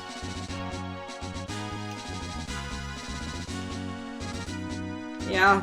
Well, that's him, Tier, and not you, and it's something that he's gonna have to grow up and experience at some point. Some people are lucky and they don't have to experience any type of loss until way later in their life. And I can't really make an argument for if it's better to learn that type of stuff earlier or later. No one wants to experience anything like that, but when it really comes down to it, it happens. It's gonna happen to everyone. That's just how life works. There's no avoiding it. No matter what, though, the most important thing is that we cherish the things that are important to us and the things that were great. Like pets. Pets that we've had that we might not have anymore. That made impacts on our lives, that made us smile, that made us happy. It's important to make that distinction from a loss. Yeah, the next area is very tedious, and one of the major reasons that the next area is really tedious for me is because the music just goes on and on and on and on and on and on and on and on and on and on and on and on and on for hours. And the music itself, it's not bad, but listening to the same thing. BGG, please. I know how you think. You totally want him to, or him. You totally want Cat to get up on your lap so that you can pet her.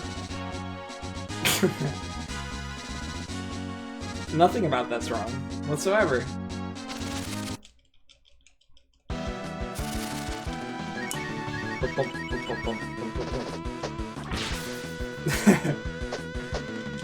Do you hope she's a lap cat as in sitting on your lap, or do you want to sit on her lap, is the question. Yeah, you know, it's a funny thing. As a kid, I never thought anything about Cat not wearing pants. And Nina, like even Nina is not particularly covered in that regard. It never crossed my mind, ever, until like people started mentioning it, and I was like, yeah, Cat's not wearing pants. I never noticed that. It's very awkward. Like when people pointed it out to me, it's like, Cat and Nina are very super sexualized characters, and I'm like, what are you talking about? And then I looked, I'm like, I guess I can see where you're coming from, but that never, ever crossed my mind. Ever. I could have gone years without ever noticing that Cat did not wear pants. I get, like, maybe I knew she didn't wear pants, but it didn't, like, click in my mind, like, oh, that's sexual, you know? Those two things just didn't go together.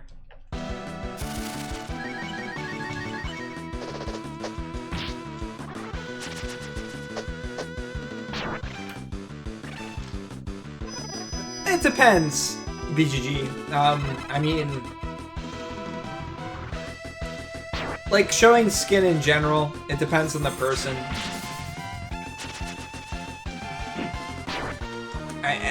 Anything can be sexual to anybody, let's just say that. I mean, people are turned on by things like ears and stuff like that. There's definitely a distinct difference between something that's fan service and something that's just like an aesthetic choice. I feel like in this regard, it's more of an aesthetic choice and it's meant to be sexual. But again, to each their own. There's people that are going to be turned on by whatever. There's never really been a video game character that's made me think in that regard, though. Like, I've never taken a video game character and been like, holy crap, that totally turns me on. There's just a separation in my mind between those two things.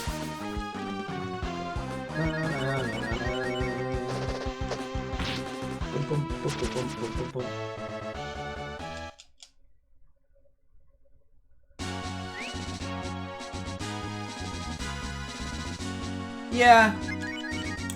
I mean, when it comes down to it, though, I feel like, especially over here, we're very, very, very... We complain about stuff that we shouldn't complain about when it comes to sexualization and things like that.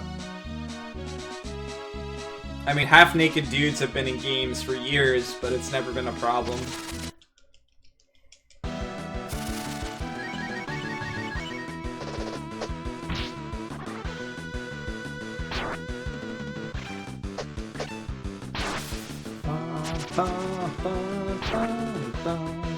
So I could forego the shield for now, for Sten, and then I only need 1,000 gold.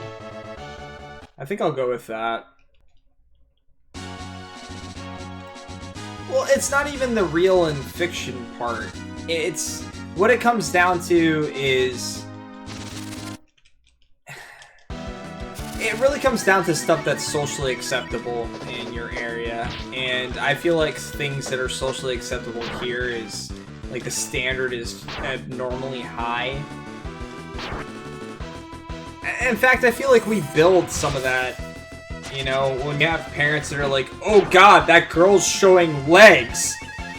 I mean, that parent at some point or another was probably trying to show themselves off to someone else so that they could have a kid. There's... Sex appeal's a thing. It's there. It exists. It's not something we should hide or shun. But at the same time, it's not something you should shove down someone's throat either. It shouldn't be an entire game completely built around something like that. But sexuality is a thing. We all experience it, and it's better we experience it in our own way rather than having it ignored or censored in front of us and things like that.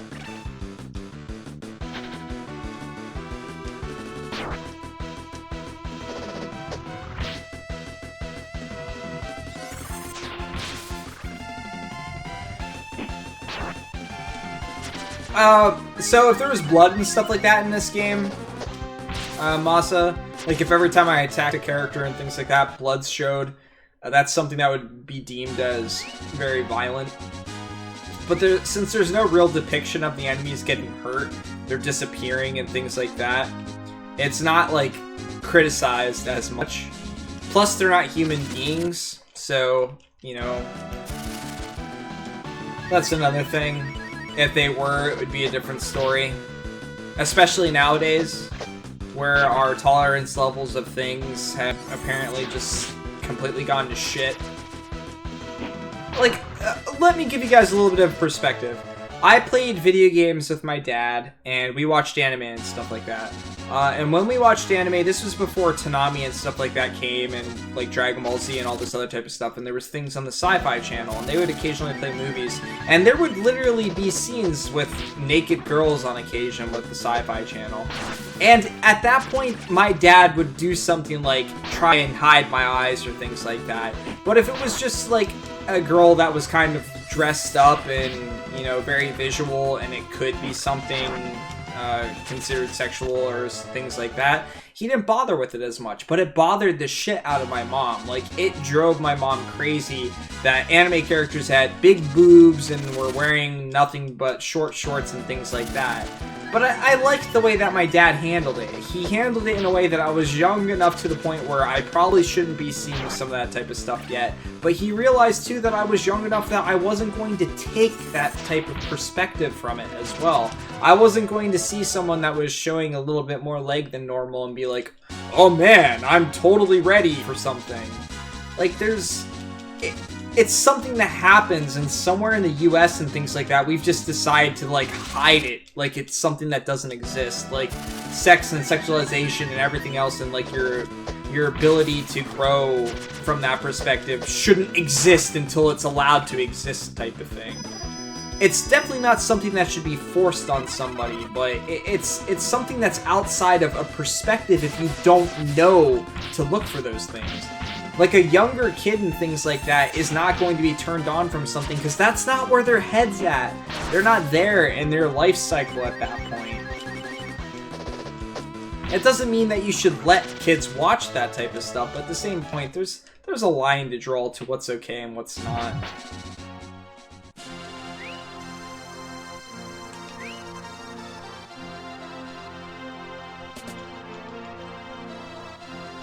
No, I mean, every area in the world's different, and that's fine. I feel like we're a little bit closeted in a lot of areas, honestly, and I feel like we suffer because of that. Like, use me for an example when it comes to communicating with girls and stuff like that. I've built this, like, complete embarrassment up in my mind, and when it comes to talking to girls and things like that, especially girls that I find interesting and that share interests with me and stuff like that, I have a hard time talking with them.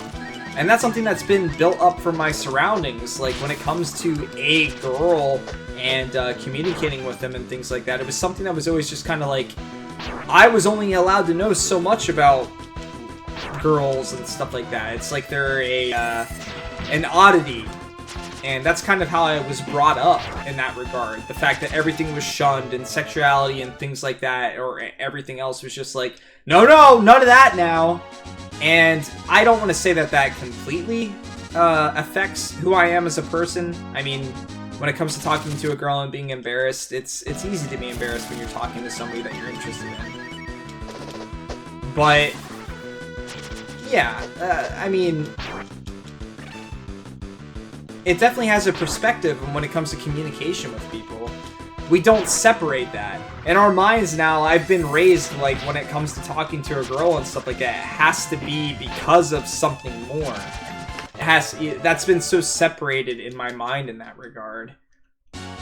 And it shouldn't be like that. It really shouldn't. But we kind of do that here in the US. Where, like, when it comes to a girl and a guy, it has to be about sex. And it just doesn't have to be. It really doesn't. It's the world we live in, though. What's up, Eltanin? Yep, Bulbasaur hat. It's very, very toasty. Bump, bump, bump, bump, bump, bump, bump, bump, bump. Another thing that parents don't realize anymore is that, yeah, you might shun your kid from, like, watching a show or something like that, and you might try to be super protective of them, what they look at on the internet, and so on and so forth, but if a kid wants to know something, they're gonna figure it out. Information is so easily accessible at this point, and there's really nothing stopping you from finding out anything you want to find out. And it's a lot better for a person to figure things out that they have questions on than to hide it from them and act like it doesn't exist. I wanted to buy shit. I wanted to switch that first. I think I already bought one for Kat. Yeah, she already has it. I'll buy that for her. And I wanted to buy the shield, I think, for Cray. It is definitely a Bulbasaur hat, yes. Alright, let's do switch. Bronze shield, he does not have it. Actually, can I put the steel armor on him? Shit, I should have probably bought it first.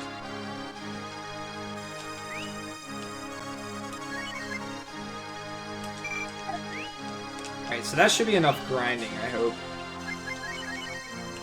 I could be wrong, though. Oh. Now, can you wear... Yeah, you can. Good. You can sell the wristband. Then I can go rest at the inn, and we can try to make it over to the other town.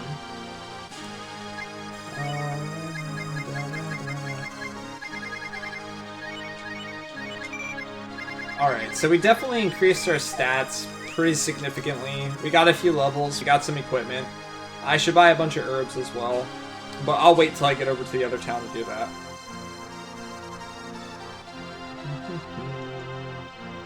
Sorry for the grinding session, guys. I know they're not always fun, and normally the song requests are something that makes it a little bit more fun for you guys, but...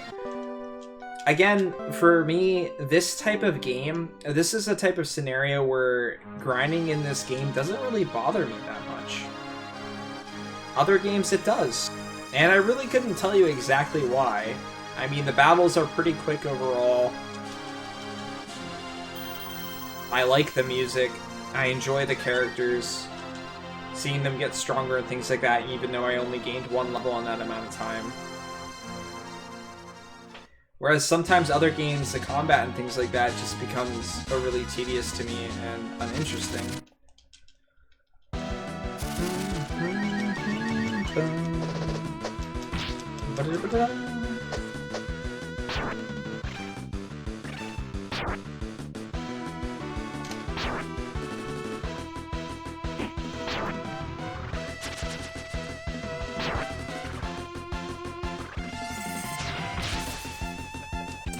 And sorry if we were alienating chat a little bit by some of the conversations we were having. I know sometimes more serious topics and stuff like that aren't the most interesting to people, and that's not why you're watching a stream.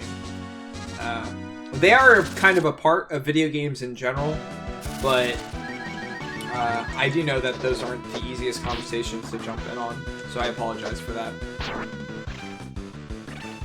We kind of... Yeah, we started ice cream. It's a bear! It's a wild bear, like the bear curtains. Kimoto. So, I do want to talk to you guys about this, though. So, in a situation like this one, we're playing the original Breath of Fire. Sorry, Breath of Fire 2. So we're playing the one that came over here, the one that I played as a kid. However, there has since then been a retranslation of the game. And I've heard good things about it. A lot of people have said really good things about it. Would you guys still prefer that I play this version over the retranslation?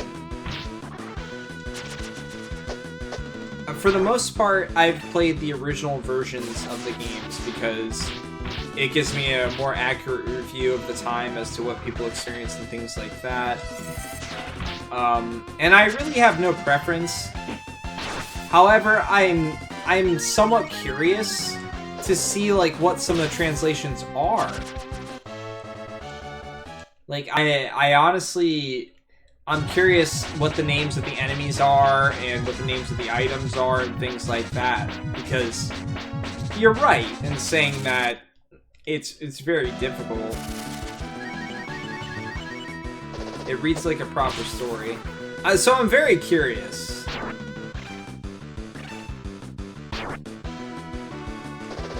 But it's really it's not really a personal preference for me. I really don't care so much what version of each game that I play, honestly. Just as long as I get to experience the game to its fullest. Sometimes I feel like re-releases of games do the game justice and make it better for a game that you might not have enjoyed the first time around. So I'm never going to just adhere to the standard that I have to play the original game of every game. But I do think that most of the time that's the more accurate example that you're going to get from anything. So let's take, we've played Persona, so let's take Persona 4 for instance. I've never played the original Persona, Persona 4, but I played Persona 4 Golden, and I liked it. And I don't know if I'd like the original version or not because I never played it, but from what I was told, it was just a lot of quality of life improvements that made the game better overall. Some things might have been changed, I don't know what, but it doesn't mean that I'm not curious of the difference in the other versions. Should I buy more herbs? Yeah, I guess I should. So no matter what, I'm not going to get to experience like the remake of something and then not the original of games. So I guess it's safer to just go with the original overall. Wow, I can't even buy those. These are super expensive. This boss does AoE as well, so really, I'll buy 3 more. Really, I don't know how much herbs are gonna help me here.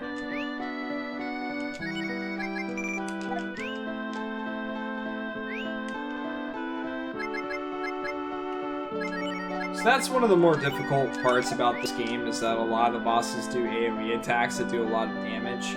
Later on you get spells that kind of heal all of your characters and you can compensate for that.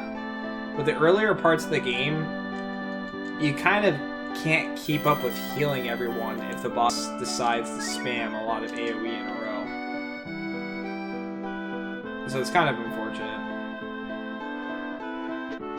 Vanilla P4 had harder bosses for the first 2 dungeons. Okay.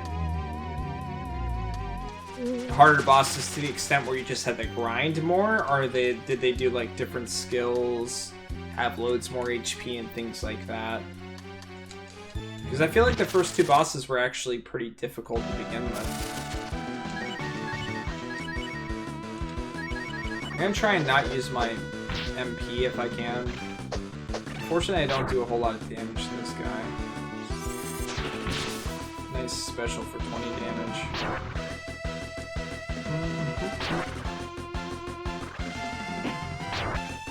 Oh, they have weaknesses. I always kind of considered the Persona bosses as not having weaknesses. Although that's what the whole system, the game system's built around. I just remember like most of the bosses not having any type of weakness. But I do guess that I remember the fire boss being weak to, I think, Chie's ability. Or was it Yosuke's ability?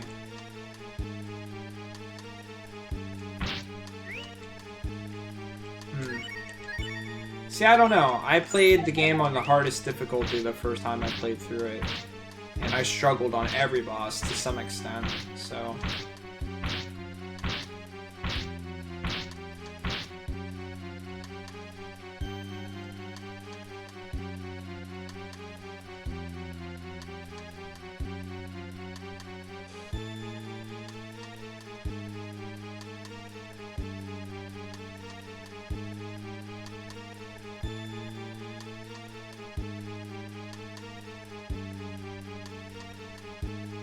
Struggling is what I do, yeah, and I tend to figure out a way out of my problems at some point or another.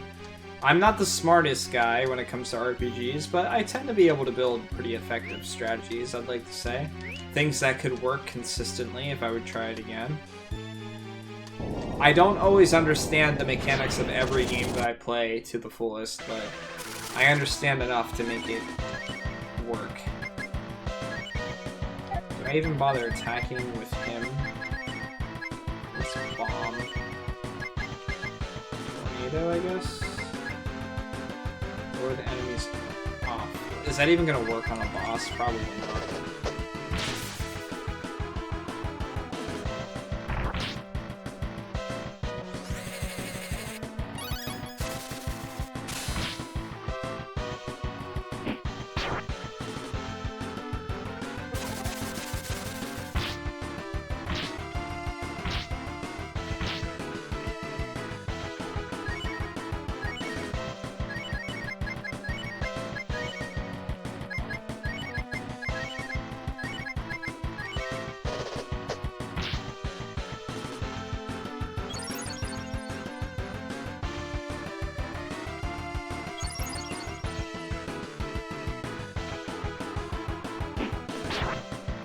Yeah, I think that's maybe one of the few appealing points of the JRPG tour, is that it's a method of someone experiencing a game again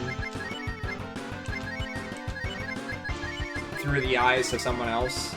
Because, let's be honest, you can't really do that again after you've beaten a game once. You can't forget the things you remember. You can't, even though you might try to go through the game like you're playing through it blind and you don't know what's going to happen and things like that, and you're not being influenced in any way by anything that's going on, you really can't. Like, Nier Automata, for instance, if I try to go back and play that game, there's no way I'm going to be able to play through it the same way I did before. It's just, it can't happen. I've already experienced a lot of the stuff and the things that blew my mind, and things like that aren't going to blow my mind again. Wait, 28.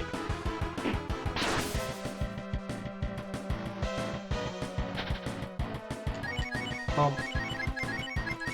Bump, bump.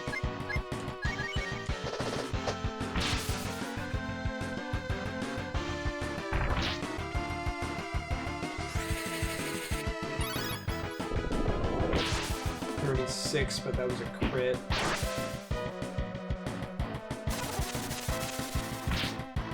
Okay, we're still at half health with him.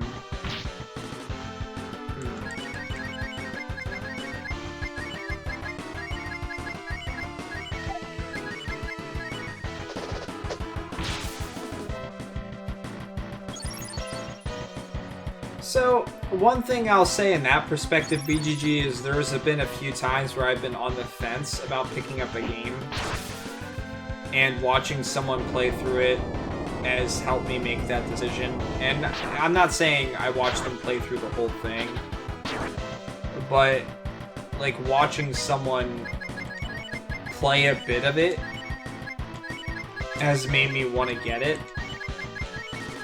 and I might not have otherwise.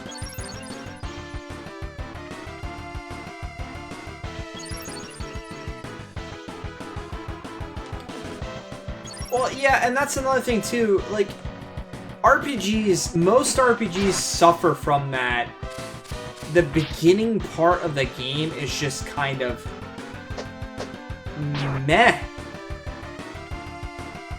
Like, let's be honest, guys, there's a lot of RPGs that start off super slow, and it's very difficult to get into them because of that. And that time around, the boss was like nothing. Yeah, Trails definitely starts off very, very slow. And Trails is definitely built around, for one, playing the prior games, and two, being very, very into world building and wanting to play wanting to talk to all the NPCs and remembering the lives of all the NPCs and stuff. Like, that has to be a big appeal to you. You have to get attached not only to your party, but like all the random characters that you come across in the game. And if that's not your thing, if that's not like what you're really into and things like that, you'll like the Trails games, but you're not going to be in love with them like many other people are. It's very, very hell-bent and dependent on you wanting to do side quests and things like that and experiencing these things with other people. And it's definitely not a game that's built around you going back and doing that type of stuff later on. It's something that wants you to do it as you're progressing through the game.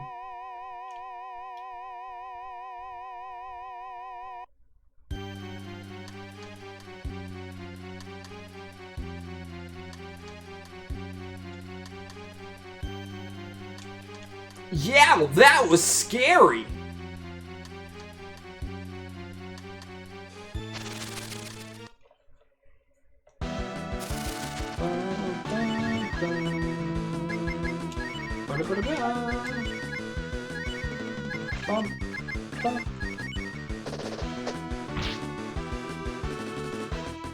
Oh, yeah. I remember, Nikirti.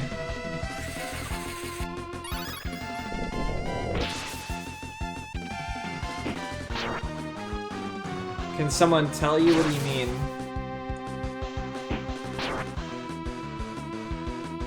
So I'm not gonna get too much into spoilers and stuff like that about the game. There might be people in here that are willing to whisper you about like the game and things you need to know. If you're planning on playing second chapter and don't want to go through the first. I also have a VOD if you're interested in watching that. To me, those games play out as being mediocre and things like that. But I see the appeal of them. It's a game that I can very easily see people liking, and I know why they like them. It's just that aspect of gameplay and things like that doesn't exactly appeal to me.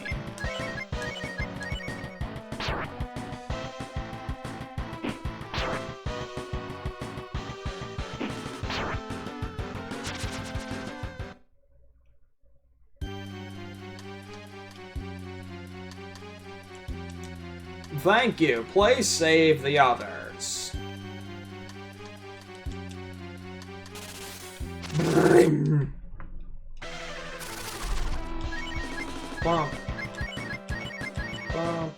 I don't even know what happens if you kill the villagers.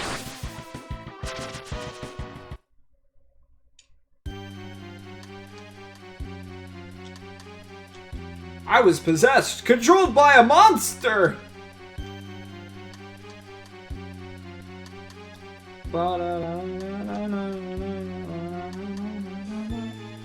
Oops. It's alien! Bump. Bump, bump. What, you've never had a vibrating thing on your face before? You haven't lived then, man. No, I'm just kidding. I've never had something vibrating on my face.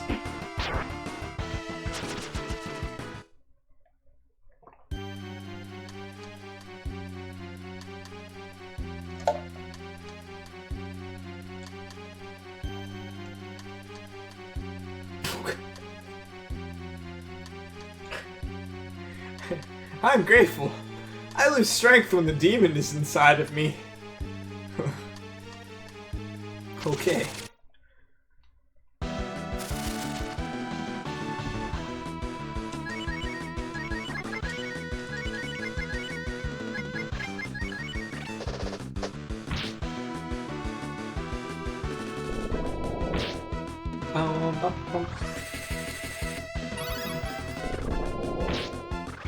I dislike RPGs, specifically JRPGs, that make the bad guy really obvious right from the start.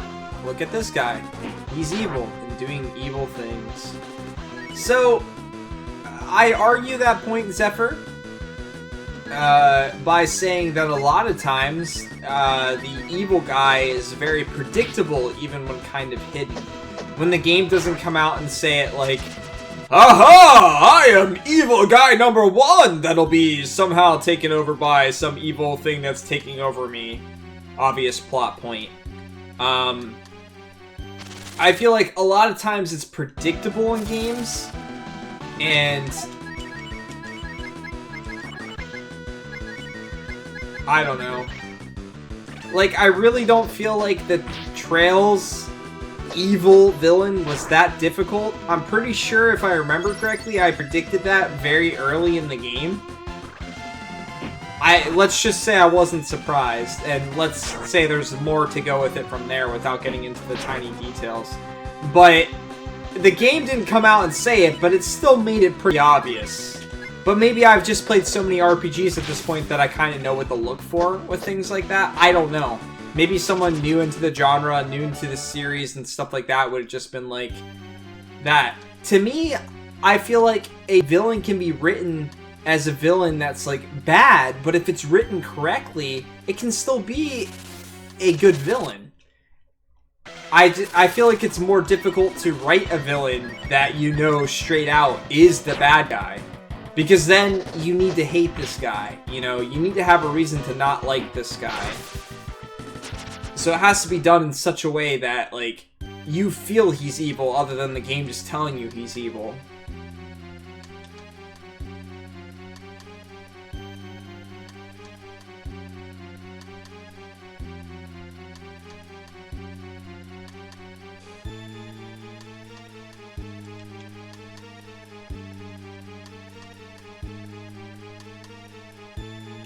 Don't even get me started on the whole the bad guy's not the bad guy because he was raised by wolves and his wolves died and he was super sad that his wolves died, so he had to attack the world that killed his family and things like that. That is such a overused, boring aspect. Like, to me, it's super dumb. I find it incredibly uninteresting. I'm not going to find some type of aspect for a character that kills millions of people. I'm not going to be like, yeah, he had good reasoning for doing that. I'm never going to attach myself to those type of characters. Like, the villains I tend to enjoy more are the villains that, if they are centered around that, where they're not exactly bad guys and things like that, that their moral reasoning is just different, you know, for what they do, if it's written well enough. But yes, that's the cliche thing. No one can be a bad guy anymore. There's just, like, chaotic neutral people, you know?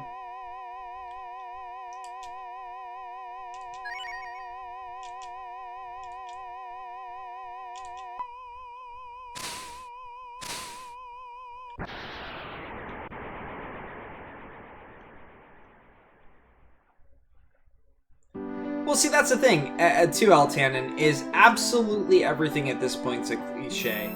We've all been alive long enough that we've seen just about anything, so everything's a cliche. Like, we're not going to see very much completely new abstract stuff anymore. But that's fine, as long as stuff is done in a new and unique way. You can have a villain that ends up being a good guy at some point, as long as it's written correctly, as long as it's written well. I feel like a lot of the time stuff anymore is just a cop-out of like, oh, well, this is an interesting thing here that we're doing because this guy's not actually bad. This is interesting. And they don't go any further than that.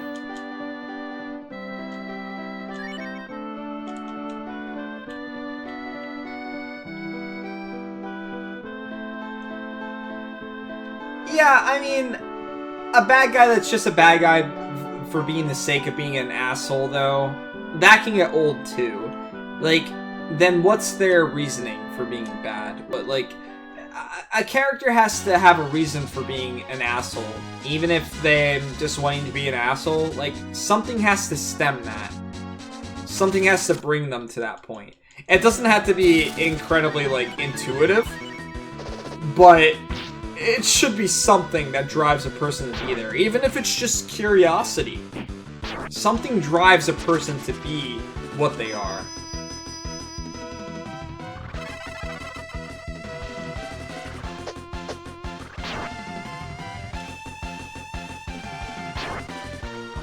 But the thing about it is, though, like, so let's just look at it this way. I've beaten 50 RPGs, okay? There's 700 and some plus RPGs to play for the JRPG tour. We've seen a lot of villains, we've seen a lot of bad guys. Some of them have been cosmic evil entities that have come from something and affected the world. Some of them have been bad guys that wanted to raise said cosmic evil entities to do different things and stuff like that. And we've had people that just had a skewed perspective of morality. We've had people that have just gone down the wrong path. We've seen a lot of different examples, and really we're kind of reaching that point where we've seen probably just about whatever there's going to be. But that doesn't mean that there can't be unique experiences in all of those types of games as well. For instance, so how many of you here have played this game? And for those of you lurking, I don't expect you to jump out of lurk to answer this question, but for those of you that are like in chat and stuff like that on occasion here, how many of you have played this game and experienced it completely? Because I don't really want to talk about certain aspects if people haven't experienced this game and don't know what's going to happen, and if they're like watching this game for the first time.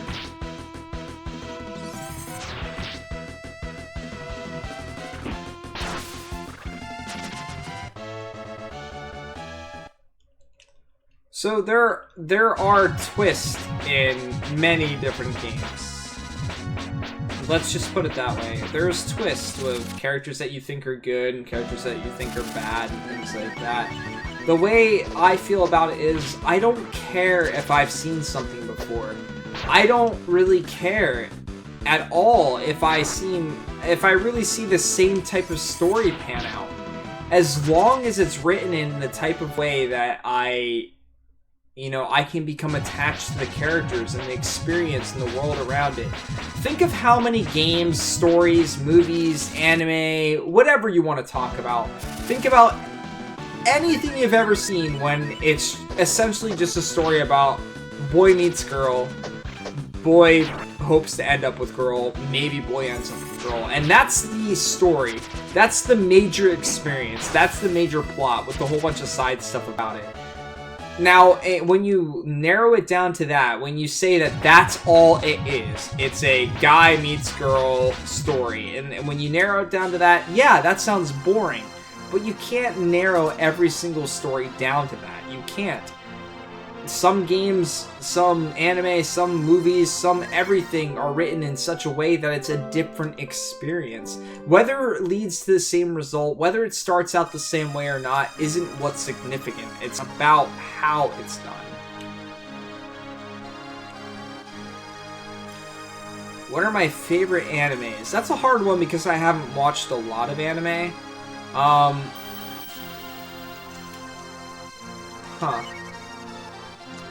I don't even know what my favorite anime is, honestly. I have quite a few that I'm quite fond of. I really like Clan I really liked Erased a lot. I liked Mushishi for what it was. I didn't like every episode of it, but there was a lot of episodes that I thought were just really, really artistically done, and I really enjoyed them. Eureka 7. I'm not into mech anime and things like that, but that one holds a special place for me. For whatever reason. I really couldn't tell you why.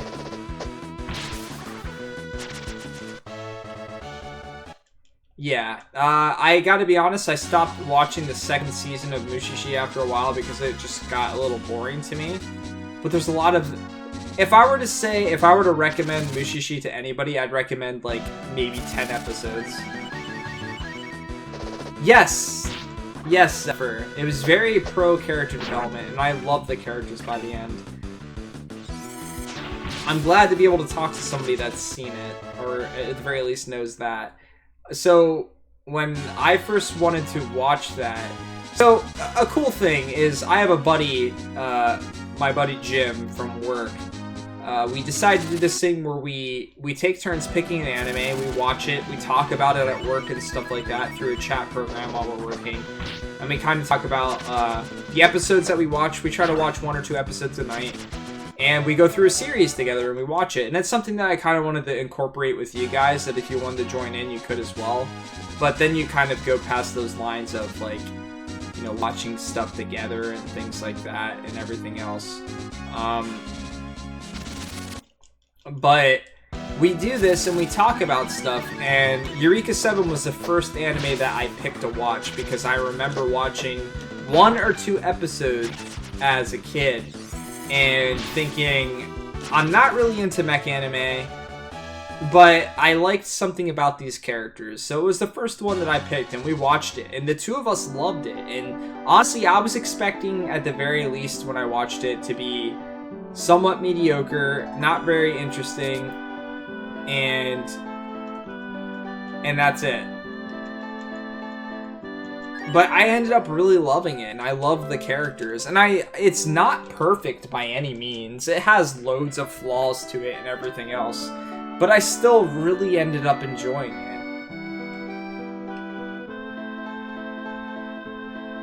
Oh, okay, so I understand. What you're doing in that regard is you play through a game with a friend, and then you talk about, like, the little bits and pieces. That'd be great for, like, a story game, like a Persona or something like that, where you kind of are going to be on the same page with your friend the whole playthrough, or fairly close at least. That's definitely a lot more difficult to do with a game, because people do play through stuff from different perspectives and at different paces and things like that. it's a little bit easier to do with like an anime. Excuse me. But right now we're watching Serial Experiment Lane. It's actually a show that I watched years ago based on a recommendation from a friend. And like, it's fun for me to talk to my buddy about it because I've watched it before, but now I'm rewatching it. So it's like me like hashing against my memory of it at the same time.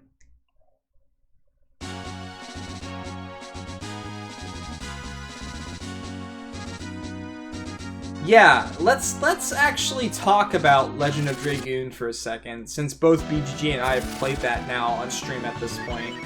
So, Legend of Dragoon is definitely a game that I felt was made in the wrong era. It's a game that if it was made for like the PS2 or something like that, probably would have been an incredibly epic experience, both graphically, attacks, all that other type of stuff. And if they just would have fleshed out the story a little bit more and focused on that a little bit more rather than the epic attacks and things like that and transformations and all that type of stuff, that it would have just been great. Yeah, so it's funny that you say that.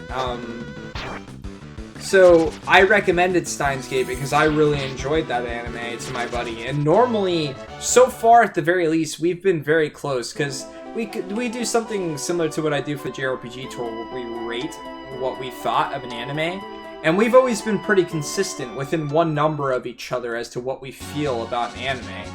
But with Steins Gate, he couldn't get through it. He actually got incredibly bored of it after, like, 5 or 6 episodes. I loved it, though. Like, I couldn't wait to watch more. I picked up on so much stuff from the first episode that I just wanted to keep watching. And that's just a difference in perspective. He thought that the characters were completely uninteresting and it wasn't going anywhere. Whereas when I was watching it, I was looking for details that might come back to me at some point and things like that. Details that might be important.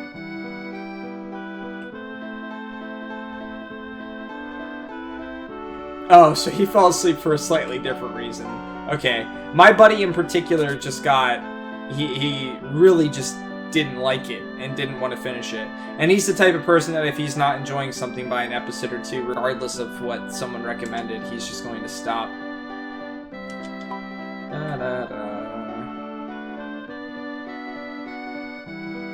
Alright, so who do we want to teach Kira-2 to? Tutu.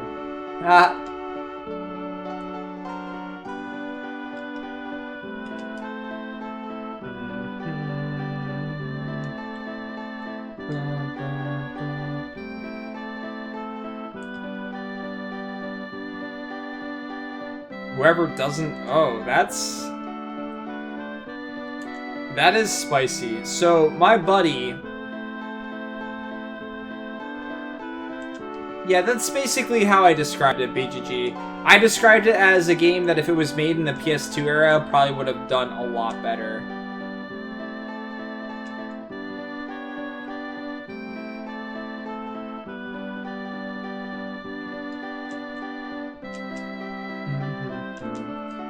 So my buddy, well, like most of the people that are my age, that I'm friends with, they're either married or in a relationship and things like that. So they've got other things that they have to take care of. You know, they've got more important things going on and things like that. So I'm lucky if my buddy will watch an episode a night, maybe 2. So I don't complain. Even if I end up watching 3 or 4 episodes that night and things like that, I'll wait for him to catch up. I don't think I could ever do like a $50 thing with him.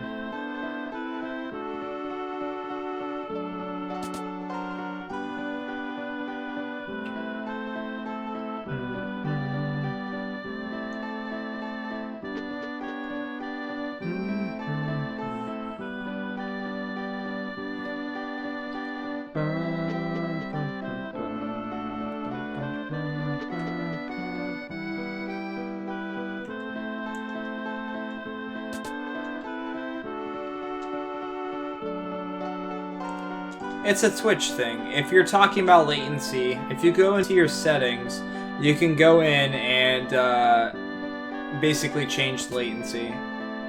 I forget what it is like currently what latency is behind, but it's a feature that for a lot of streamers they might not use it because they want some type of delay. But for someone like me that's playing through a game casually and you guys are trying to talk to me in particular scenarios, or you see something happen in the game and you want to talk about it and things like that, I can talk to you almost immediately. So it fits this type of stream pretty well overall.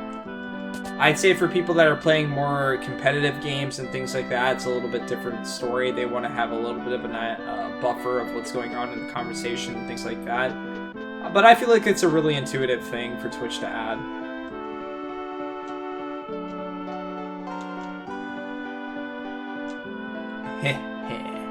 This place is looking really nice. Do you really want to give magic to a monkey? So I like how everyone's completely against learning this ability, except for Rand, it seems. And if I remember correctly, doesn't Rand just like get other magic attacks himself anyway?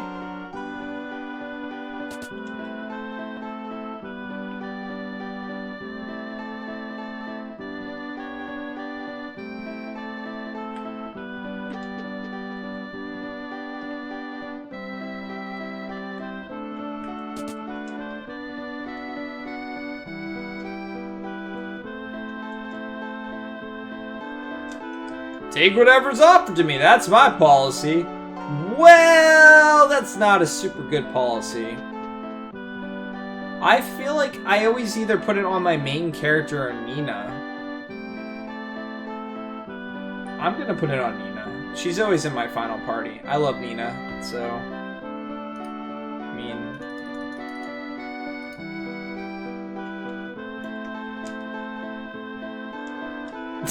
Thank you, Zephyr. You knew exactly what I was thinking. Yes. Whom shall I bless? Nina! Thank you, Zephyr. Thank you. Nina from Breath of Fire 2 is definitely my favorite Nina.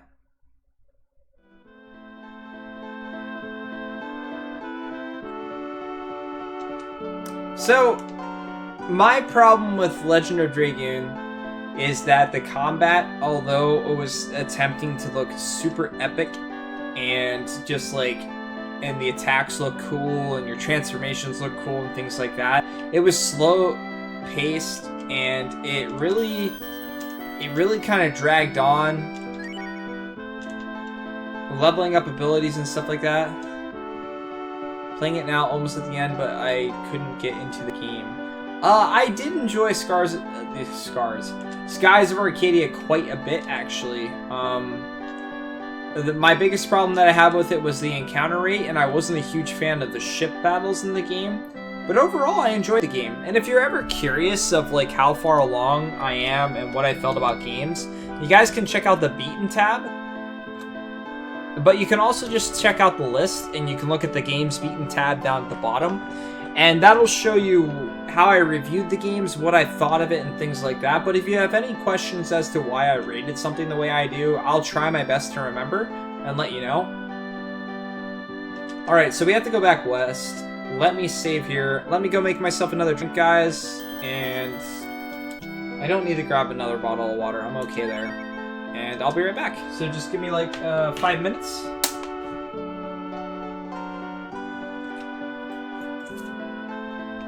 Oh, and if you guys didn't see, Bulbasaur has little leaf things that I can tie so that it stays on me. Okay, I'm done. I'll be right back. Da, da, da, da.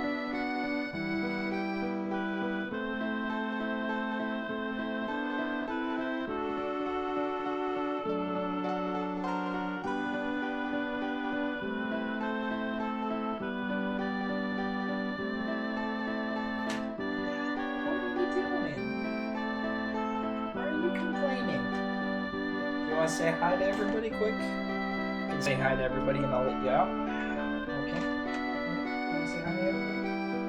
Yeah. Let's say hi to everybody. Let's say hi to chat. Hey, Chrono can say hi since it's JRPG tour. Look. Look. Oh. Say hi. Say hi to everybody.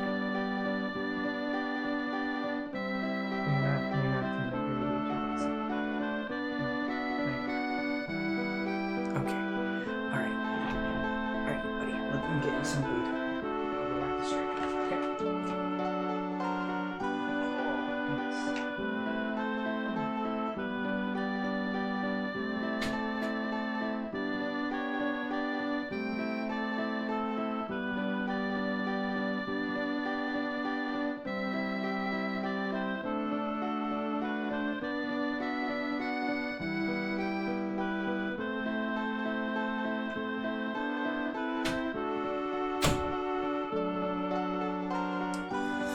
Alright. Sorry about that, guys.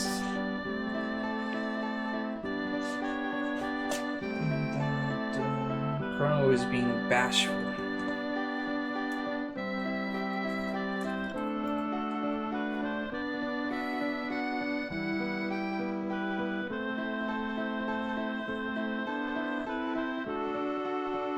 Does this cat also learn high-level black magic? Yeah. Learns high-level black magic and for whatever reason never has the MP to be able to cast it. I always thought that was very awkward about Kat's design, how she doesn't have the MP to cast those abilities that she has. I think I saved it, right? Yeah, I think I did, but we'll save it again anyway. Let's continue the journey. I can't remember, is it this game or the first game where Blue is an optional character? We don't actually have to get here.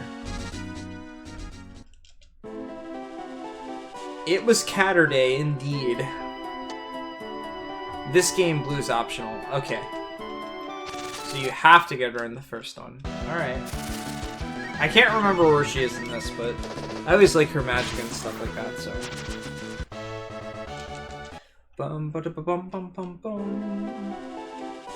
So, I haven't played very many Tales games. I played Tales of Fantasia. I never beat it the first time, but I played it again based on a friend's recommendation, and I enjoyed it. I played Tales of the Abyss and Tales of Fantasia. Did I already say that? Symphonia was the one that I never beat prior. I don't remember what I said anymore.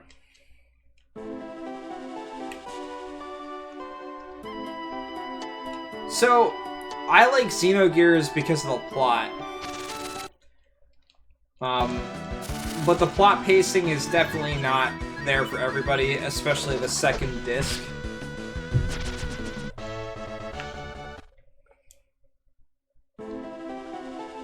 But the Tales games, for me, I've always thought that they looked like really solid games with interesting characters. But kind of like you said, part of the way through I was kind of like... Indeed, BGG. That's one of my favorite stories. That's why it got rated so high for me for the JRPG tour, is that the connection between those two characters is very appealing to me for whatever reason. Call me a hopeless romantic for all I care. I don't care, guys. I like that connection between those two characters.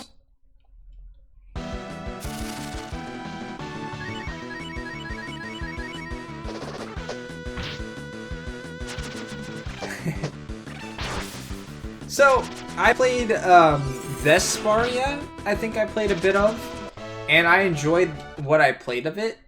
The thing about it is that it was not super appealing to me, to the point that I wanted to come home from work that day and had to play the game because I wanted to experience more of it. And I feel like that tends to be the difference anymore with me for finishing games.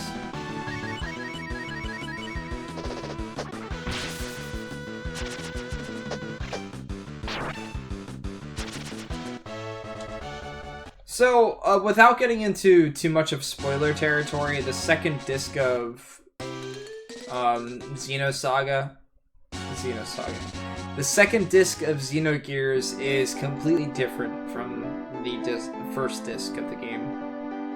And I'll kind of just leave it at that. I'm doing alright. How are you doing?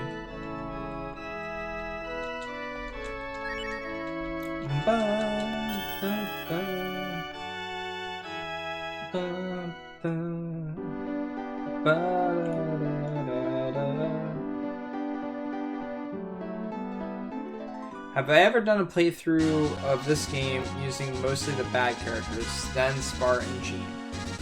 No, buddy, I haven't. I do know that a lot of people like Sten and Jean, from what I've been told specifically today. I've never really heard someone make an argument for Spar. But to be completely honest with you, I don't dislike those characters because they're not great in combat. I just never had interest in them as characters. Jean was just kind of annoying to me. Sten was kind of interesting to me. He might have been one of the decisions I made based on combat. Rand wasn't interesting to me either. But Nina and Kat had more interesting stories to me. It's just they were just more interesting characters in general. I have a purpose! It is to beat Final Fantasy Tactics before I am 30 years old. That was Nin's I have a dream speech. I mean, I have a purpose speech. Alright, good luck at work, man. Thanks for stopping by.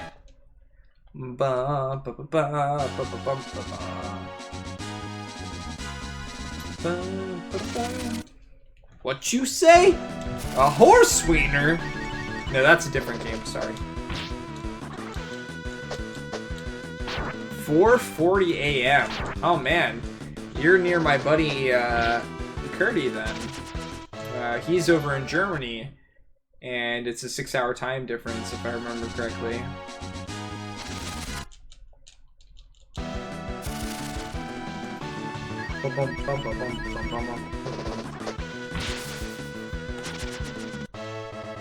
Speaking of, there are no horse characters in this game. Only cows.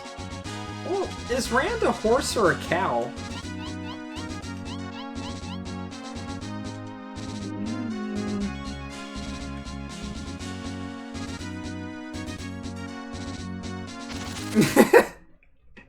He's a giant armadillo man! Yeah! That's a horse or a cow. That's the connection I always make.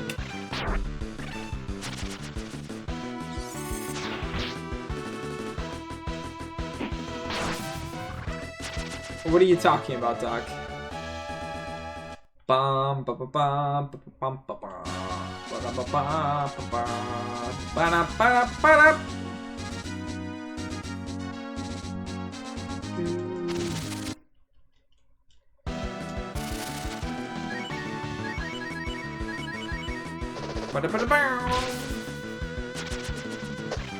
So we talked about this a little bit yesterday, but the stream was shorter.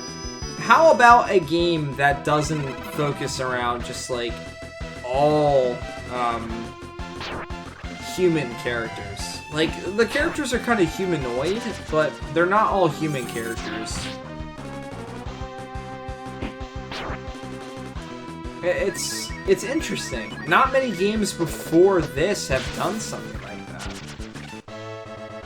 that. Yeah, so Breath of Fire 4, again, one thing you guys have to remember, well,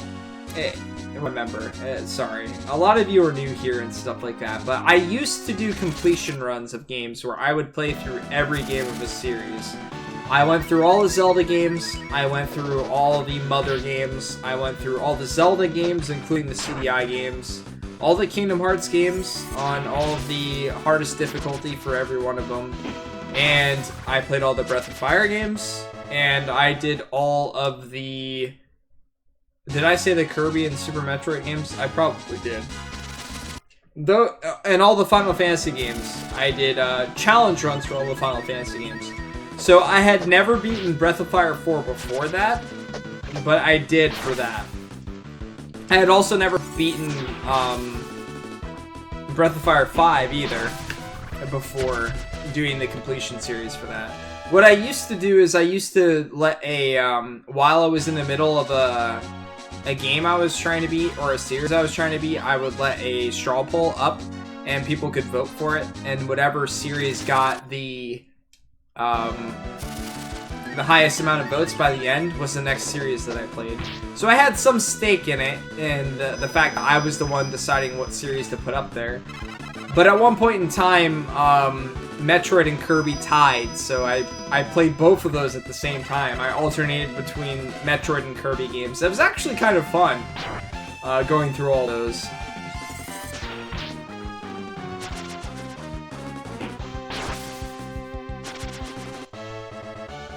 Yeah, I mean, what the character's quote-unquote race is not super significant, PGG. That's not necessarily what I was pointing at. What I meant is more so that it took a risk by giving characters that are different than what you're used to seeing. I mean, it's very easy to relate to a character that's human. You don't have to think of anything else in that regard. You don't have to think about any type of aesthetics or anything like that at that point. It's just, they're human. They're like me. It's very easy to relate to a character like that. But when you start changing features and stuff like that, mixing things with animals or completely different like races and stuff like that in these games, it holds some type of significance in how you can relate to them, which to me, that I like the fact that Breath of Fire took that risk, and I still related to the characters the same. I feel like the more games before that should have done that.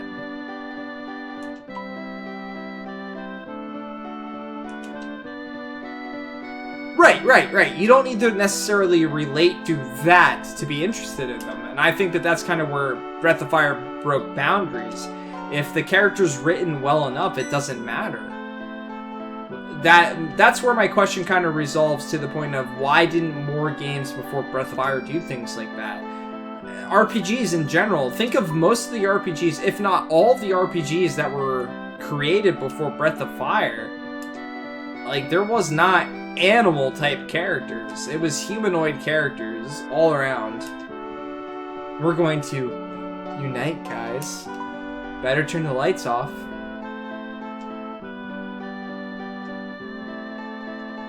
Ba, ba, ba, ba, ba, ba, ba. Your sex is on fire. Sorry, that's a song. I'm not making random quotes or anything like that. That's a song from Kings of Leon. It was just funny because she's the fire shaman and I made a joke. Ignore me. Forget it.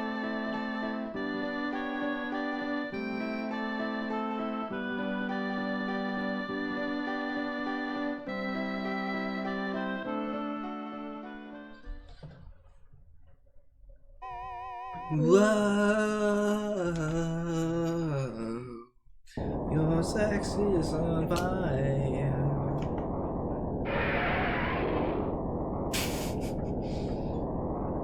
Zephyr, please.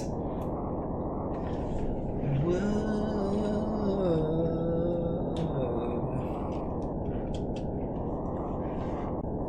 I blew up your little house. Is that a song about STDs? No, I think it's more of a thing that's just saying that it was good. That it's a very appealing thing. I don't think it was about STDs.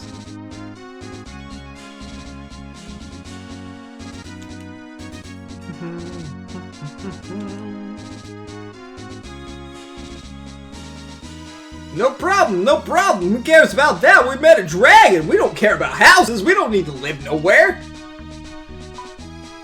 I'm a Durgan? Oh man, Granny. Didn't know I was a Durgan. I pulled out the power of the dragon within you. You will at least give us a house for that, right? Frick. I love dragons. In all seriousness, dragons are probably one of my favorite things of all time. Ever since I was a kid and even as I got older, I've just always found them fascinating. I know they don't exist. I get it. That's fine. I don't care. I still love them. BGG, how have I seen you in person multiple times but never seen your tattoos? What the hell, man? That's like something you show, bro. Oh shit, I'm alone.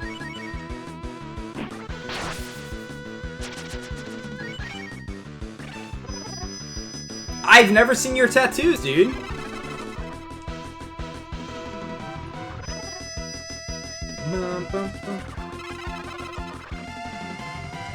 I gotta be honest, dude. I've never like taken a habit of looking at other guys' legs.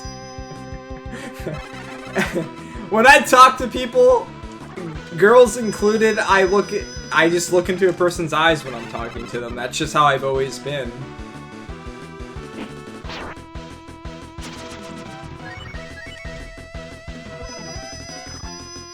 I said hi to Doc.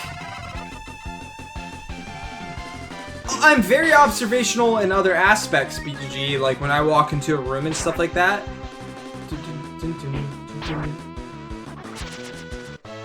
Oh, Doc, please. I'm sorry, I did not realize by acknowledging your statement you weren't taking it as context of me saying hi. So, when it comes in the context of like a room that I go in or something like that, or my job or anything like that, I absolutely take stuff in, but when it comes to people, I don't know. I've always gotten the mentality that if you're having a conversation with somebody, especially if it's someone you're meeting for the first time, you should be able to go. Let's say it ends up being a 2-minute or 5-minute conversation or something like that. Rip. Where's the last place I saved? Here. I feel like you should be able to leave that conversation by knowing what eye color that person has. I think that's a very good standard to go by. With any person that you ever meet, if you get to the point of knowing what the person's eye color is, then that means that you had a significant conversation with them. You weren't just like focusing on other aspects of them or their body or anything like that. If you can leave that conversation knowing what eye color a person has, then you can say that you had a real conversation with that person. And I don't hate you, Thirsty. I've been drinking a little bit, okay, so I apologize if I'm not exactly calling stuff out and saying hi to people directly and things like that. That's me being an asshole in that regard. I'm sorry. I don't like looking people in the eye with talking because I think too much about social expectation. So, the way I feel about it, BGG, is that I've had so many like high up meetings with like high ranking people in my company and stuff like that, and everyone always taught me that the handshake was the most important thing. Have a great night, the farm. Sleep well, dude. So everyone's like, it's got to be a strong, firm handshake to show you're confident in everything else. And the way I feel about it is how many people have you met where you can't remember their name? Or you can't remember the conversation that you had with them. Because you've met them in passing. Because you've met them and you thought of it as like, oh, this is a friend of a friend or whatever, and you didn't hold any significance to it or anything like that, right? It happens a lot because there's other things going on in our lives. We've got more important things to worry about at any given moment, and so on and so forth. There's a whole bunch of different reasons for different conversations and things like that. Maybe we just didn't find someone interesting, and it happens. I mean, not everyone meshes together perfectly. However, I feel like if you take yourself, and it doesn't mean you have to stare a person in the eyes, you don't, but if one of your points in contact with this person is to look them in the eye for at least a significant period of time that you know what color eyes they have, that's a way to express consideration. It's a way to express like actual interest in the conversation that you're having with them and everything else, and then you leave there with something. You leave there with something that you know about that person. Even if you can't remember the person's name or something like that, you'll remember that moment. That focal point where you looked at their eyes and remembered, hey, that person has blue eyes, or things like that. And it's not a point of acknowledgement in the regard of like, oh, hey, what color eyes do they have and things like that. It's something that should become secondary during that conversation you have with them. And I say that in the regard that there's some people that I meet where I'd never take that observation in. I don't see what eye color they have because I did not have a significant conversation with that person or anything else. What I'm saying is that it's a good way to communicate with people. Well, thank you. I appreciate that. I'm a pretty goofy person overall. So wait, I can't... Where's the rest of my party?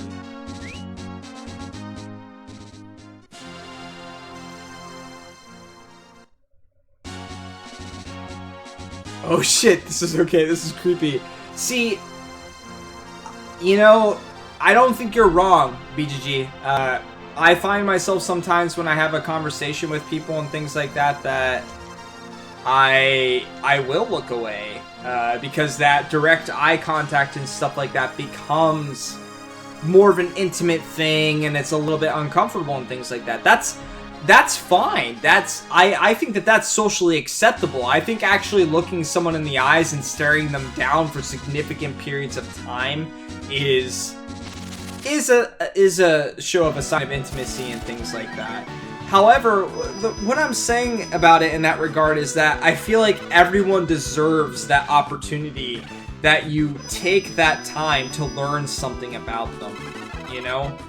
Sometimes people don't even introduce themselves with names. Sometimes you meet a person, you never hear their name, but someone's eye color is something that you can always take away from them. And it doesn't carry any significance to who the person is or the conversation that you had with them or anything else, but that's a moment that you actually opened yourself up to that person.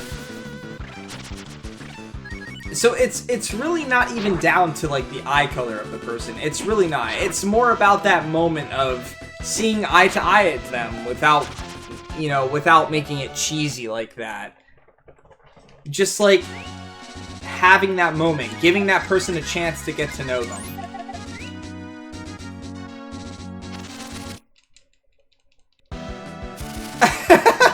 Alright, BGG. What color eyes do I have? I want to know if you looked me in the eyes. And I'll let you know if we're going to get busy later based on that.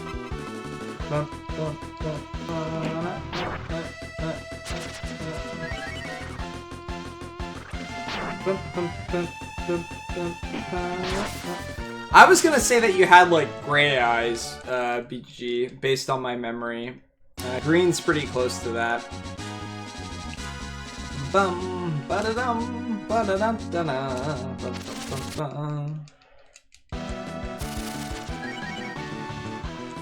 You have hazel eyes. Bum bum. Hazel's actually pretty common. What color eyes do I have, everybody? Has anybody noticed? Out of all the streams I've done, what color eyes do I have? My webcam's small and on the screen. Okay, guys, what color eyes do I have? I've got crazy eyes. Yeah, you're right, Altan. Can you guys see them? Is there enough light? Brown eyes.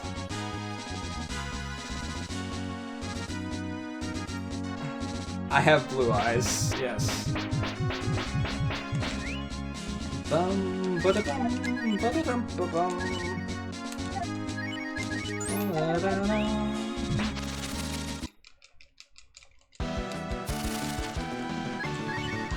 Oh yeah, that free run though.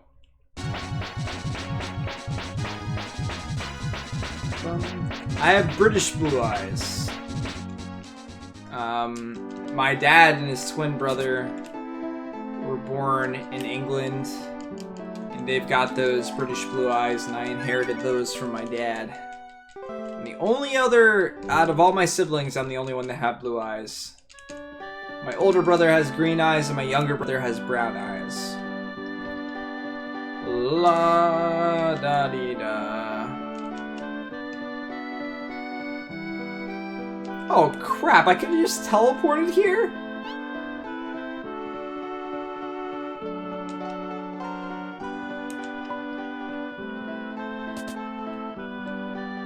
Eye color really isn't all that significant.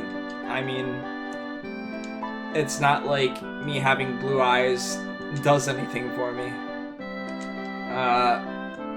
But again, like I said, having an actual, when you have a conversation with somebody and things like that, it's a little bit, it's different. And to put you into context, BGG,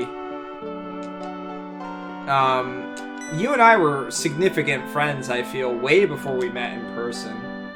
Our conversations and stuff like that, I was already focused on that type of conversation. I already felt really close to you as a person and things like that. For whatever reason, though, a picture in my mind with your eyes were like a dark gray. That's like, for some reason, that's what you come up in my mind as, so I'm sorry for that. For not remembering that. Must be bags under your eyes. You mean like these bags, guys? Yeah, I don't have bags under my eyes at all. Never, ever. Never had those things. What are you talking about? Dark circles around your eyes? Ha! Who has those?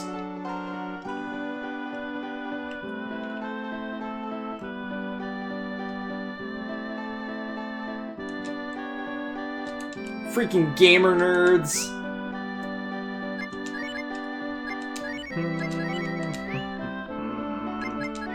Maybe I should actually use Rand, though, because I remember there's a point in the game where I almost always get stuck with him.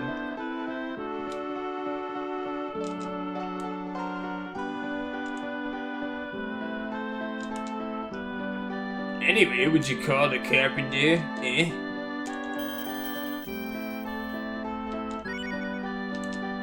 I've been told that having blue eyes is a very appealing feature. But the only experience I've had with that is girls telling me, "Oh man, I wish my boyfriend had your eyes." And to be completely honest with you, that doesn't make it very appealing. Just saying.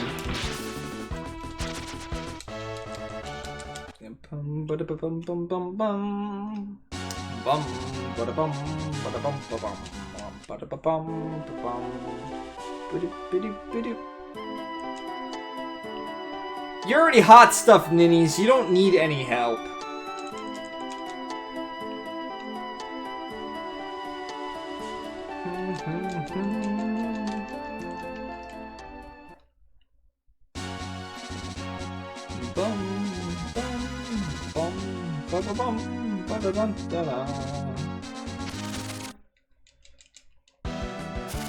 Malarkey? Oh, don't even get me started, dude.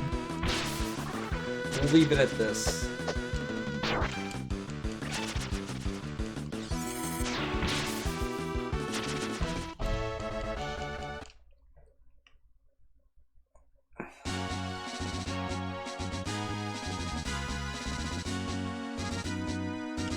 Popular people and good friends?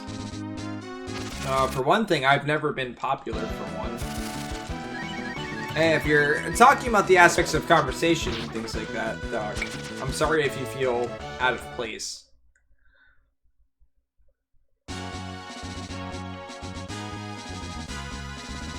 Captain's not that town, right? Captain's the town with a boat? I can't remember.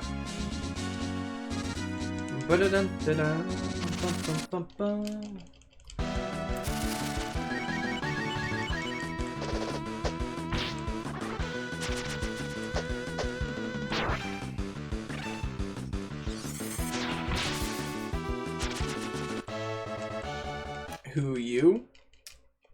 I'm not sure what you're referring to, Thirsty. You were saying that your life got really real and crazy, though? What do you mean by that? And again, guys, if there's something that I miss in chat or something like that, don't feel obligated for just waiting for me to answer something or things like that. There might be some stuff I missed. Like I expressed earlier, when I'm playing games like SNES games and stuff like that, I've got the SNES screen on my left screen, and I've got 2 screens, and the chat's on my right, so I have to look to the right, and I've got maybe 5 or 6 messages, and that's it. That's all I can see. So sometimes I miss stuff and I don't even realize that I missed part of a conversation if text is going really fast and stuff like that. It's not me attempting to ignore you or anything like that. So again, if there's something I missed, please feel free to message it again. You had a baby? I had no idea you had a baby. You have not mentioned it any of the times that you've come by, dude, whatsoever. But that's awesome, man. That's awesome. That's a significant turning point in your life. Well, I mean, if your girlfriend had a baby, then you also had a baby. Yeah, well, I mean, that might not be something that necessarily comes up in conversation between Coldor and I.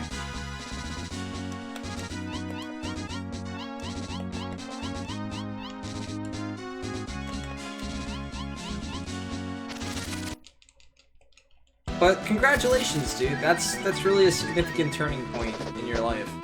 I gotta be honest with you, I thought, based on like where I was at in my life out of high school and college and things like that, that I would probably have a kid before I was 30. But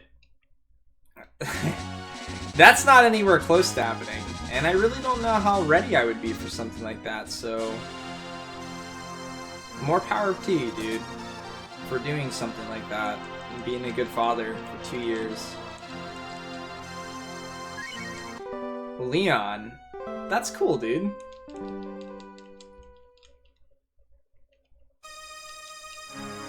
I don't even know if I'd be ready to be a dad. As much as I thought I would be ready to be a father by 30, when I really think about it, the fact, it really scares me, to be honest. Part of that has to do with not being in a relationship in the first place. You know, when you're not close to somebody, it's really hard to see yourself in that type of situation where you're with someone raising a child.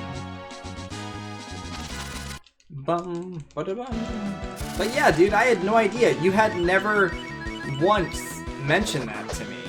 And I feel like I have a pretty good memory and I would have remembered something like that.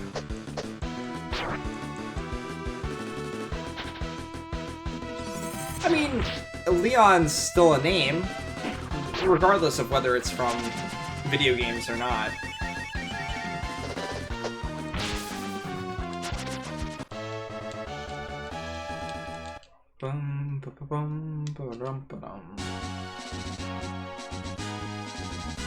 You don't have to apologize. I mean, it's not like I ever asked something like that either.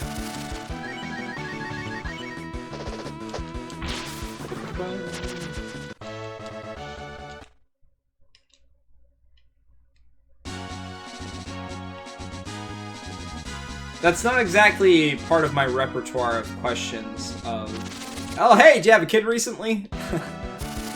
So, but that's, I did know that you went missing for a while and things like that. You were here fairly frequently, and then not so much. But it makes sense now as to why. And you're spending your time where you need to spend your time.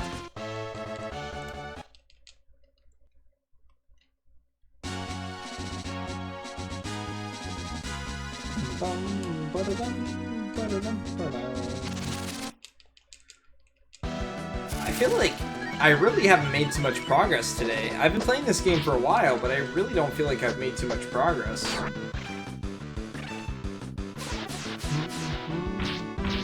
I did die a lot to a few of the bosses, though. I guess it just never came up, Thirsty. You had other priorities at the time, and again, I never asked, so... But again, congratulations, man. That's a significant step in your life.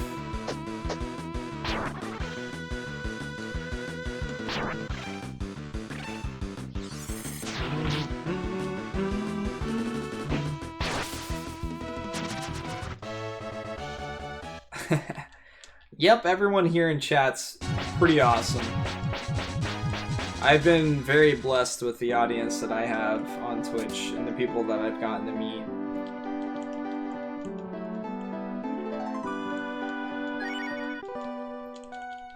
I'm just me, man. That's all the more I can be. I'm sure not everyone thinks that I'm a nice person, but I appreciate that. Thank you. Alright, so I think I can talk to the people here, and when I talk to them, they can build the houses.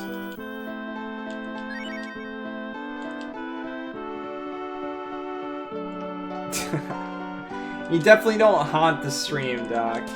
You've got those occasional puns that you throw in that make me giggle. BGG would be proud. Do we want him to build houses? I really don't want to... I really don't want to climb up, like, the ladders and stuff like that.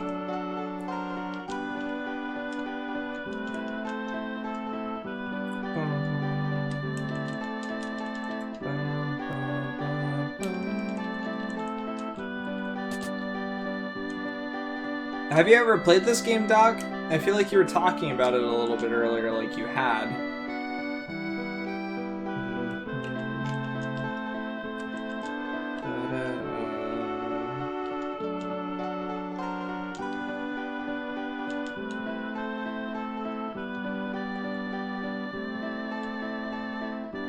So I got here too, I think. A renew. Oh, it was a revive spell. I completely forgot that it was a revive. I thought it was a cure. You've seen it played, but missed playing it for real. Oh.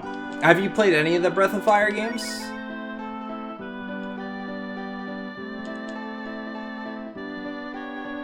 I was not paying attention to his text there. Well, I've never actually had this guy build houses for me before, so let's see what happens. 1, 3, 4, and Dragon Quarter. Wow, so you've played every one but this one. Huh. That's interesting to me. That's not something you hear very often, that 2 was the one that was skipped.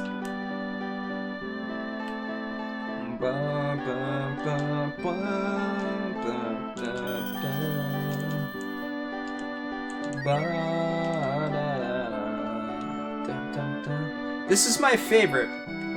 Breath of Fire 3 would likely be my favorite if it didn't have as many weird mini-games as it has in it. But unfortunately, it's got so many that every time I try to replay the game, I just get to like the point where you're making like the sushi or something like that, and I'm just like, ugh, please, I don't feel like doing this anymore. Like the log cutting game at the beginning, I'm okay with that. It was part of the context of the story and things like that, but every other minigame after that just kind of feels forced, and they're all very time consuming and very cumbersome as well. They're just not fun. Careful on your journey. That's what I say to everyone every day. People are like, hi, good morning. I'm just like, good morning, careful on your journey. One on a friend's SNES, then I moved, and by the time I had enough money to get my own PS1. So for me, I never actually played 2 myself until the GBA release of it. But I did see my dad play through most of Breath of Fire 2. In fact, funny story about that, we had a West Coast Video near us. I don't know how many of you are familiar with West Coast Video. Think of it kind of as like a Blockbuster. You could rent movies and videos and video games and stuff like that from it. And as time went on, they would sell their SNES games or like their N64 games as they kind of got old and things like that. And for a while I was looking for Secret of Evermore. I did not remember what the name of the game was, but the only thing that I could remember about the game was that you were a kid and you had a dog as a companion. And I never had the internet back then, so I couldn't just research online what it was called. So anytime West Coast Video would put a whole bunch of games out. They would put them in these like cases where it was just the name and that's it. So I didn't know the name of the game, but I would like occasionally pay $5 for an SNES game. And I got these really crappy fighting SNES games and things like that. I got a whole bunch of really awkward games while I was looking for Secret of Evermore. And I ended up finding that later, and I'll get into that story. But as I was looking for that, they ended up selling Breath of Fire, the first one, and I bought that. And I wanted to get the second one, but they were still renting that one out for whatever reason. They sold the first one, but they were still renting out the second one. So I decided that I would just rent it at one point.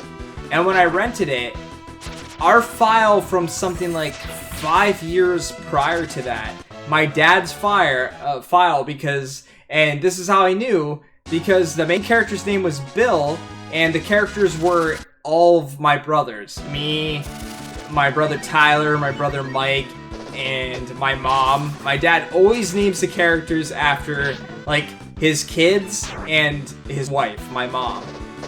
So it was our file from, like, 5 years ago was still on that game. So I really wanted it after that, but I never actually got to buy it. Unfortunately. But it was great to rent the game again and just, like, see that our save file was still on there. For some reason, that just brought, like, real significance to me. But another thing about that is, we would go camping to this place in Watkins Glen. It's around New York every year. There's, like, a really cool hiking trail and stuff like that as well. We would go there every year, and one of the only aspect... Well, I like camping in general, and I like hiking. It's pretty fun. I like anything related to nature, even though I'm pretty introverted and stay inside most of the time. I really like nature. Excuse me, I really have the hiccups.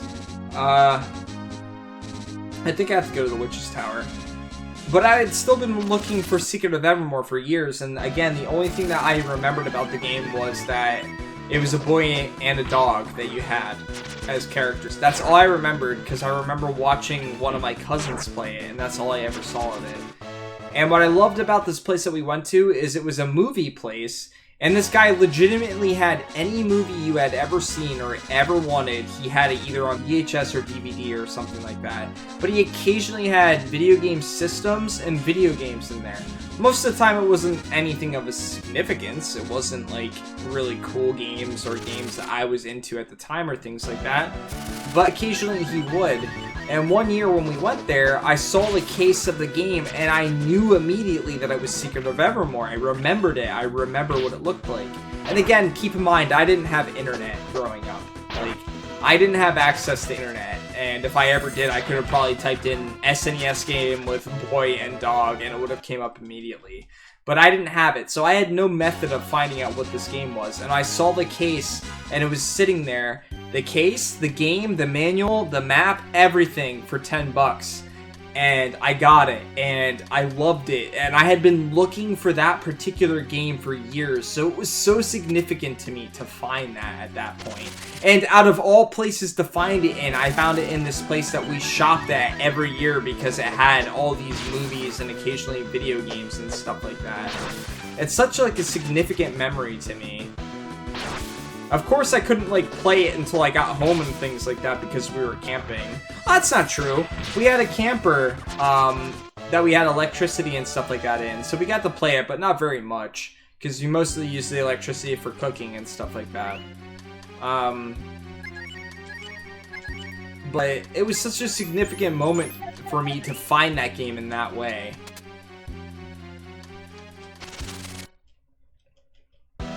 And I still have that box and stuff to this day.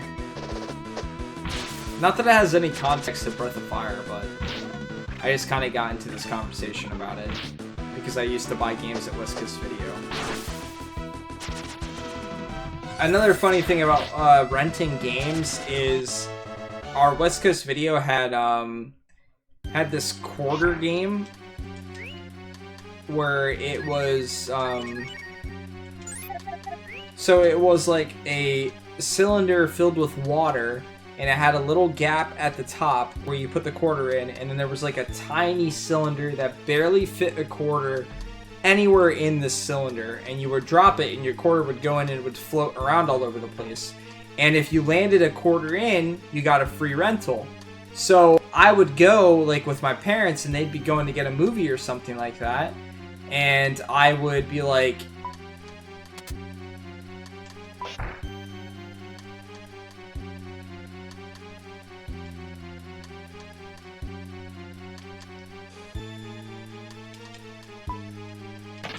so the Taco Bells, I might know the one you were talking about, where it had like a thing at the top that you could spin and you would try to get it all the way down.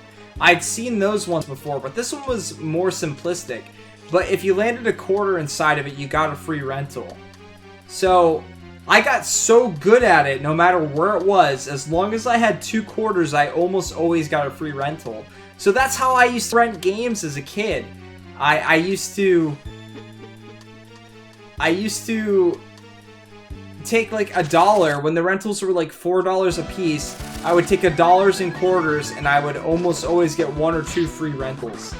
And that's how I rented games as a kid, because they just had this random game there that, for whatever reason, whether it was luck or whether I was good at it or not, I don't know. I got really lucky. And I would land those quarters in. And the best part about it is, like, I would go with my parents, and I would ask them, like, can I have $1 in quarters to see if I can get a free rental? And if I would get 2, I'd be like, hey guys, look, I got you a free rental. And they could rent their movie or whatever they were doing, and I could rent a game. And so they would always be willing to give me like $2 in quarters to try with every time. I started to accumulate so many rentals at this place, it was ridiculous. And now, when I think about it in perspective, it's probably because the place was going out of business. And why they even had something like that in the first place. But it was great. Like, so I'd hang out with my friends, and we would go and be like, what do we feel like doing? And we'd like not have a copy of like Super Smash or Halo or anything like that. And I'd go, and I'd win these quarter games constantly. I got to try so many games because of that little freaking thing that they had at their shop that they probably thought, oh, we'll make a couple bucks off this, no problem. Not from me, though. Not from me. The best I did was my parents gave me $2, and I got a whole $1 inside the thing. So it was 4 free rentals. And they would put it on your card, so they'd have it. So again, my parents were more than willing to give me some money each time to try and see if I could get a free rental. I played so many RPGs, whether it was like... Well, it was mostly SNES games that I got to rent for free because of that little mini game. And when I really think about it, it really puts into perspective like how many games I never would have tried. Because my parents were gonna pay $4 every time we went there. These were games that I might have never rented. Another game, for instance, some of you guys I think in chat know this. I know Gintatsu knows it for sure. But have any of you heard of the game Tecmo Secret of the Stars? It's a game I want to own someday. I'll buy a cart of it eventually. It's an SNES game made by Tecmo, and Tecmo is known for like sports games and stuff like that. And it's not an overly incredible JRPG by any means, but I remember loving it as a kid. It just has, before Chrono Trigger did it, it has dual and triple techs, where you can mix your like magic attacks and stuff like that together. It had separate teams. It had, you have your main group, your main party, but then it had a party of completely different characters that had different abilities and stuff like that that help you throughout the game. And they had so much significance to them as well. It's not the best RPG by any means. It's definitely not one of the better RPGs for the SNES, but it's something that did some really significant things for the time. I never would have played that game. Ever. I never would have known about it.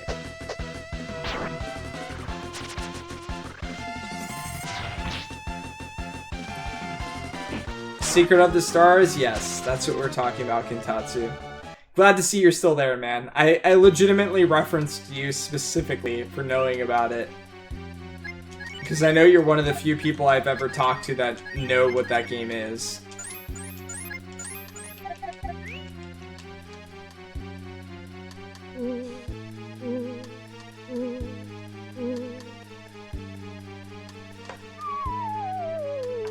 So if I remember correctly, there's a lot of like traps down here when you try to open up items.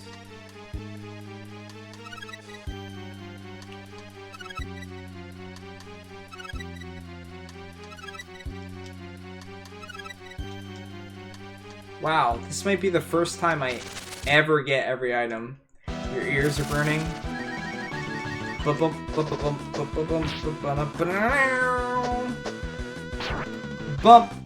bump.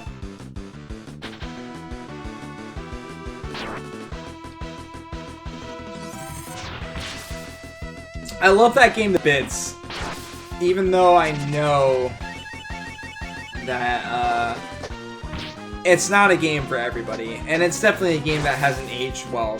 But if you go back and play it, you'll see some stuff that it did in its battle system that you've probably liked in other systems. Holy shit. Gintatsu, is there anything below here yet, too? This might be the only time that I ever got all the items in one go. I just gotta use the restroom quick. It's a fun game, but some of the earlier grinding I always felt I had to do. Yeah, you know, I didn't... The most recent time I played the game was probably about 4 years ago when I was looking at speedrunning the game and routing it out. At that point in time, I think it was like a 9-hour world record for the speedrun, and I figured out a method that I thought was quicker before I knew any type of, oh, I'll just fall down here then. Before I knew any type of speedrun strats or anything like that, like I never knew any glitches or anything like that in it. But it does some stuff in games, like, Chrono Trigger is known for its dual and triple text. Like, that's not the most appealing factor of the game, but it's definitely one of the more significant ones that, that people remember it for. Because there's not a whole lot of games that do that allow you to mix and match abilities and things like that. But this game did it first. That's pretty cool. I mean, you can't say that about a lot of things. But it's a difficult game, but I still like it. Alright. Let me finish this battle and then I'll be right back. I should probably heal too, or I'm gonna bite off more than I can chew. Which reminds me, well, when did Phantasy Star 4 come out? And BGG, you haven't played Tecmo Secret of the Stars yet, right? I'll be right back.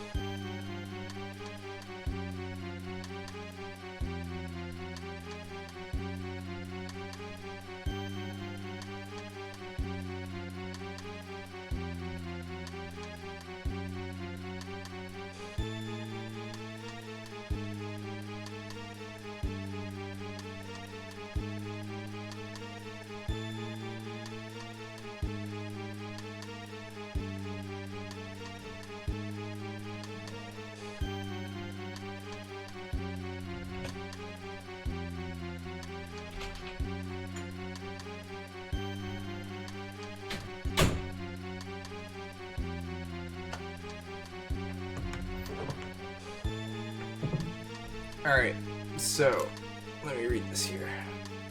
Good question. I think it was late in the console life. Nah, not yet. December 17th, 1993 for PS4. Tekken Secret of the Stars came out a month before November 5th, so no way they copied, to be honest. Yeah, I think I might know the person that's doing the run for RPG Limit Break. PA Sama or something like that, her name is, I believe. I found her through Gentatsu not too long ago, honestly.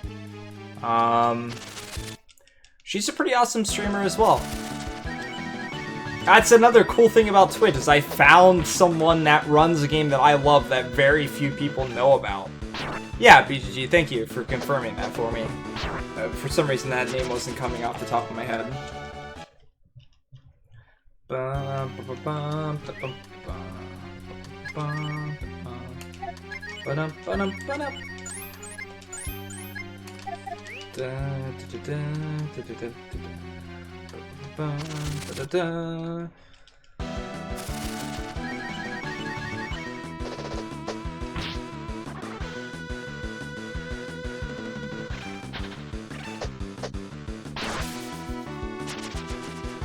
Oh yeah? I've mostly lurked in her stream and watched the Secret of the Stars runs.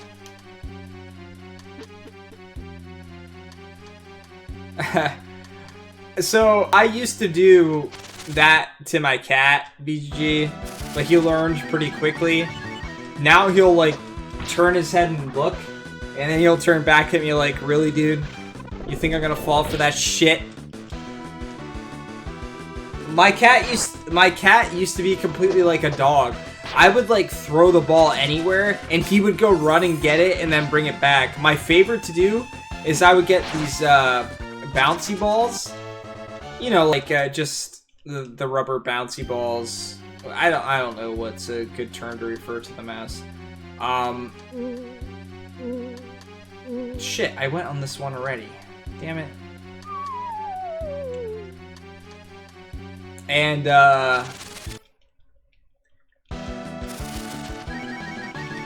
he would go down, he would watch them go down the steps like this, which was the most fascinating thing in general. Just like watching his goofy little head bop up and down watching it. Then he would like launch himself all the way down the stairs and go and get them. He'll still chase them down and stuff like that, and he'll pick them up, and sometimes he'll bring them to me, but it's rare. But he was like a dog at that point, honestly.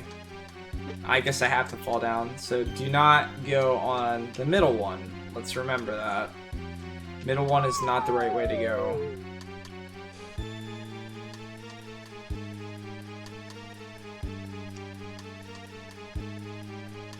Yes, that's the cool thing. Like, when my cat was a little kitten, he was dumb, but he learned quickly. Now he's too smart for me to mess with him like that. I can't do stuff like that with him anymore. He knows better. He'll just meow at me. And sometimes I wonder if he's being condescending, like, really? Like, you little shit, you think I'm gonna fall for that? I fell for that when I was a kitten.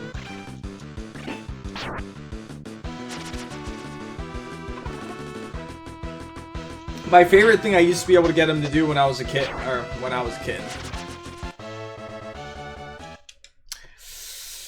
Yeah! Totally just said that.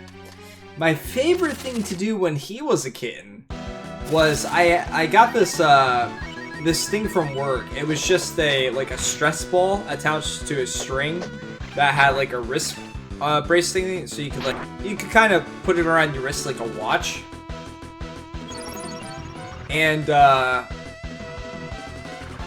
idea was to just kind of let it hang while you were doing other things, and then put it up in your arm and use it as a stress ball. So I'd take the string part of it and I would flick it all over the place. And when he was a kitten, he would go crazy for it. He would run everywhere. I could make the thing slingshot left and right as possible, as quickly as possible, and he would fly all over the room going for this thing. And my favorite part about that is I would do that side to side for ages, and he would be running back and forth, diving for it and things like that. And then I would launch it up in the air. And this is not even trying to express it in a way that is not possible or anything like that. He would legitimately do backflips going up for this thing sometimes. Like, I would launch the thing up in the air, and he would launch himself, and he'd go for it, and he would, like, do a backflip and land. He never did a front flip, but he did plenty of backflips. I just used to love doing that, and I just sit there and make him do that, and for the life of me now, he'll never, ever do something like that again. I can barely get him to, leave his feet anymore to launch for something. But that was so fascinating to me that he was like so excited and so hyped for this thing that he would launch so high and do a backflip for it. My ex has a video of it. Like, maybe if I ever talk to her at some point I can get it from her. But we had videos of it. Because it just seemed like something that was kind of unbelievable. Oh, are you kidding me? I should have paid attention, actually looked at where these went. Alright, so the middle one goes up, left, up, right, up, right, up, right. That one goes up, left, up, right. It cancels, up, right, up, right, up, right, right to the top right. Up, left, up, left, left, left. Up, right, up, left, up, left. That will go to the center. So I need the most left one and the most right one are the ones to go. So I don't... There's a bunch of different things I don't know in that regard. Did he just get sick of doing that type of stuff? Did he just get older and he doesn't have as much energy now? So, like, my ex used to quote-unquote torture him, and I put it in the perspective of that. It wasn't like she did anything, like, terrible to him. But, like, he never really liked being picked up and things like that, and she would pick him up all the time and try and cuddle him and things like that, and he just really didn't like that. And after a while, he got to this point of, like, if he knows he's going to get picked up now, like, he doesn't want any of it whatsoever.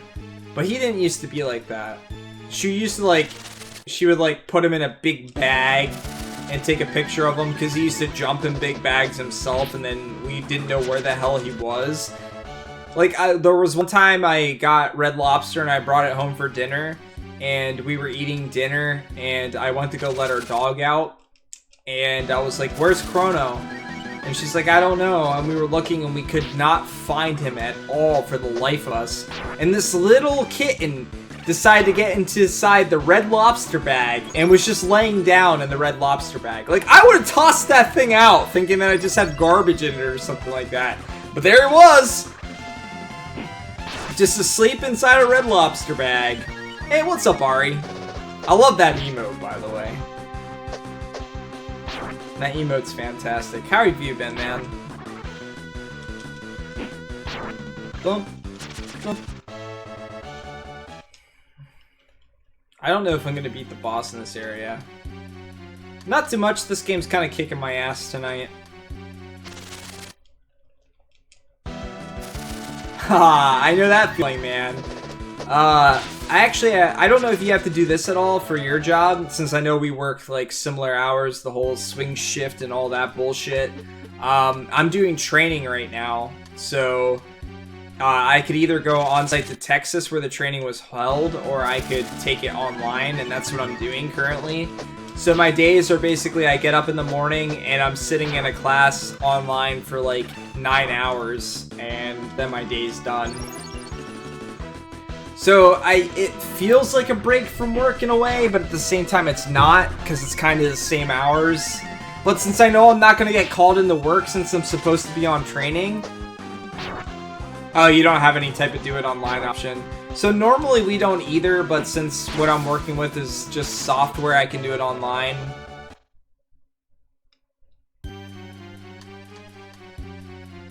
You have to do it while at work. Yeah, that's definitely most of my type of training as well. I have to do it at work. This is training for certain software modules that we use in particular, so... They have it on-site in Texas, but they just recently started adding it where they created your online service that you could go to and stuff, and you could do all the work yourself. So I can sit at home and take it. So it feels like the longest vacation I've ever had at this point. Because this is the base class, the company wanted me to take it, and I'm thinking going in like, oh hey, I'm going to learn a lot from this. and it turns out that a lot of the stuff that they're teaching me is just baseline knowledge. Like, stuff that I learned when I started the job that I have, and I had no idea what was going on, and I just kind of chugged through stuff and figured it out, and now they're teaching me that stuff, so I'm just sitting here and I'm doing these labs and stuff like that they have for it. It's long days overall, but it's been the easiest days I've had in a long time. Did I ever tell you to check my Twitch homepage? There's something on there you might like. No, you never mentioned that. I'll try and remember that.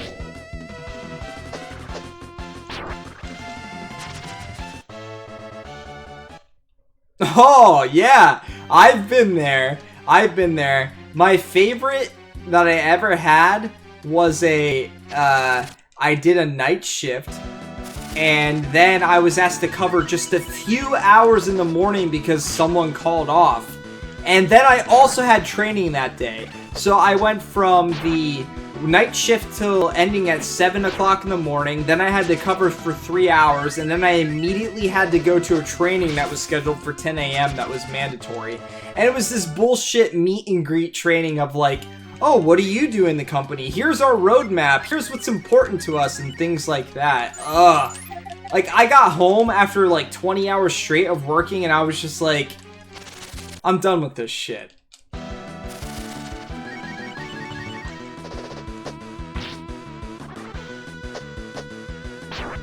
Right, yep, I deal with that same crap.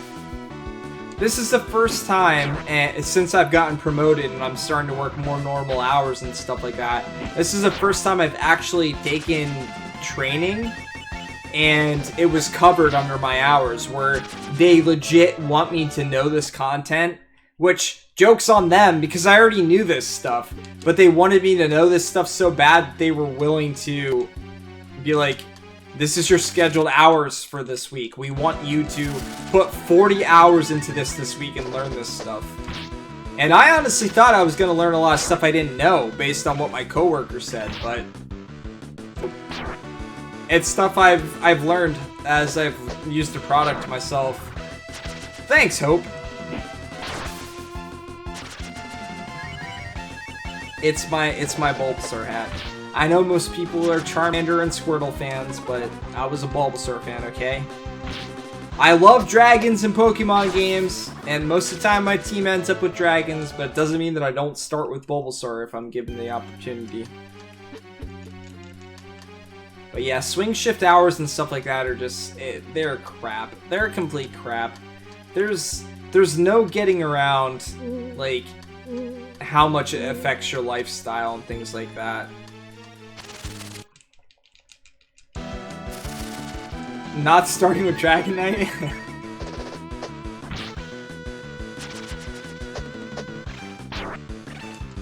So the funny part about it is my boss in particular is more laid back. I've described my boss to you guys before. When I first started, he was all gung-ho and things like that. And he was like, he needed to be there for everything everyone did. It was really significant and everything else. And I've been promoted a few times since then. And now all he does is watch Netflix all day. He gets there at something like 7:30 in the morning, and he watches Netflix because he doesn't have to do anything. He's gotten to the point now where he's given all of his work to other individuals. He doesn't do shit. But he didn't start out like that. And then, yeah, like you said, you've got managers that work well over the 40 hours, but since they're salary, they don't get paid overtime, which is kind of in the position I'm in, where I work overtime, and I'm not a manager by any means, but I work overtime and do not get that extra overtime like I used to when I was working non-salary pay. That was the only thing I liked about not being salary, was I worked a shit ton of overtime as it is. So it was nice to make that extra money. But once you're salary, man, do you lose a shit ton of money. I've done those 100-hour work weeks too. They're not fun. They're physically and mentally draining. They just take everything out of you. You start to lose track of what day it is. You legitimately just like wake up from whatever time you went to sleep and stuff like that. You just kind of wake up and you're like, okay, this is my life now. Until you finally get that day off and you just think to yourself, like, what the hell have I been doing? I try my best to limit myself to 40 hours now that I'm salaried. I understand that occasionally I'm gonna have to work extra hours, and I have multiple times. Most of the time I end up going, it's very rare that I only work a 40-hour work week. At the very least, it's at least 45. But most of the time it ends up anywhere upwards of 50 going on 55 going 60 hours. And I've kind of grown accustomed to that. But I'm never going to let myself do the 100-hour work weeks again without making substantially more money than what I make currently. It's just not worth it.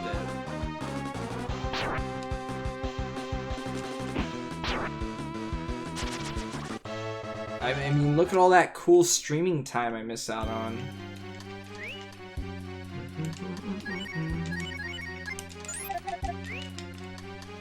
And as you guys got to see last week, with my coworker going on vacation, I had to cut stream multiple times because I'm on call constantly. And sometimes things have to be taken care of right away. It's one of the things with being in the IT field.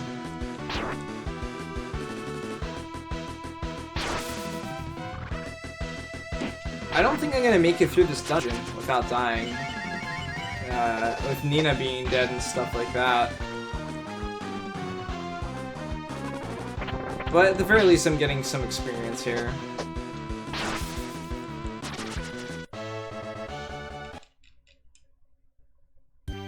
I live in New Jersey. I keep forgetting I don't have any spells, and I'm actually almost running out of herbs here too. Yeah, I live in New Jersey. Yeah, I work 12 more hours a day every day and didn't get days off unless I called off or scheduled. Yeah, so the problem with that is that once people realize that you're willing to take the hours when you're gonna be the guy that doesn't complain because you have to work extra hours and stuff like that, and you get your shit done, as much as it might not be their exact intention, I like to think of it as it's not their intention to take advantage of you, but they will take advantage of you, whether they realize they are or not. Because when it really comes down to it, with a lot of different companies and stuff like that, you get a group of people that are... You can very quickly figure out what people are better at their jobs than others, and what people you can rely on to get stuff done. And once you start to, like, have that tier of these guys get stuff done, they do a really good job, it's very quick, it's efficient, and things like that, people rely on you more, but you don't always get compensated for that amount of reliancy on you from the companies. Oh yeah, absolutely. And you know, we're kind of in a point in time with jobs where it's rare to stay at companies for very long times anymore. In fact, most of the time if you stay at a company for more than 5 years, you're limiting yourself in the amount of money that you can make. That's not to say that it's easy to find another job that's willing to pay more and things like that, but that's how to make more money nowadays, because companies that you're at a place for really long and, you know, you've been a big part of them becoming a better company and things like that, sometimes they're just not willing to give you that compensation, and you have to move on to make that. And it's unfortunate too when you spend so much time and effort on a particular site and making it what it is.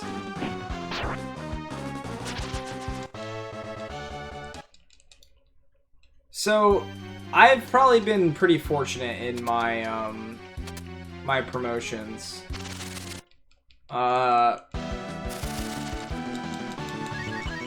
Most of my promotions, I started at the bare minimum of the company, like their baseline IT.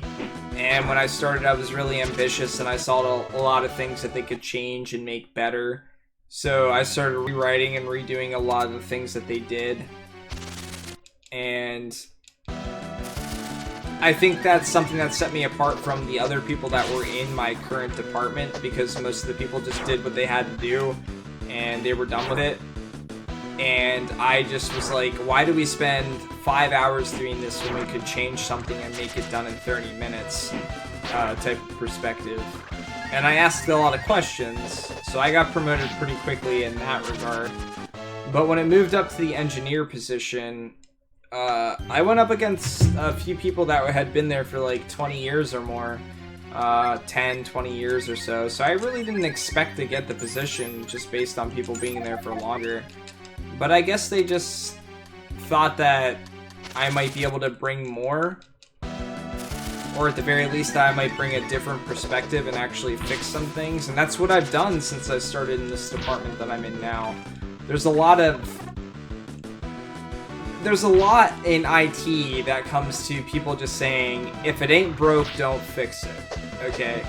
And that's understandable. If something's not broken, don't fix it. It's a pretty good mentality to go by. However, if the aspect is this thing works 90% of the time, but 10% of the time it fails, and we don't know why it fails that 10% of the time, it's pretty important to figure out why it doesn't fail, or why it fails that 10% of the time. Because just because it fails 10% of the time doesn't mean that it's always going to fail 10% of that time. And that's kind of where I'm a little bit different. I ask questions. I don't want to be woken up at 4 o'clock in the morning because a job failed that didn't need to fail.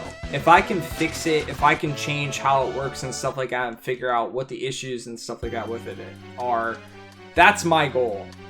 And a lot of it stems from the fact that, quite legitimately, I just don't want to be woken up at 4 o'clock in the morning. So if I can avoid that, then why not? And if more people had that mentality, we'd have a lot less problems in our company. But a lot of people don't have that mentality. They're content with being woken up, 4, 5, 6 times a year to have to fix an issue that might come back a year from now. They just don't remember happening. I've rewritten so much code, I've done so much stuff that had not been touched in years because it quote-unquote worked. And people were content with that.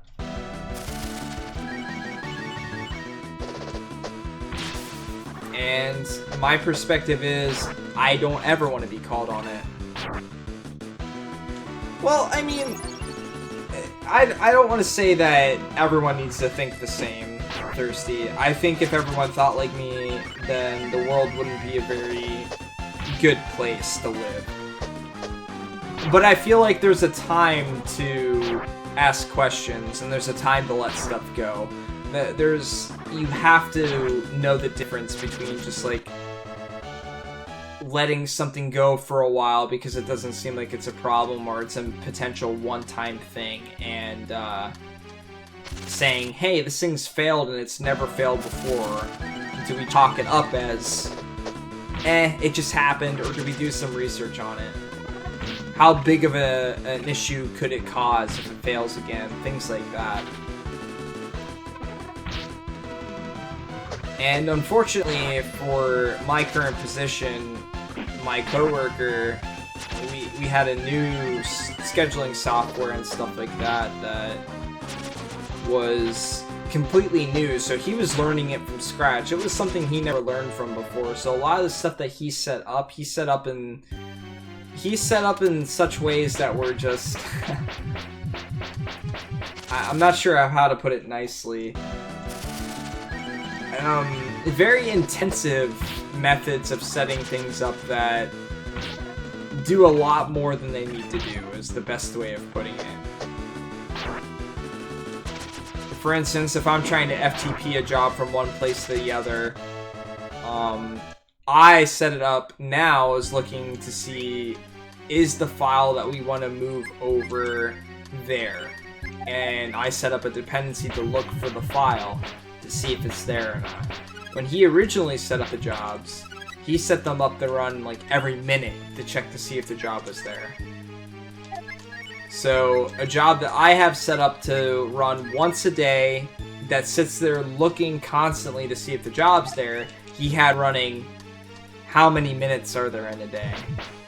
And that has a substantial chance for failing and things like that. And it's a difference in mentality too. Like, his setup, there's a very good chance that it's gonna get the file when it's there eventually. But it's also gonna run a crap ton of times and fail constantly because there's just not a file there to grab. Because companies don't work based on our perspective. The files are there when they're there, and that's all there is to it.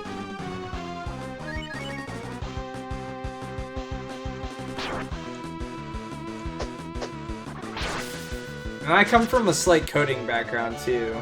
Like, I used to code and stuff like that for Lockheed Martin. So I guess I think slightly differently than what he does for some stuff. But I'm happy for the opportunity and the experience.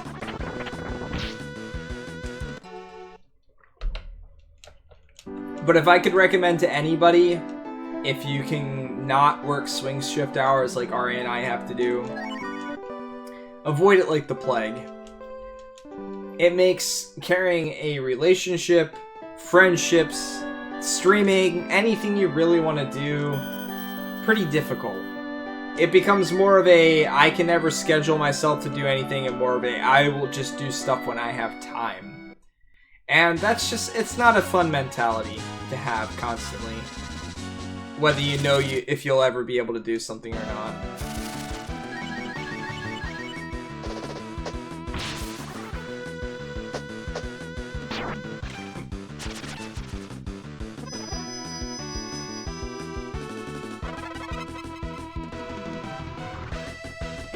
So I loved coding, and I always thought that I would go into coding video games or something like that. But I realized more and more when I did stuff for Lockheed that it's not the coding of video games that I liked or attached to. It was more the stories behind them, the art creation, all that other type of stuff.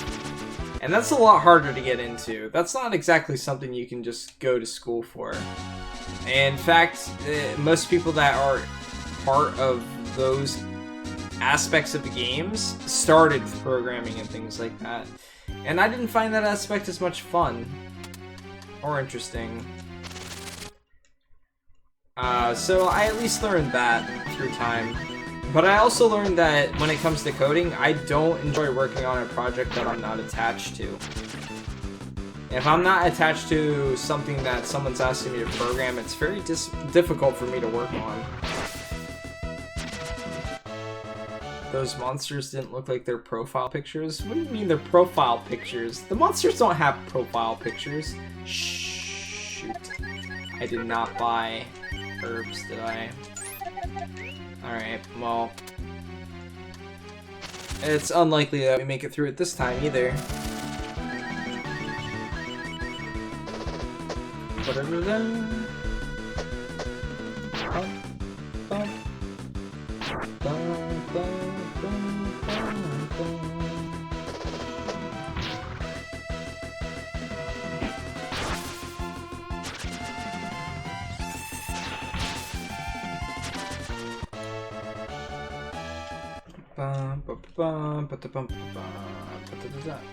Were you saying that only because they were catfish?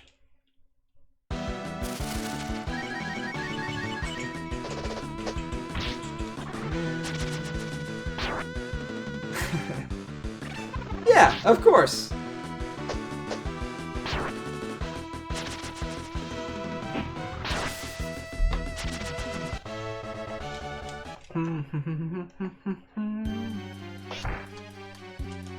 I don't think I have any antidotes left. Oh, I do have one. Do we use it? Yeah, I guess I'll use it now in hopes that I can get through this area. But I highly doubt it. They were indeed catfish enemies. You are not wrong.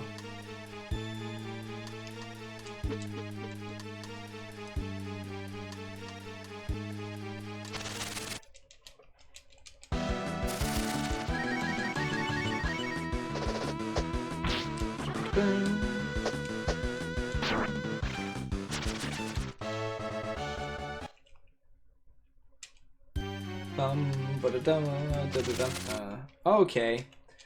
3 steps is okay with me.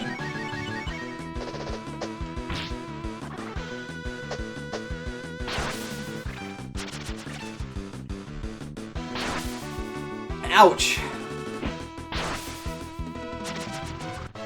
Yeah, there's no way I'm gonna beat this boss. I don't have any type of healing items. I have Revive on Nina, and that's about it. But I'm probably gonna use all of my MP on the way out.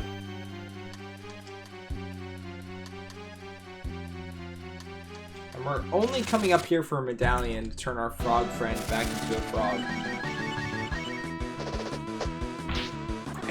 Mummy. Mage Mummy? Magic Mummy? Something like that. I'm sure.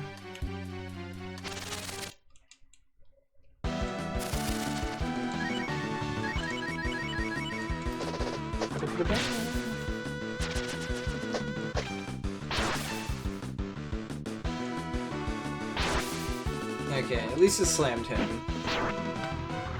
His defense is actually pretty high right now.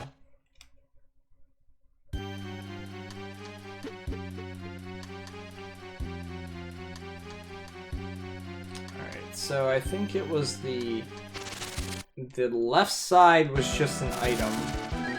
So we want to go to the right.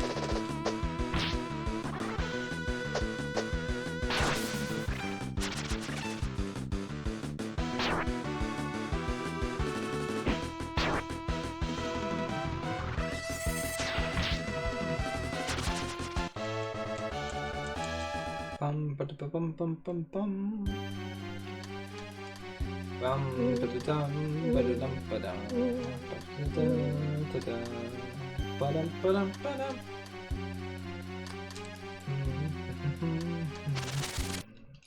Da da da da da.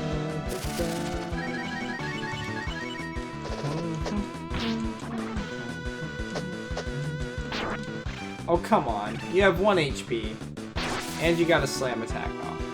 And you also got a slam attack off. That guy had 1 HP. It's not the guy you had to slam.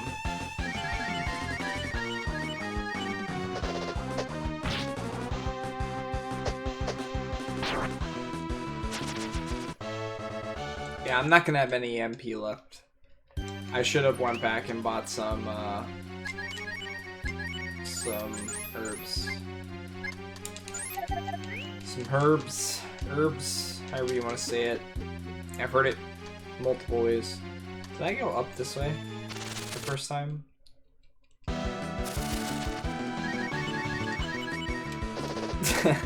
Thanks, Mashed Potato Fan. That answers all questions I had. And how are you? How are the mashed potatoes? Hopefully they're doing well.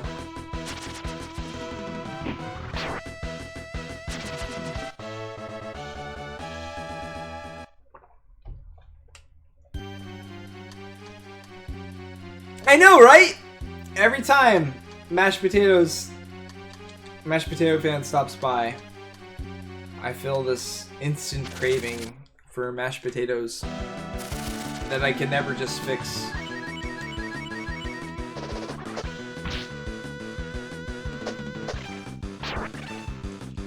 And how are you doing tonight, Hope? Yes, like when you mentioned chili dogs. Huh! Funny that you would mention that right now. Alright. Is this better? It is. Cool.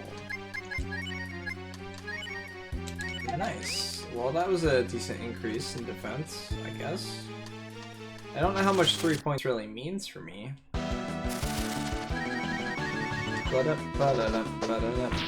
Alright, Thirsty.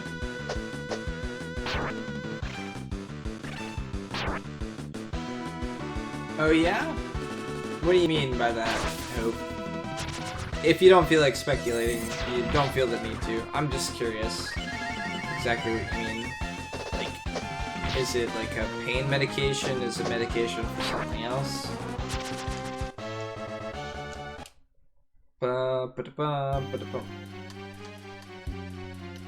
Ah, makes you groggy. Okay, I was wondering if it was something like that.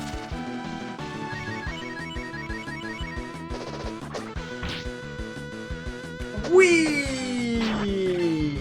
Is High Spirits here?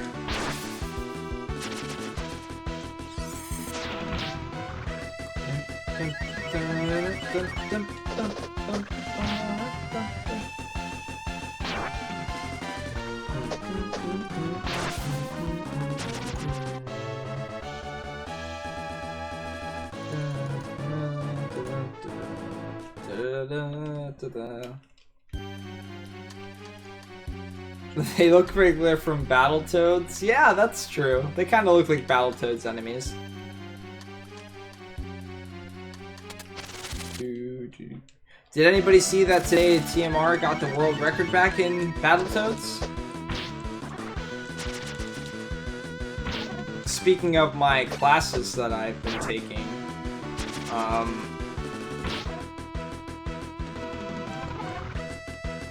oh, come on, don't work. Damn it. So my instructor with these classes that I've been taking, he's new to this. He's expressed that so many different times.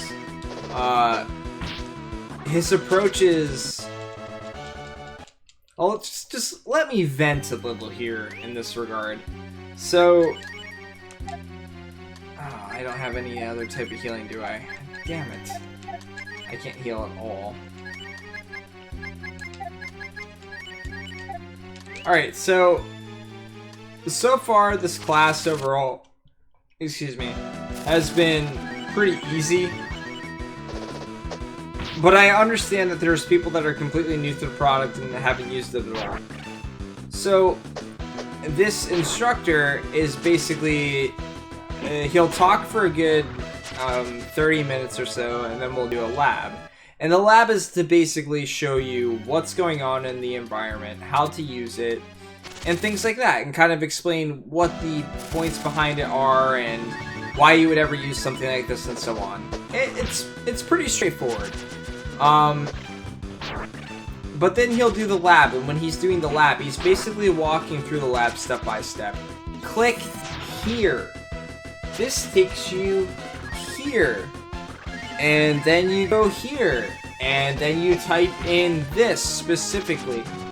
And there's this one person in my my training as well that, oh my god, for the life of them, it never fails. The step will literally be click this, and then he'll pause for 30 seconds going on a minute. Then he'll be like, click this. And the person will be like, oh, wait, where were we supposed to click? Where were we supposed to go? So these sessions that should take, like, no time at all, take so much longer. And, oh man, it's, after a day I was fine. After 2 days it was kind of bothering me a little bit. But after, like, after 3 days now of it, I'm at my point of just being like, please, he legitimately says, go here, click here, and he pauses and he waits for everyone to get there, and he even asks, is everyone there? And then when we're about to go on to the next step, it'll be like, oh wait, what were we supposed to click type of thing? Oh man.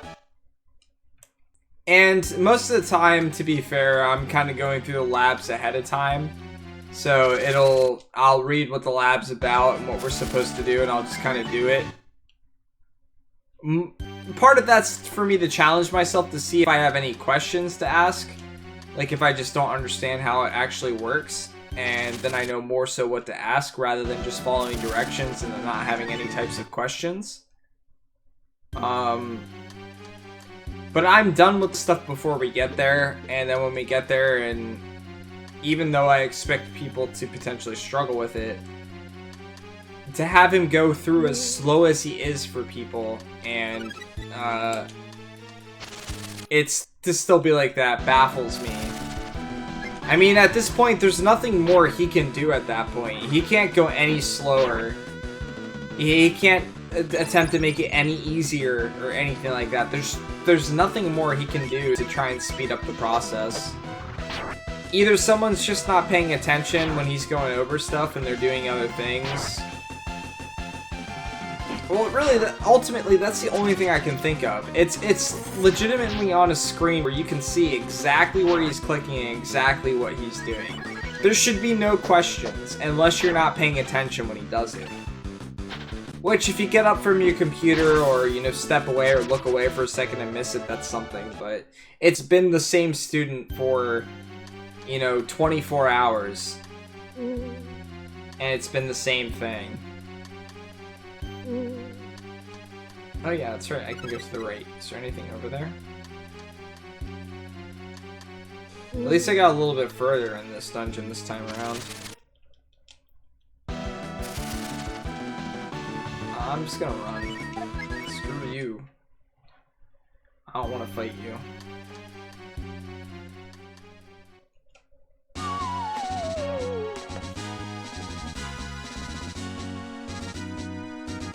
I thought that was just gonna take me to an area. I didn't think it was gonna make me fall. Damn it. Welcome back, Thirsty.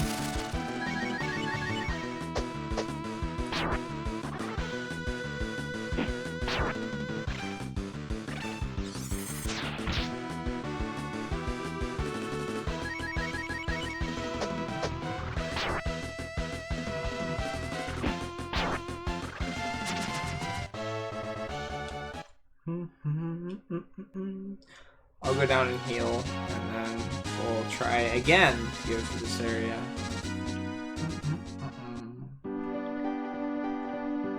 At least we get the heal for free. I've had to have made some amount of money, but again, I'm not going to have any healing or antidotes or anything like that for this area. And I don't really feel like going all the way back to the town to buy them either, since it's a significant trek to the right.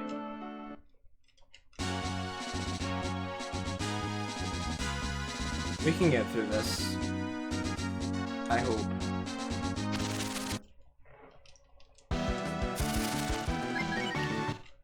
Bum, ba-da-ba-da-bum.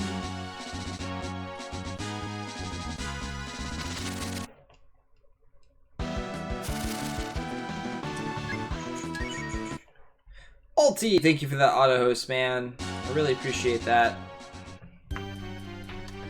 Alright, let's hope we don't get any guys that poison or curse me for these first two fights. Alright, just physical damage, guys. That's not too bad. Especially if we can, never mind, kill one before they hit me.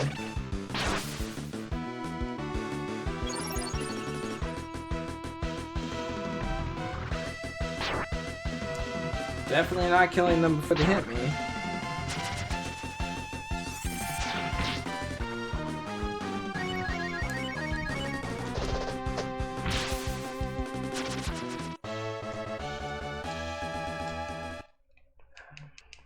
Is that any better than what I'm equipping?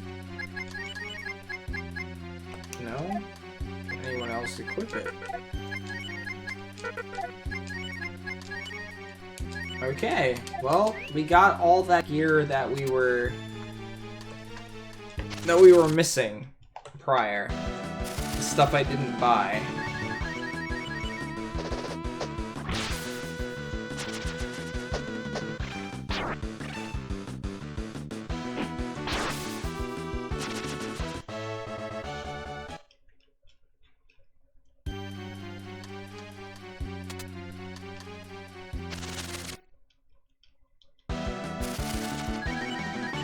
Don't poison me.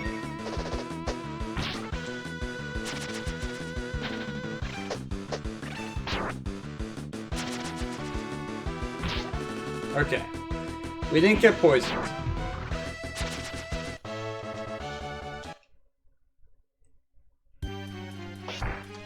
Up we go.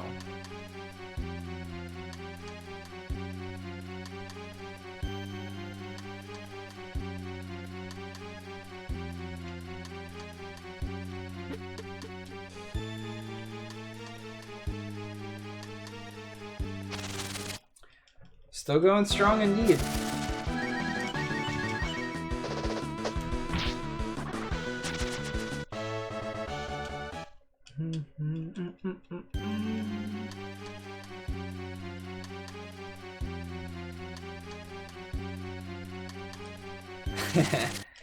Yeah, like I said, I'm in training classes this week, so for the next 2 days, I start streaming a little bit later because of it, but I'm not too worried about being super awake for these classes, and that's not to say that I'm not going to pay attention to them or anything else, but since I'm not, like, at work with people questioning me constantly or giving me, tasks that I need to take care of and things like that.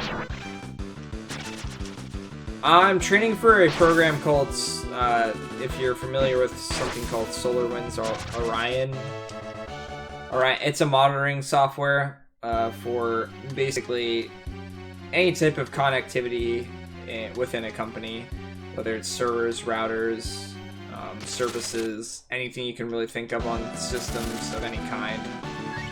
It monitors all that type of stuff, and I deal with that type of stuff already, and it's the baseline training for the product, so it talks about installing it and all that other type of stuff as well, but it goes more in depth with everything. But when it comes down to it, I've been working in this position for about a year now, so I actually learned more about the product than I thought I did. I thought that there was still a lot more for me to learn, and there might be. I might learn more in the next 2 days. But so far I have not learned anything in the past 3 days that I didn't already know or didn't pick up myself by just someone being like, I need this done, and I had to struggle to figure out how to figure it out and things like that myself. And maybe that was a better learning environment for me. An issue being thrown in front of me and just being like, take care of this. And I had to take care of it. Oh man. Do I try to run again? Or do I fight the fight?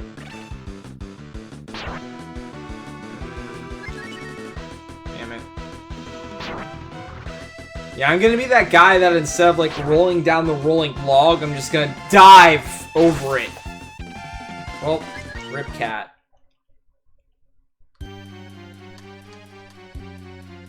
That's how good my training's going. I should be able to run from this for free.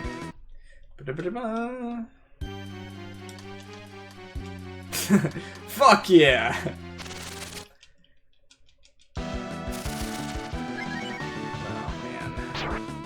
Why do I even try? I just need to fight these guys. I'm gonna get to the boss and not have any type of HP or healing though.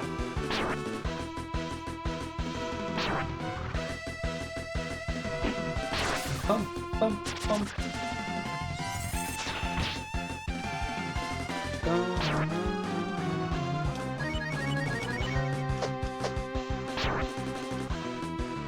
Well, I was hoping to save my dragon form with the full AP, because if I remember correctly in this game, it's based off your AP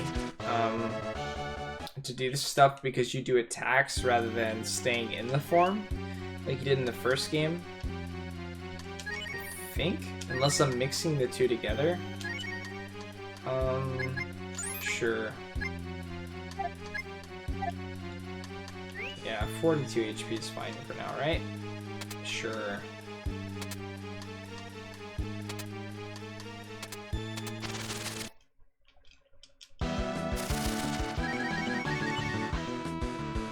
Oh, don't hit Cray, please.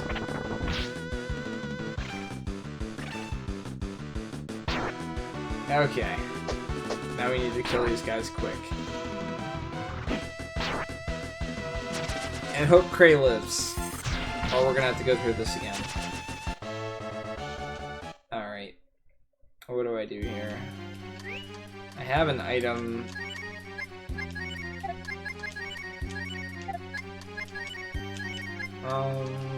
Those are revived. I can save them for the boss.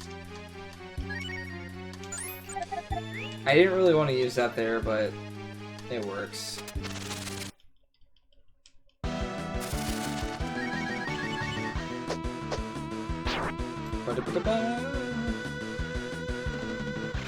I'm actually surprised that Cat has a higher level than Crane, because Cat's been dead 90% of the time.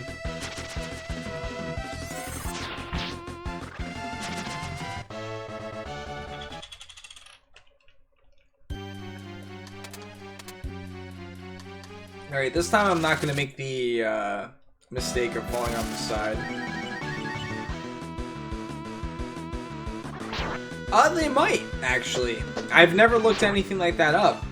I'm really curious. And like I said, this is one of the few games, since I've beaten it so many times, I really don't mind people spoiling things. Again, I've played this game so many times that I'm more curious at this point, stuff I never figured out in all the playthroughs that I've had of it. It's just like Earthbound for me. I almost wanted to speedrun this game.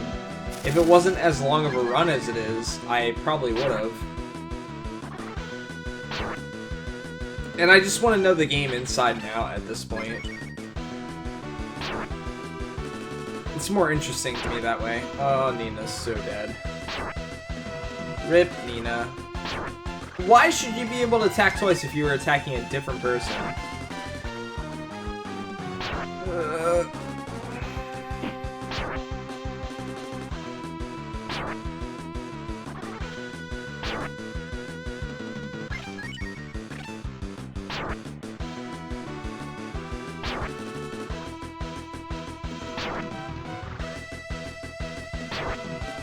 This is going well. I should have just attacked. I should have just attacked. Oh, come on. It's okay, we'll run. We'll make it out of this fight. Rip.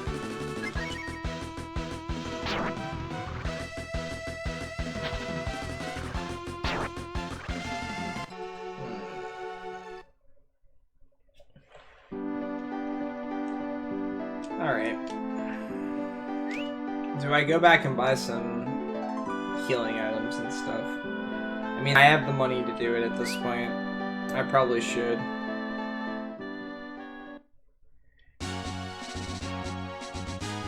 Oh shit, Ari! Oh man, really? Now I really want to play this game. I did in fact know that he's a Durgan, yes. That's why I love the Breath of Fire games so much, since I'm such a fan of dragons.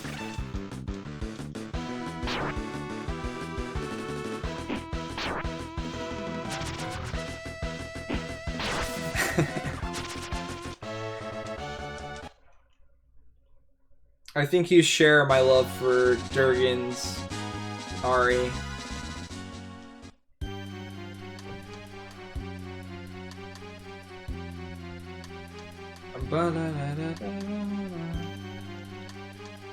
I've loved them ever since I was a kid, and I don't know why I love them as much as I do, but I just do. So any game that I can have dragons in any capacity is good for me.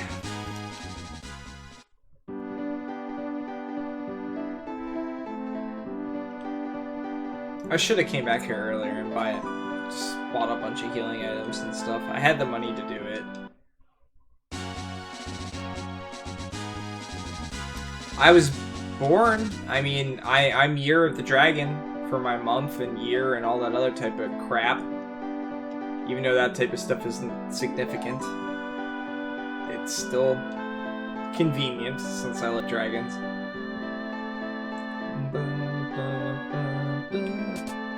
It's just why not have dragons? You're a snack? Okay, well snakes are acceptable too. They're reptiles. Alright, we're gonna have 99 of these because I'm tired of not having enough healing items.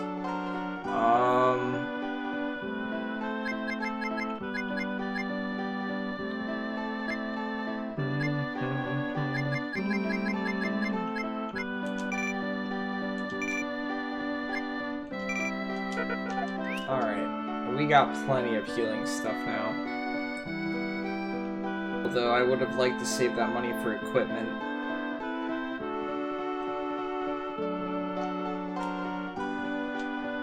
Would you like to save? I would, because now I have to walk all the way back over. Is it the year itself, or is it like the year and the month that determines what it is? Because I was born in 88, and I think that's Year of the Dragon. I think it's the year. I can't remember. I don't know. I think I was at like some Chinese place or something like that, eating, and they had it on there, and it had like the years and stuff like that. So I'm basing all of my knowledge based on that. Oh, that's true too. Alright, BGG. If you order us some Chinese food, some chili dogs, and some mashed potatoes, I'd be super, super happy.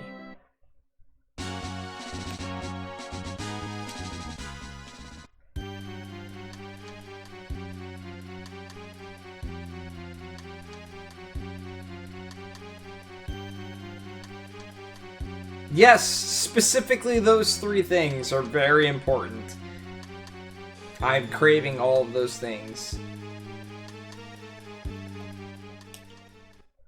I'm sure you can find all those things at one place. Oh really, Ari? The Chinese places near me are like subpar at best. Ah, see, so you're like in that position where the Chinese food's great, but everything else is crap, whereas for me, some of the other restaurants are actually pretty good, and the Chinese restaurants are eh.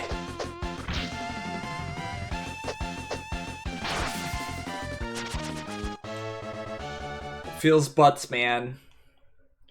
Yeah, that sucks. Considering how often I order food or like eat fast food and stuff like that, it sucks that there's not a decent Chinese place around here.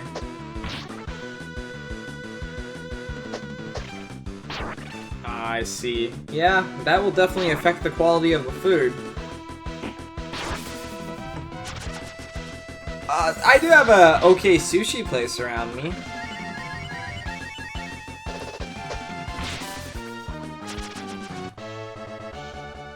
Bum ba da ba bum bum bum bum. I see, so the restaurant just went to shit. I guess that's what happens, though. I mean, you can't expect a couple to just fix everything to make you good food again.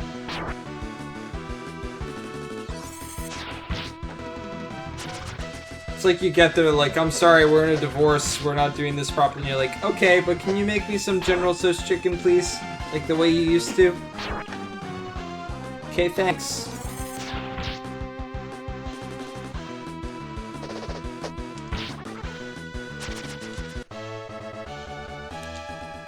Bum ba da ba bum bum bum bum.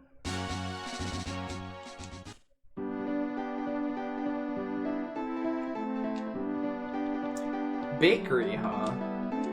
See, your bakeries to me, the only thing I can think about is just like getting 1 loaf of bread and that's it, and like eating it with other things.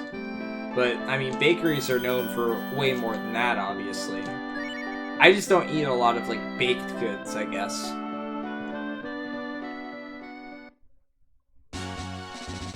Ooh, now a decent sandwich of fresh bread sounds like a good idea.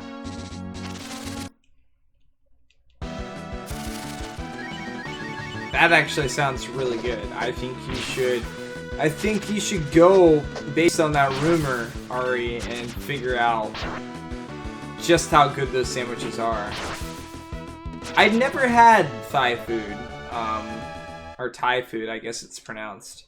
Mashed potato fan. That I'm aware of. If I did and like someone had ordered it and I had tried something, I was not aware of it. But I've never knowingly myself ordered Thai food. Shut up, BG. I can read good, okay? Shut up, guys. Made a mistake. Alright? It's okay.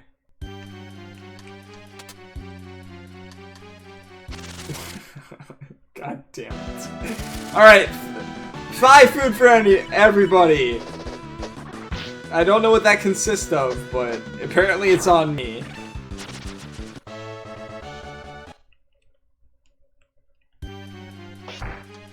Wait, that only took 2 battles that time. Oh yeah, Fies. Yeah. Exactly. What was I thinking? Why did it take 3 battles the last couple times to get by that? Maybe I have to go up, down. I can't just like go up and then up again to try and reset the fights. That's an awkward trigger thing though.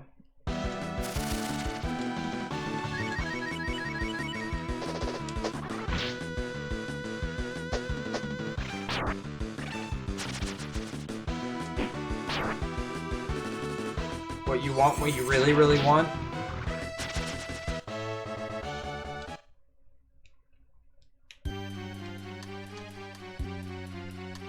Indian place. I don't think I've ever had authentic Indian food either.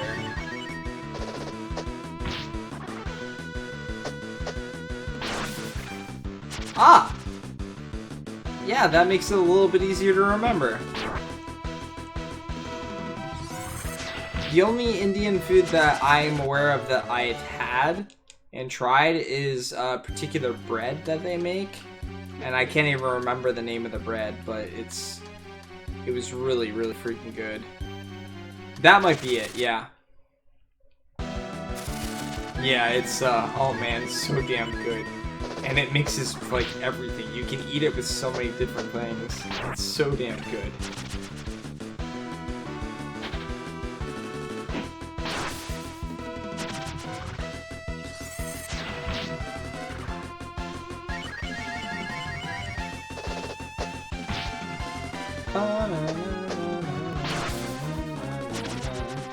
Hey, Manadria, thank you for that host.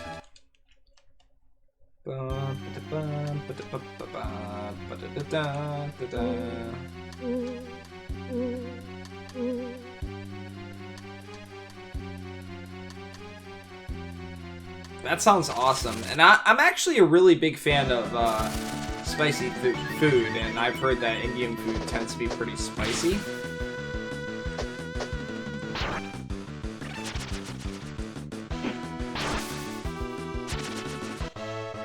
So it's like straight up my alley in that regard.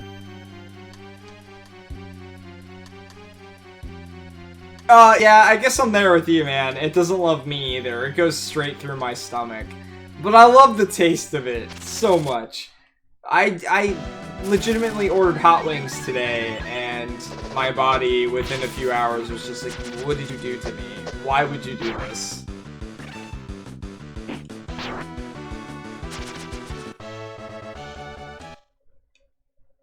I guess it depends on where you go, atheists. Man, I mean, like I said, I've never really ordered Indian food.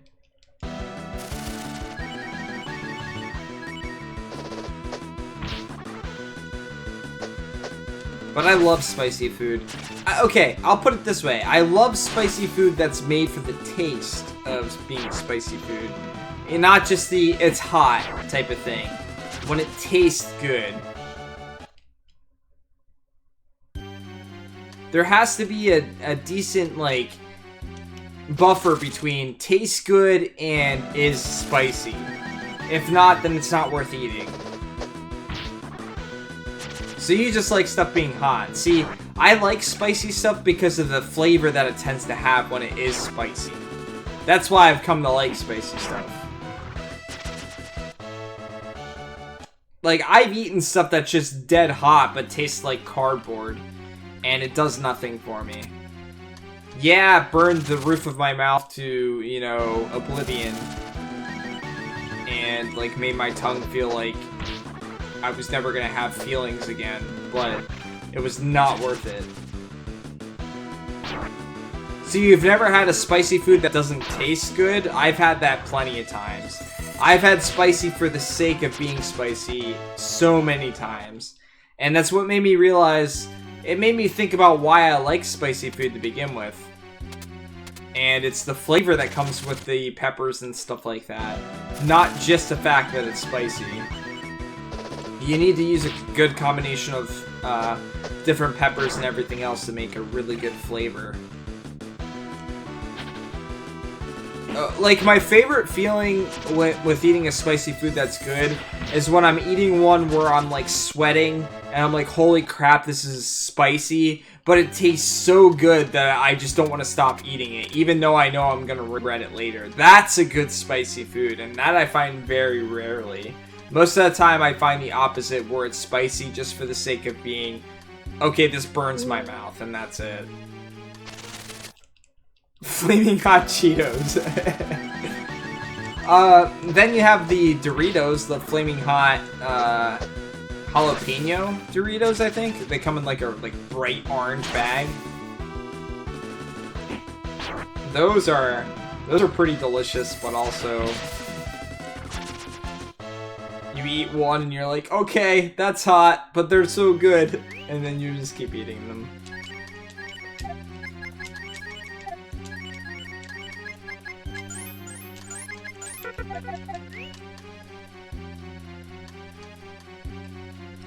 Yeah, it just like builds up in your mouth as you continue to eat them. Jalapeno and cheddar, those are a good combination.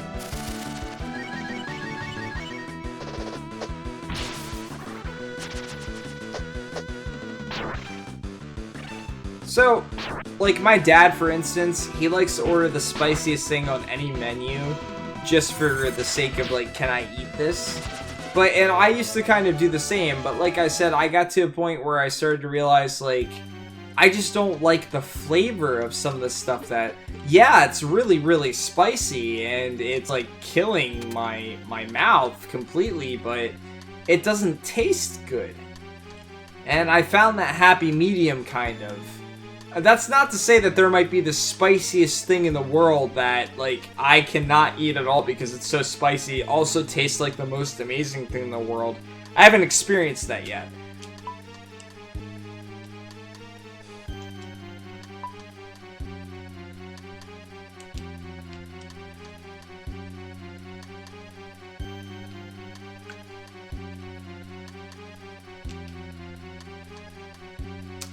What do you mean by where do I get them?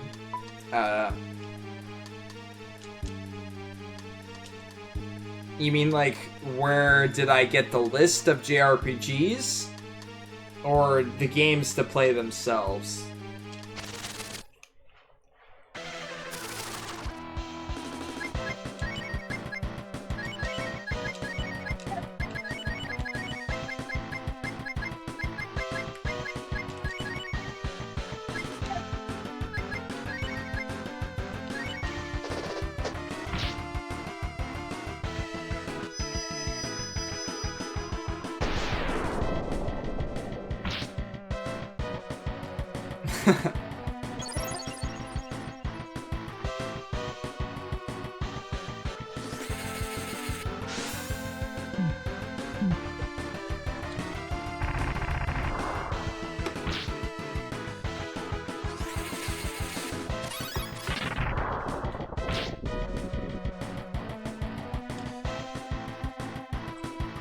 So, that was a chubby little dragon chicken, yes.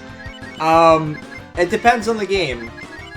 Some of the games I bought years ago, and I couldn't tell you where I got them from exactly. Probably eBay and sales of some kind. Some games I have a version of them, but I might emulate them anyway, just because it's easier for me to stream.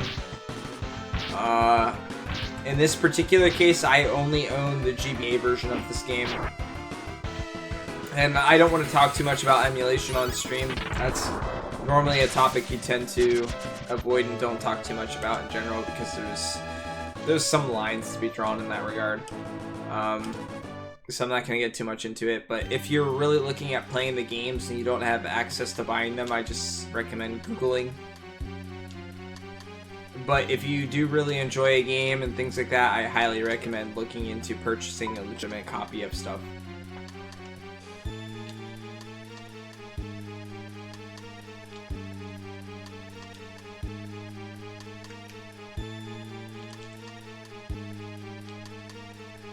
No, please leave me. I think everyone... I believe that there's a shaman in this tower. I think there is.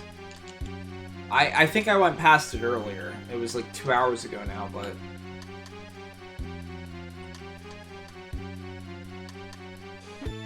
Water. Wow. You guys have way better memories than I do. I swear. It, like, completely blows my mind the amount of stuff you guys remember.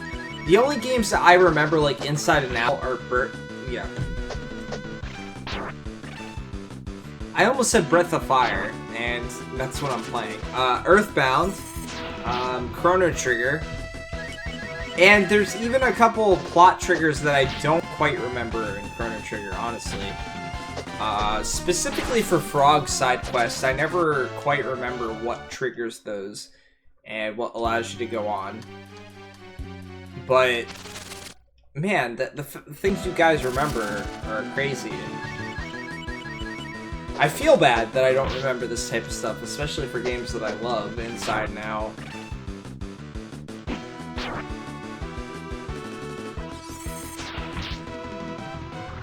Wow, that was one full set of attacks and they still didn't die. An elephant never forgets. I've played Earthbound and Chrono Trigger so many times. Earthbound is probably the only game that I know what triggers what and everything else. To the point where if, like, when I was doing random... which reminds me, I want to do a randomizer at some point again. I also want to finish a random door run at some point, whenever I can invest the time into something like that. But I want to do another randomizer run of Earthbound.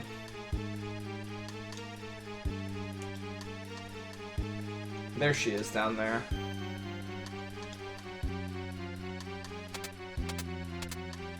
I know enough about Earthbound that I can kind of piece stuff together, even doing a random door run. What triggers I need to hit and stuff like that to be able to progress the game. What order the triggers get done in, and things like that. Chrono Trigger, I know most of them. I used to remember that, so, I don't quite know if there's multiple triggers in Chrono Trigger, and maybe BGG can answer this because he's a Chrono Trigger speedrunner. The Millennium Fair at the beginning of the game, when I was a kid, I used to go around and do everything, and then eventually I'd be able to go through and see Luca's telepod experience and stuff like that. And then I later on, as I got older, realized that if you talk to Melchior, you can try and buy stuff from him, and then it's like immediate that it happens. Do you have to talk to him? Or can it happen based on different things that allow you to go?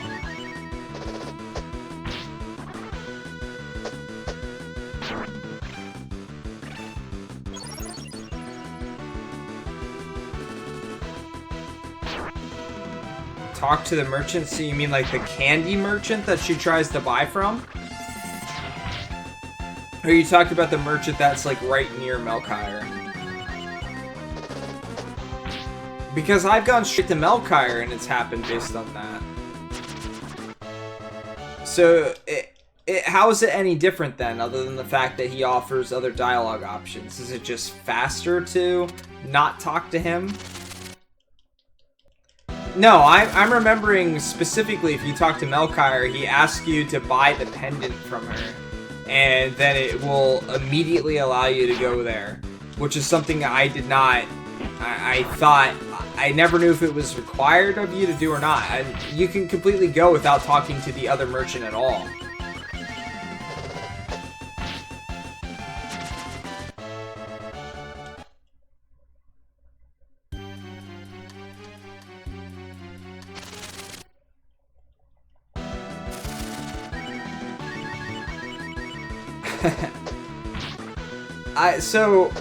I played Earthbound and Chrono Trigger so much as a kid that I figured out so many things about them. That's why it baffled me when I did a speedrun of Chrono Trigger. And I'm coming from a unique perspective, I feel. Like, a lot of people that I've met that are speedrunners and things like that had internet before I did. I didn't have internet until I was in college. So for me, I never got to research any of this stuff or see anyone else doing anything.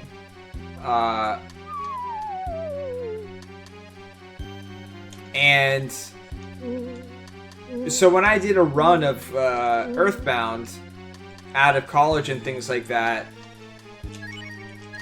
I didn't know that there was already people that were speedrunning the game and there was like world records and things like that. It was just legitimately my goal to beat the game as quickly as I could, and I got about 7 hours. And that was me playing the game in the complete order of doing the sanctuary locations at the proper times and things like that. And I did a little bit of grinding in Stonehenge because you can easily fight the Starman and get green swirls, and you get a lot of experience from them, killing them very quickly. So I had like a grinding session, or like 2 grinding sessions that I did in it. And I never knew that it was like a thing, that people speed ran games. And then I found Andy Perfect's run of it and things like that, and doing stuff in a completely different order. But obviously now, like, the way things are done are significantly better than the things I do. I don't know, Atheist Man. I'm pretty sure Melchior does. There might be multiple methods, but I know for sure that if you talk to Melchior, he'll ask to buy the pendant, and it will immediately allow you to go to the telepods.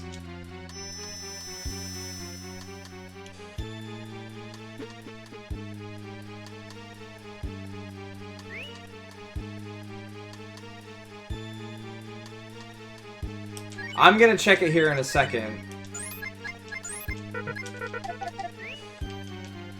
Seriously, Ari? I feel like you got into speedrunning the same reason I did.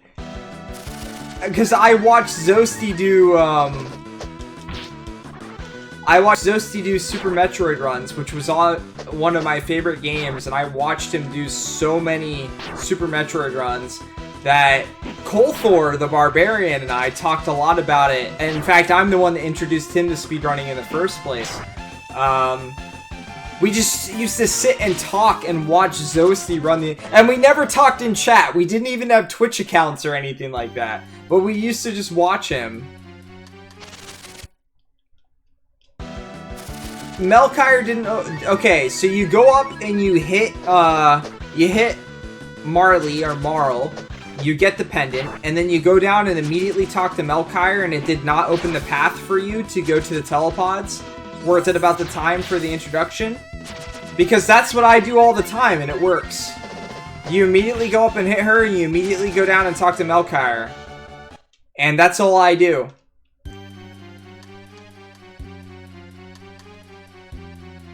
By any vendor. So Melchior is technically a vendor. He will talk to you, and you can buy stuff from him.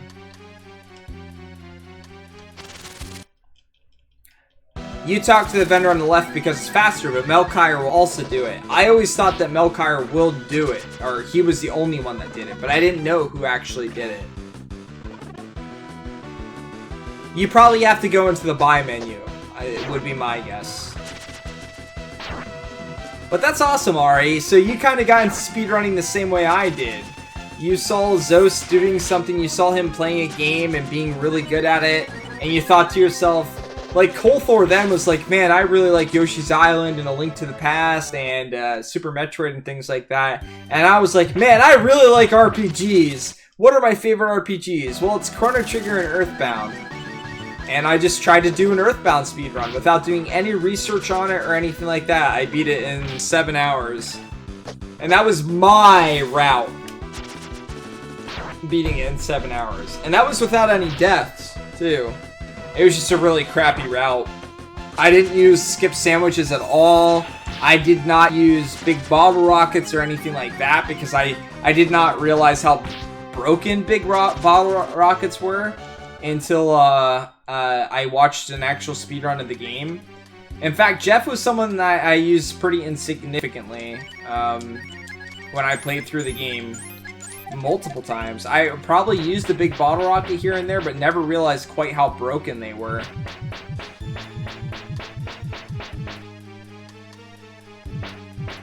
The quickest I ever got with Chrono Trigger was around 8 hours or so, and I cannot remember if that was a 100% run or not. I doubt it was a 100% run. But that's the quickest I beat the game.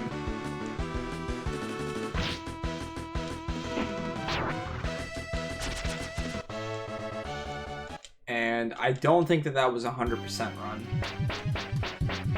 It might have even been a New Game Plus run, honestly. I can't remember. But that was the quickest I ever beat the game. And the reason I know this is because... So, I've always had trouble sleeping.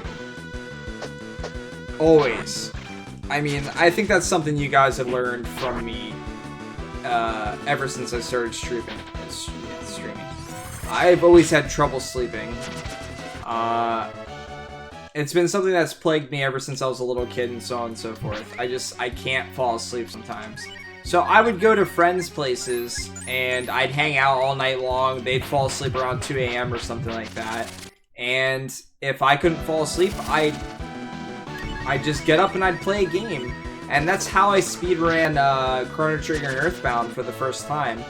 I remember my current roommate, my buddy Jason, I went over to his place and he fell asleep like around 9 o'clock at night, and I was just up and I was like, I'm not tired at all. What am I going to do for these hours? And I always brought my SNES because I would play games while he was like on his computer and stuff like that because he only had one computer.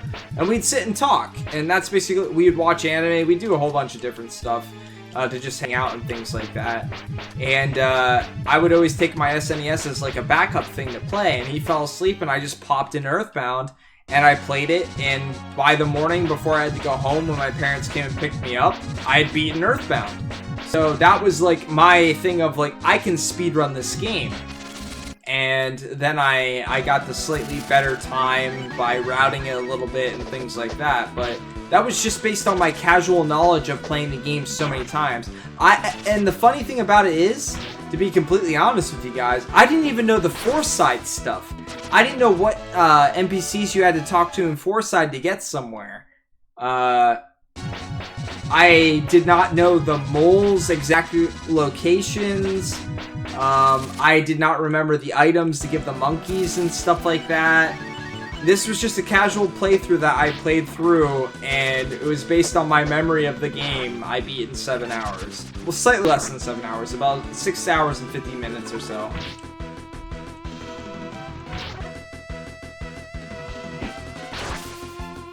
I'm pretty sure Melchior works, man.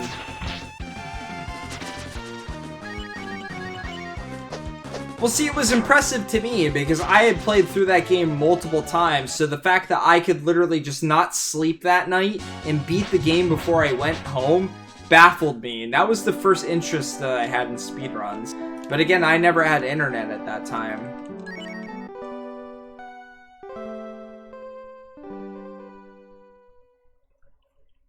Yeah, Moonside's pretty difficult.